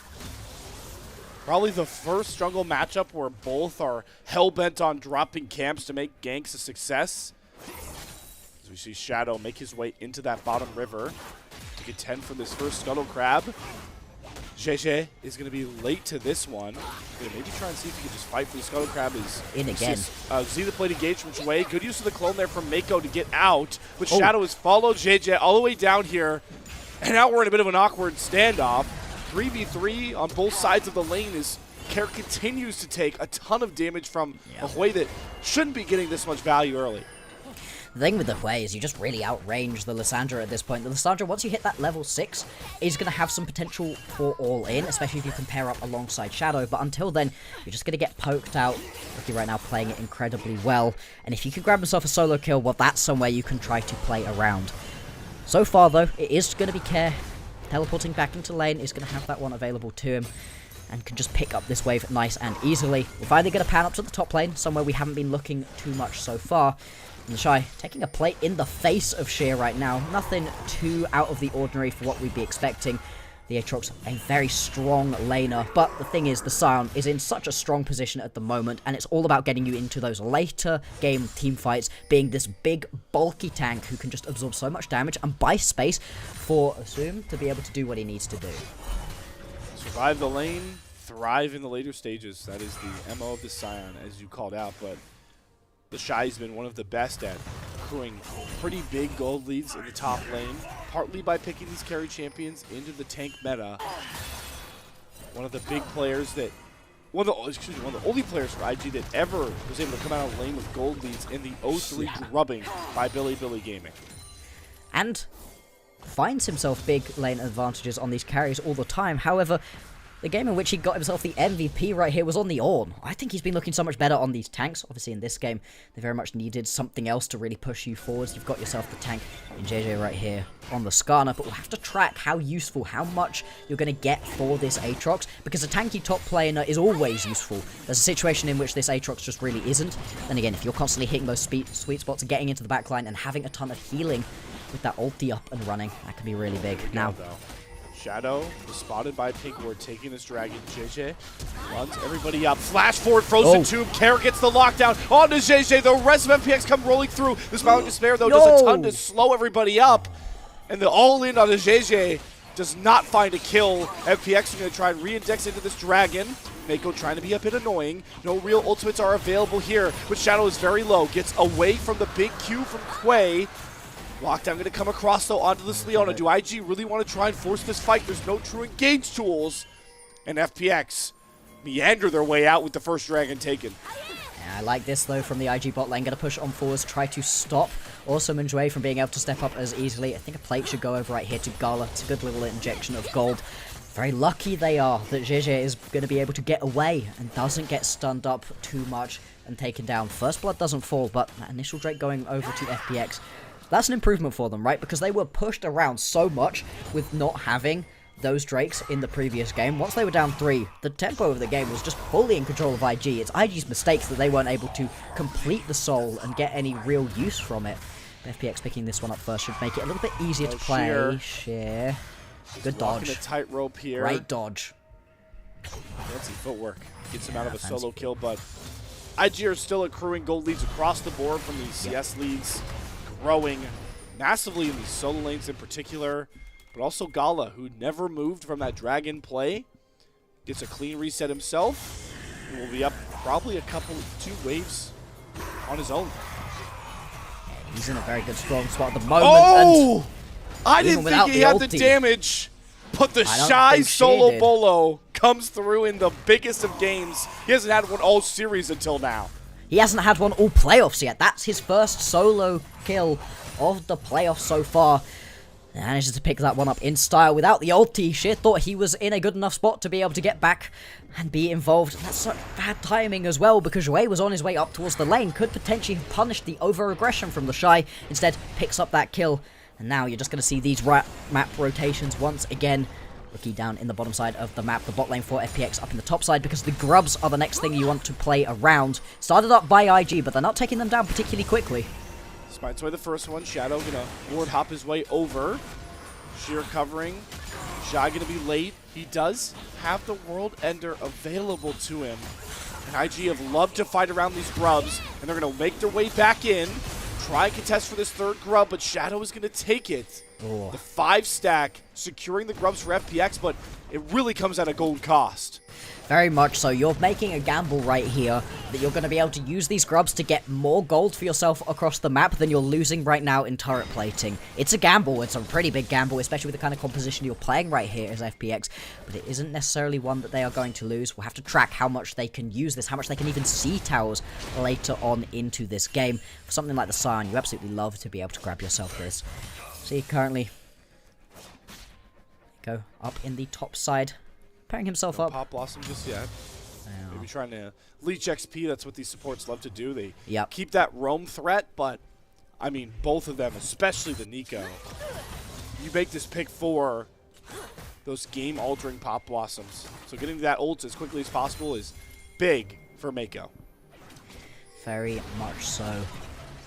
We'll see. There's a reason this Nico's been on the ban table, right? The entire series. Because this champion is so strong. The gamble you take over on the red side is that, hey, if we leave it, we get either the Scion or the Nico. But I think, secretly, FPX would have been hoping for the Nico, because that's been Zhuai's best pickup. Mako, though, still not going to be any slouch on this one. And the thing about the Pop Blossom is that it's just so reliable at hitting onto multiple members. As long as you've got yourself a flash or something to pretend to be, you can sneak your way into the backline. We'll see, though, if he's going to be able to find any of these big ones. Currently, throwing a little bit of damage over at Shadow, who's just having a sniff in the enemy jungle. Isn't going to be able to find anything. There are no camps for him right now. In fact, there's barely any camps across the board, which is why we're seeing these roams around. Shadow needs to be careful. He is backed up by Zhuai, but they are very much spotted on a ward right now. These IG veterans going against their play style of perma-fighting so much of Group Ascend, it's so impressive. They are not willing to fight anywhere. They are in full denial mode and just accruing gold leads the old-fashioned way, and it's really becoming worrying for FPX, a comp that, Boxer, you pointed out, needs to be proactive now and mid-game, or this game might just be over without a fight even really coming. Absolutely. If you let this game get late enough on, and you're going to be in a really rough spot right here for FPX. The main thing right now is getting a kill onto the Draven, getting those adoration stacks down, and making sure you don't get killed before that happens. IG, they're going to be headhunting right here for Awesome. We'll have to see if he's going to be able to keep himself alive. That's not necessarily just all going to be on his head and his positioning, but it's going to be on Zhuai and Sheer, maybe even Shadow, to be trying to keep him alive once we get to these next set of fights. Speaking of, we've got ourselves a Hextech Drake on the map. At this point, FPX, they could potentially be looking for their second, but I think IG, they're going to be wanting to put this to 1 apiece in terms of Drakes. The Shy has a TP advantage. If IG want to settle the score on that Drake count, obviously Unstoppable Onslaught can run the Scion down almost all the way to the Drake pit. First big fight of Game 5 coming shortly with the way these two teams are jockeying for position. FPX right now trying to hold on to control of the river through the mid wave. And Shira's going to walk his way down. The Shy is going to return to the wave with that TP advantage. So let's see if IG are going to break that sort of pacifist route they've taken to this game, or Zhuai's just going to force it. Gets the Zenith Blade on to Rookie, has the lock. Zhuai gets the adoration stacks through it for Awesome. Pop Blossom comes through onto Mako. and he flashes his way out. Here comes the Shy with the World Ender. Giga Shy needs to be huge in this fight because they don't have their support. Shui goes down as well. Great trade first. Stuns are coming to lock through. But FPX, they don't want to push the issue too far. Awesome doesn't have any mana. Care without a Frozen Tomb will not press the issue any further. But what a single kill cash in for FunPlus Phoenix. Exactly, that's the thing, right? Yes, you managed to get a return kill by the Shy, but the important thing has already happened. A huge injection of gold right here for one of the main carries for FPX. We've spoken about it so much, how Shui and Shadow are great at setting up and carrying games in their own ways, but oftentimes the person they're setting up is awesome, and the fact that he's able to pick up this kill is massive, and I love this one. You can see the Scion comes flying down from the top side, unstoppable onslaught in, gets a big knock up as well straight afterwards, and the fact that Zoom is able to pick up that kill, exactly what you want. JJ so nearly dies there as well. It's only the Shy's teleport coming in that saves this fight for IG. It's the only trade.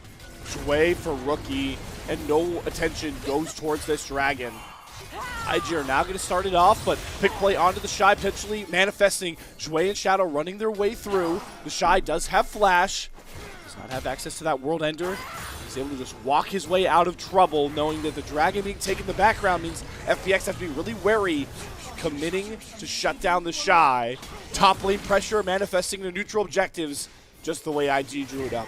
Oh, are they looking to dive him right here? Because there's a lot of members of IG in the area, but this is also FPX going so far forward.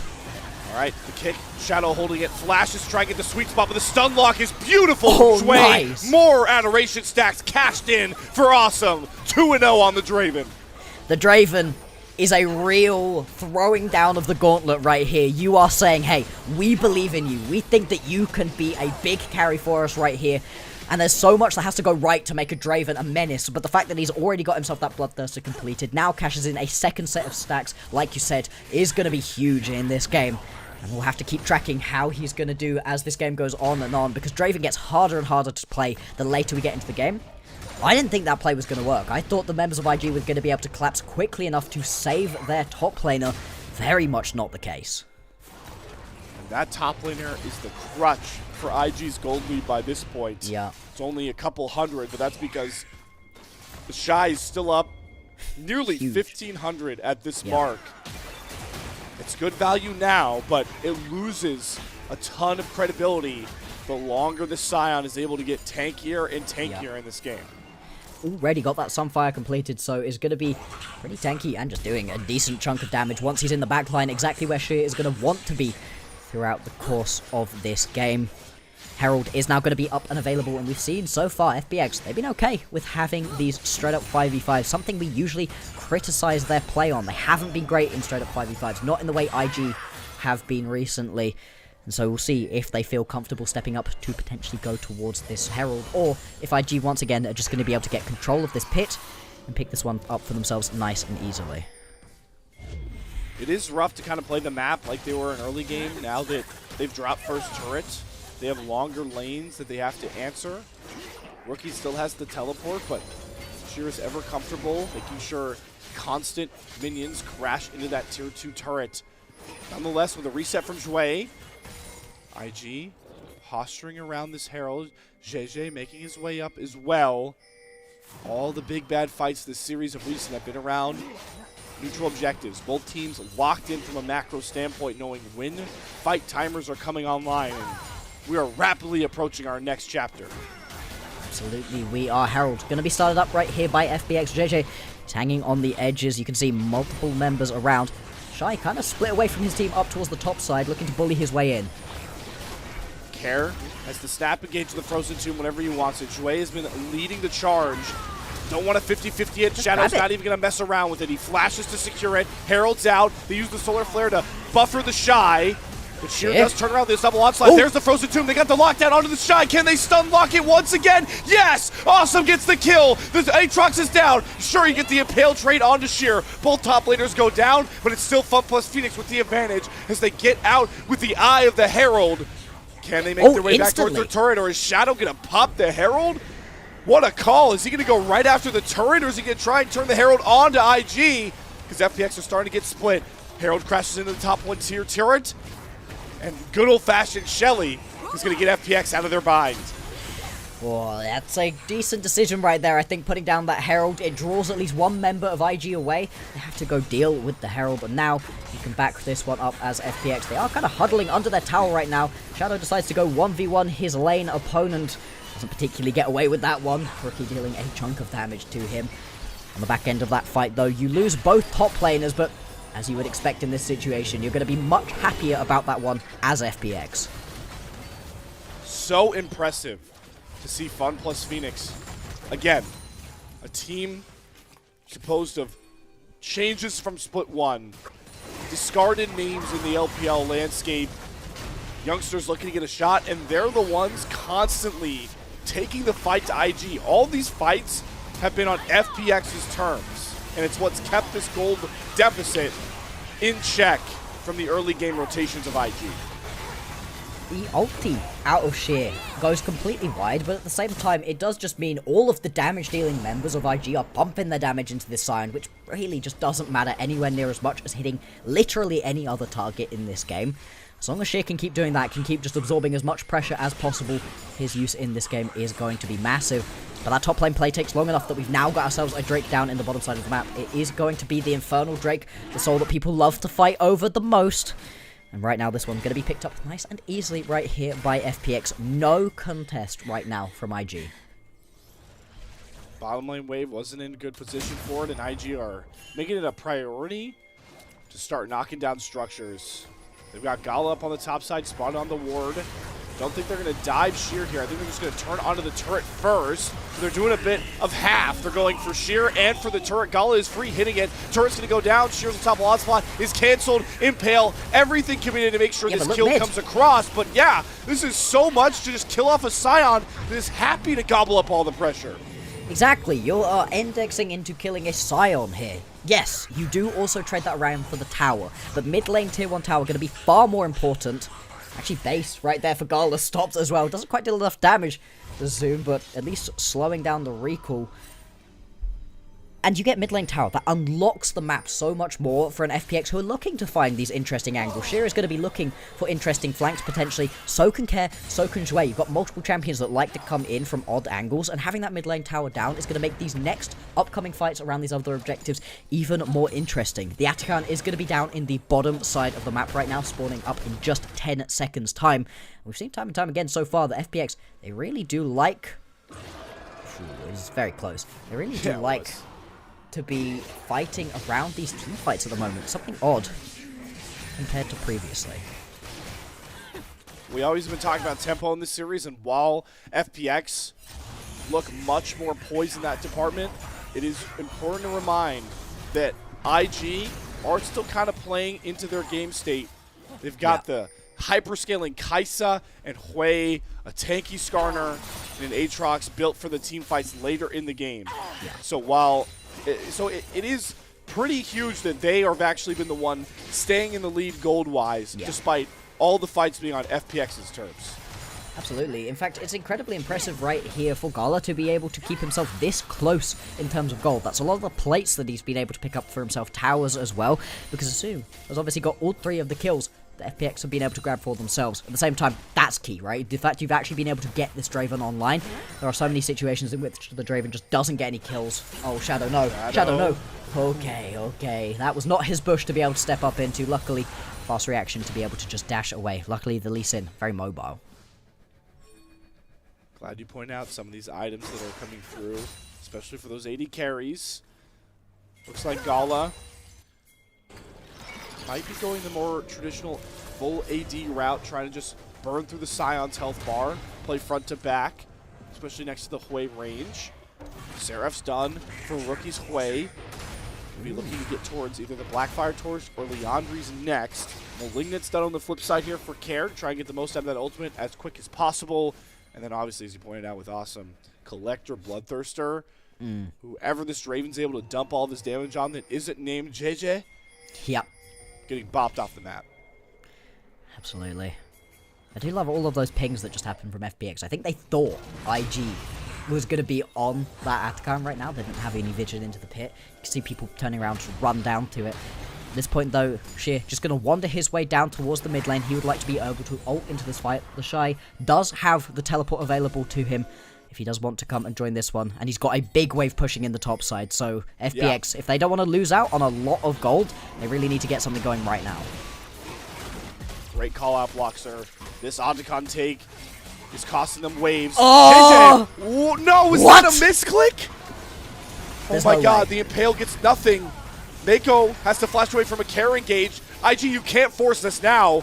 You've lost all of your engage, all your juice. Is JJ just going to try and walk into the Otacon? FPX is using a lot of respect They here. don't know They're he actually used gonna- it. Oh, that's right. They have no They idea don't the know he Impale's used off the it. board. It's a game of chicken, and JJ's going to win it. He gets the Otacon. Care jumps in a bit too late, and IG are going to try and lean into their range. Rookie going to churn a lot of damage out. And boy, are FPX completely clueless, not to their fault, that they had a free Otacon gifted over a misclick. Oh, that sucks. That feels so rough right there for FPX. How could they know? They're going to be so confused if they engage a fight right now and it doesn't come through. See the tower taking a good chunk of damage. In goes Shadow. Oh! The Oh! wall up the kick! It's beautiful! Gala goes down without even being able to blink! FPX are going to try and push out the rest of this fight, but their health bars are very, very low. They go using the Pop Blossom. Shadow, can he get out? No, the Multi-Fisher will find him. The turret, the only thing standing in the way is Shadow, who gets Joy! a massive sweet spot just like that! Giga Shine blows open the game! Quadra kill right there for Rookie. He was able to just get all the damage down. Ulti's coming through, flying. And the fact that that works for IG, the fact that you mess up with your ulti right there for JJ, and they're going to be able to pick themselves up the Atakan, a quadra kill right here onto the Quay, and turn it around to pick up a Drake. The game gets blown wide open for IG. What a series What? of events. I mean, Bloxer, this Lee Sin, oh my god. That's gorgeous, but he can't get back out again. And this is the reason that the Quay is such a big pickup right here. Watch Rookie towards the end of this fight. Right now, he's just sort of wandering around, not able to get involved. It's at the point at which he's now able to deal his damage. Just so much. He's so far away from this fight. He's so far away from this fight when he's able to bring down the damage. He's nowhere nearby. You can see the crowd goes wild off the back of that one as well. And FPX, oh, that's rough. Now down 3,000 gold with a composition that really needs to stay ahead early. They've still got ways to play, but oh. All I'm thinking through that replay, Bloxer, is how many times in the comps did FPX say, watch JJ impale, watch JJ impale. Like, we can't walk up to the Skarner, he's going to impale us. And they had no idea. They had no idea. It's now back. He's got it again. That mistake costs IG nothing. It never And left. in fact, What are you talking about? FPX don't know. yeah, that's true. That's true. They're going to watch back that one, and that's devastating, genuinely, that they don't know it happens. At the same time, it could well have been devastating for IG if FPX did just decide to go for the fight and think that they had the chance to go in. That fight's also so big for the Shy. That's exactly what we needed to see from him. Shui, Yep. getting caught right here. Oh, yeah. There's This the time the impale. impale's up. JJ uses it on his way. Just Pouring a dead. ton of damage into the support. The Leona will go down. No World Ender even need to be expended by the Shy as he gets another sweet spot forward onto Sheer. Gala and Rookie going to set up shop towards this red buff. It's another small advantage. And what you talked about going into the 1v1 Bloxer, and FPX were smiling. They were happy. Maybe the pressure hadn't gotten to them. But when you get to a game 5 against this group of world champions, MSI contenders, they will not relent. They will not give you a whisper of an avenue back into a game like this. This is why people were calling IG a super team when this roster came together. For good reason. I mean, they have stacked the deck in their favor. It's taken all 5 of these games to have FPX right here up against the ropes. From a viewership perspective, absolutely love that we get to see a game number 5 get the Silver Scrapes, but for IG, even with a victory right here, they're going to be pretty disappointed, and they're going to have to turn their sights on towards Weibo immediately. They can't look past FPX at this point, though. Yes, they've fallen behind. Yes, we needed more from Shadow to be able to carry them through in this game, but there's still a chance, right? You can still find that fight. These fights are very much going to be on if you can blow the Shy up first. If he's allowed to free roam through these fights, he's just going to be so strong.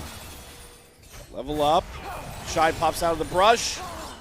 Lissandra pretty slippery, uses the rocket belt, frozen tomb, the claw, everything in the kitchen sink just to get away from the Shy. And you can see multiple members right now of IG hovering around towards this Baron for themselves. This is going to be the next big objective. Everybody's going to be looking towards that. And 1 minute 40 seconds until the next Drake is up. It's 2 Drakes apiece between the teams, so we're still not on sword point yet.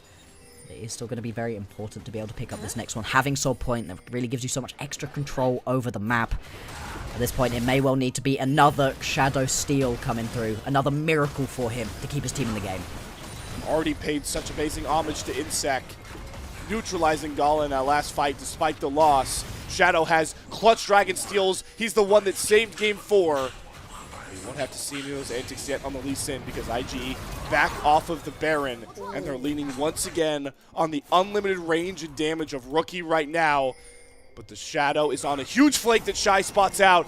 That would have been a big pain point. But now Shadow's caught, and he's getting surrounded. The troops are hunting. Oh no, Shadow. The W hits for the Kaisa. There is the Pop Blossom. They lock down Shadow. Great find for Mako. The jungler down. IG going for the Baron. Oh, this one, it should be over, right? It would take a miracle of a steal, maybe with a Whirling Death or something from Awesome, but it just feels like this one has run away from FPX a little bit. They tried their absolute best. They've given us a brilliant series here in the Split 2 playoffs, but at this point, it's all going to come down to 1 or 2 more fights. IG with the Baron right now. Let's see what they can do. I don't know if they're going to be able to crack open the base with this first Baron, but they should at least be able to get rid of the remaining outer towers that we can still see. It's all about going through the motions for IG and not panicking. But again, a roster of this many world title holders, they just know how to keep their calm in spots like this and not make mistakes, not over-aggressive, try and find the hero play like we just saw from Shadow.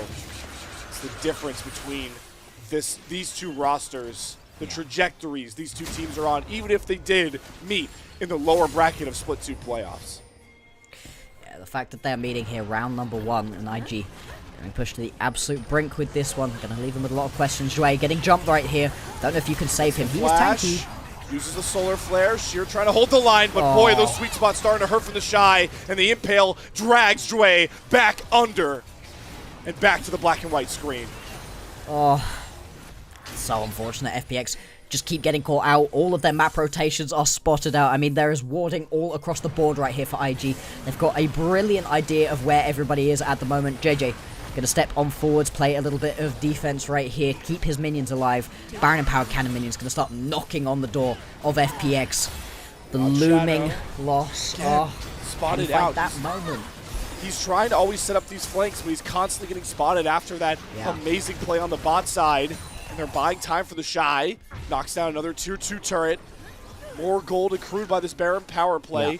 About 4,000 of the IG gold lead found in this last minute 30. But now Shadow's going. He's going after Rookie this time, but the stasis is perfectly timed, and JJ swings in. Shadow didn't have a shot in the world to try for another insect kick. IG have the number of FPX right now, and they want to end this series here and now and claim their first playoff series win of 2025. And they're going to be able to take the mid lane inhibitor. They're going to be able to push towards the top side as well. Take this tier 2 tower and just keep on pushing forwards. You can see why Shadow went for Rookie right there. He does so much damage on this Hwei. That game 5 pickup once we're down in the bottom of the barrel of these champions. Well, right now the Hwei looking brilliant and the stasis so big. Sheer trying desperately to defend his tower. Awesome too, but I just don't know that they're going to be able to.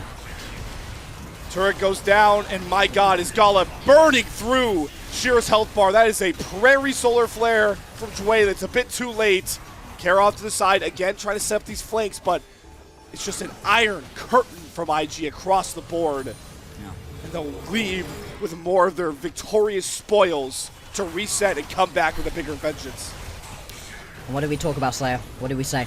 It's these late game fights where IG look best, where this composition really comes online. Well, that's going to be the 3rd item now completed right here for Rookie. Got himself a Void Staff, so even Sheer and Jue are going to melt in front of him. And the damage, it really is here. All of the item breakpoints have been met right here for IG. They've got themselves a 10,000 gold lead. They're on soul point right now. 2 minutes until that Drake spawns. 2 minutes 30 until the next Baron. If FPX step up a little bit too far, IG, they might not even need any of these extra bells and whistles to be able to end this game. It is all in control of Invictus Gaming, a team that's been under some of the most scrutiny of all of these rosters in the LPL. You talked about it. Split 1, they go out with a murmur. Okay, they go down to the Grand Champs. Yep. This time round, they get smacked around by BLG. They have to go the distance against FPX, but all that matters is winning. All that matters is surviving and going one series at a time. And IG are just one more big fight away from a date with Weibo and continuing to control their destiny, looking for another MSI. Yeah. Potentially LPL title here. Can FPX make the stand, make the hold? They've cut down the minion wave. They won't lose their last inhibitor for now. Look at topside. They just lose that top lane tower to these super minions. I mean, FPX, they are getting run around the rift right now. This one feels almost as good as done. Like you said, IG, they just need to close this one out. Here's the last stand. All right, Kair's going to flash, gets the Frozen Tomb onto Gala, but he has a GA. That's not the right target to go for. Instead, Shadow is the one with Rookie, but he hits the clutch fear. Shadow misses the Sonic Wave. Shadow is going to go down. Daylight has shown over all of FPX. They've lost their shadows. They've lost their will. They've lost their way. And IG have just a Nexus turret standing in the way of glory in a round 2 matchup with Weibo Gaming.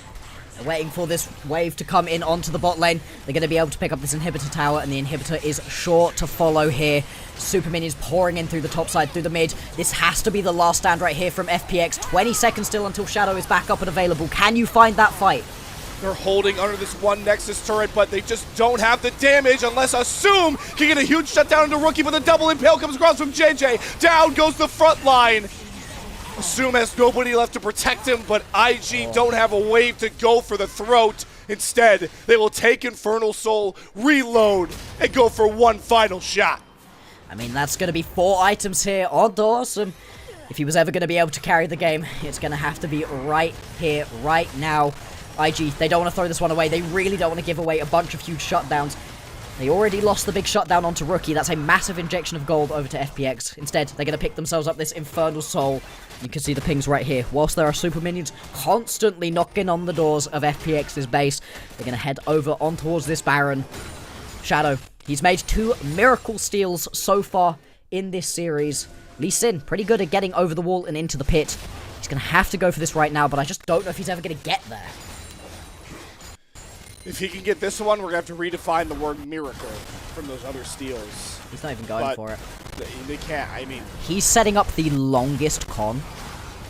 He's hoping right here. That's a good... Yeah, he's hoping... How long does he sit in this bush? You're thinking, right? They take the Baron, and then they're going to push... Someone's going to push through the top side of the map. You've sent Assume to go be juicy bait. Unfortunately, nobody's going to fall for it, but at the same time, I feel like at this point, Shadow, you kind of just have to commit to this one. The other option was go try steal the Baron, and he didn't try for that. How long will Shadow sit in this bush? I mean, by definition, 2 items. Desperation. But these are the places you have to go for, and as you called out, I don't think a single member of IG is going to come near this brush. I'm just watching the map to see who comes up towards this top side. Longer con? He needs to be careful stepping through his own jungle, because that's pretty well warded. And the now he's spotted. Yep, there it goes. There's the ping. They're going to collapse on him immediately. Maybe he lives? That's the best you can hope for in this situation, is that he gets away. He does. Okay. Live to fight another day. Ooh, another day? More feels like another minute. Yeah. Less than, quite possibly. Baron empowered super minion is going to be pouring in. Inhibitor does respawn, but that one is going to be taken straight back down again. And there's more to follow through the mid wave, through the bottom wave. This is FPX's last stand, possibly of the entirety of split number 2. But Shadow is put up on a silver platter. You can't blame him. He has to do something to try and set his team up to carry, just like he did in the other 2 wins for FPX. But the writing is on the wall. 2 Nexus turrets, 4 members of FPX. The only thing standing in the way of their season crumbling. They use the Frozen Tomb, everything on the Gala, but again, he has the GA. He's fine going down because Rookie stands up tall. It may have taken all 5 games, but World's Championship pedigree is a different breed, and IG churn it, artist it, and win 5-game banger to end FPX's season. FPX, they gave us the absolute best showing that we could possibly hope for from them. They should be damn proud of themselves for how they've performed in split number 2. But you said it best, Slayer.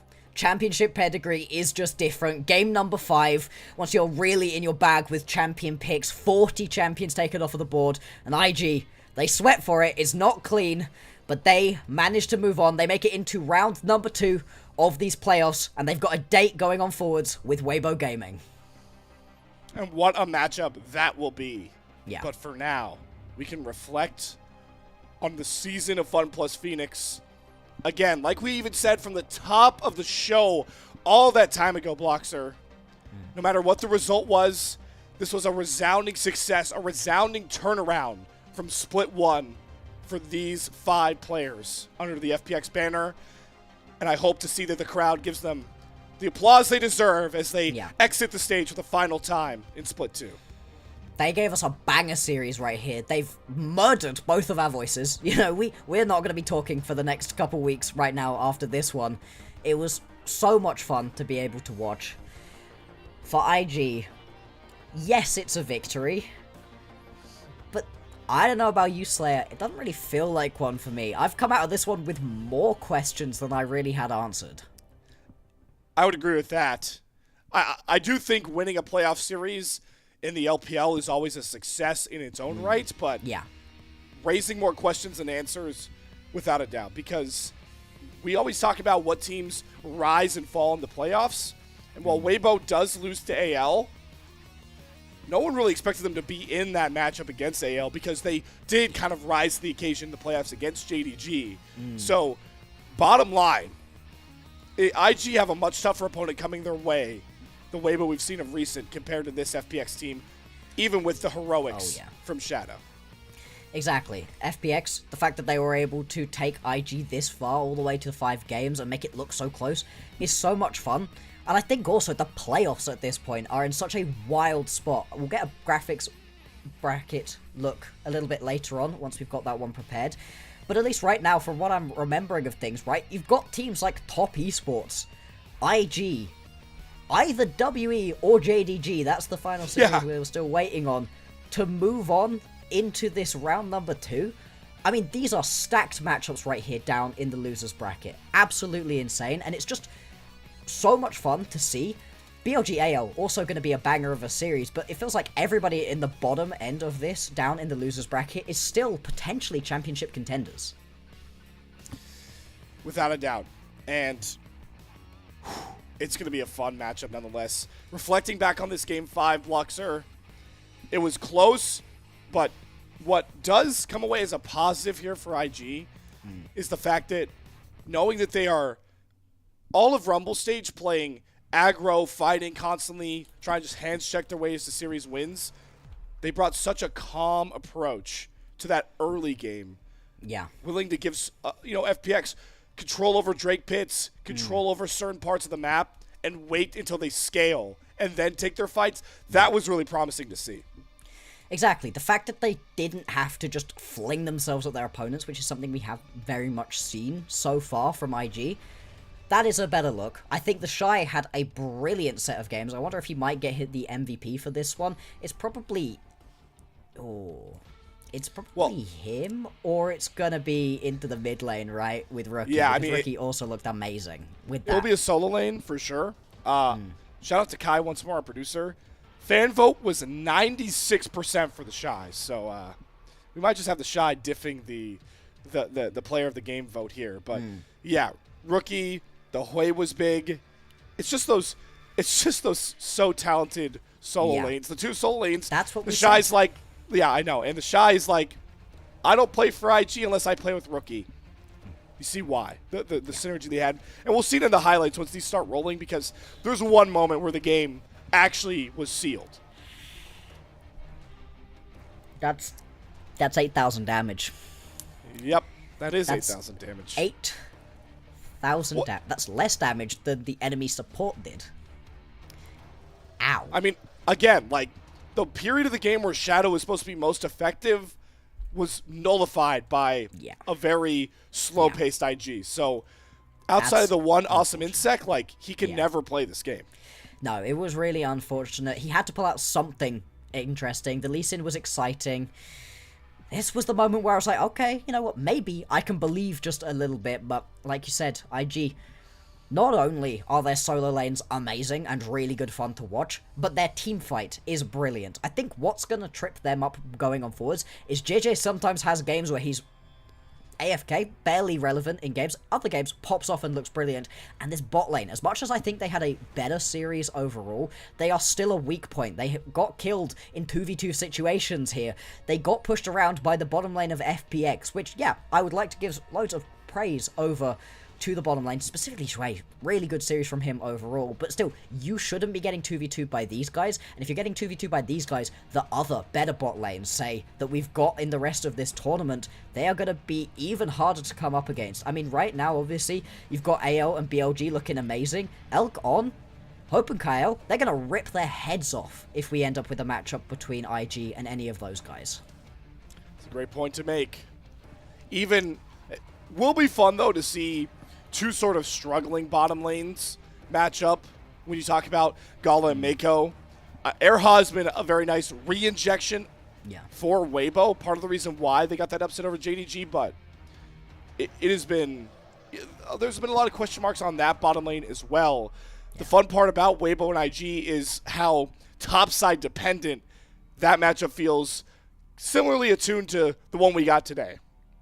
Yeah, exactly. It's the way that in this situation, you gotta think about your top laners as not islands anymore. The top lane isn't an island in this situation. But I think also, when it comes to the top laners, I think it's the fact that the Shy shows us an amazing Aatrox performance where it really pops off on that one, finds big advantage for himself on things like the Aurora, even though they lose that game, and is also sick on the Ornn. You know, the fact that he's able to play in so many different ways, that's somewhere you can play against. I think all of the top tier top laners that we can talk about has to include the Shy, as it always should. That conversation always should include him, and he really is showing that at the moment. But yeah, I mean, if your bot lane's falling apart, how much can your top and mid lane really do to carry you through? In this game, the answer's just enough, but we'll see going forward. See.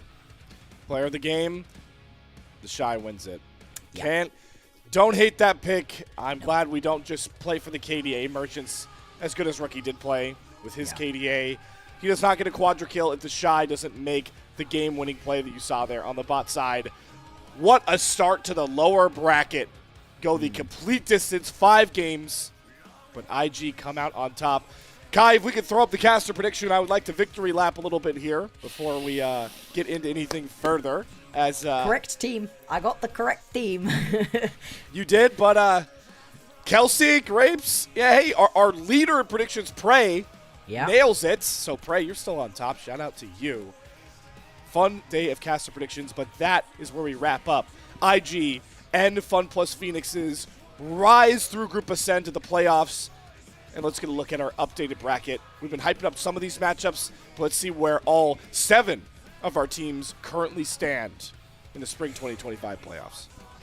Next matchups that we're going to be seeing, we've got BLG AL in that upper bracket final. Like I said, they are 1 series win between the 2 of them away from making it all the way to those grand finals. But before that, we still need to see WE versus JDG. Now that one should be really exciting. JDG, Weibo, they went all 5 games. It was an absolute banger. JDG, they're going to have something to prove moving on forwards. WE, they get dismantled by AL. They look like, of the remaining teams, probably the weakest left up. But hey, I don't know. I kind of believe in the monkey diff. Another matchup similar to ours where it's one up-and-coming jungler that a lot of people are hyped about their future. Yeah. Shadow, in this case, for our matchup, versus a veteran, you know, a world's international contender in JJ. You switch it down there. You talked about it. Monkey taking on Kanavi, filling those 2 separate roles. That will be where LPL English goes next. But we are going to start wrapping up a very long day, night, wherever you are, across this big blue rock. Again, congratulations to IG. But we have one bigger congratulations and thank you, more importantly, to give out here. Thank you very much to our elite coffee supporters, Aaron Soup, Mong, Force Without, and owners of a Silmaril. I think I got that one right. Owners of a Silmaril. There we go. The newest elite coffee supporter. Their pledged financial contributions help level up the broadcast and give back to the cast and crew who strive to give you an English LPL product every single day. Big final shout out to our elite coffee supporters, all you that tune in and stick around through the absolute banger, the cinema that was Invictus Gaming 3 over FunPlus Phoenix 2. We'll be back in action to continue to fill out the lower bracket tomorrow with JDG taking on WE. But for now, that is all in it for myself, for Bloxer, for Kai, our amazing producer behind the scenes, and all of us here at the LPL English. We'll see you back in action tomorrow for more hype playoff matchups.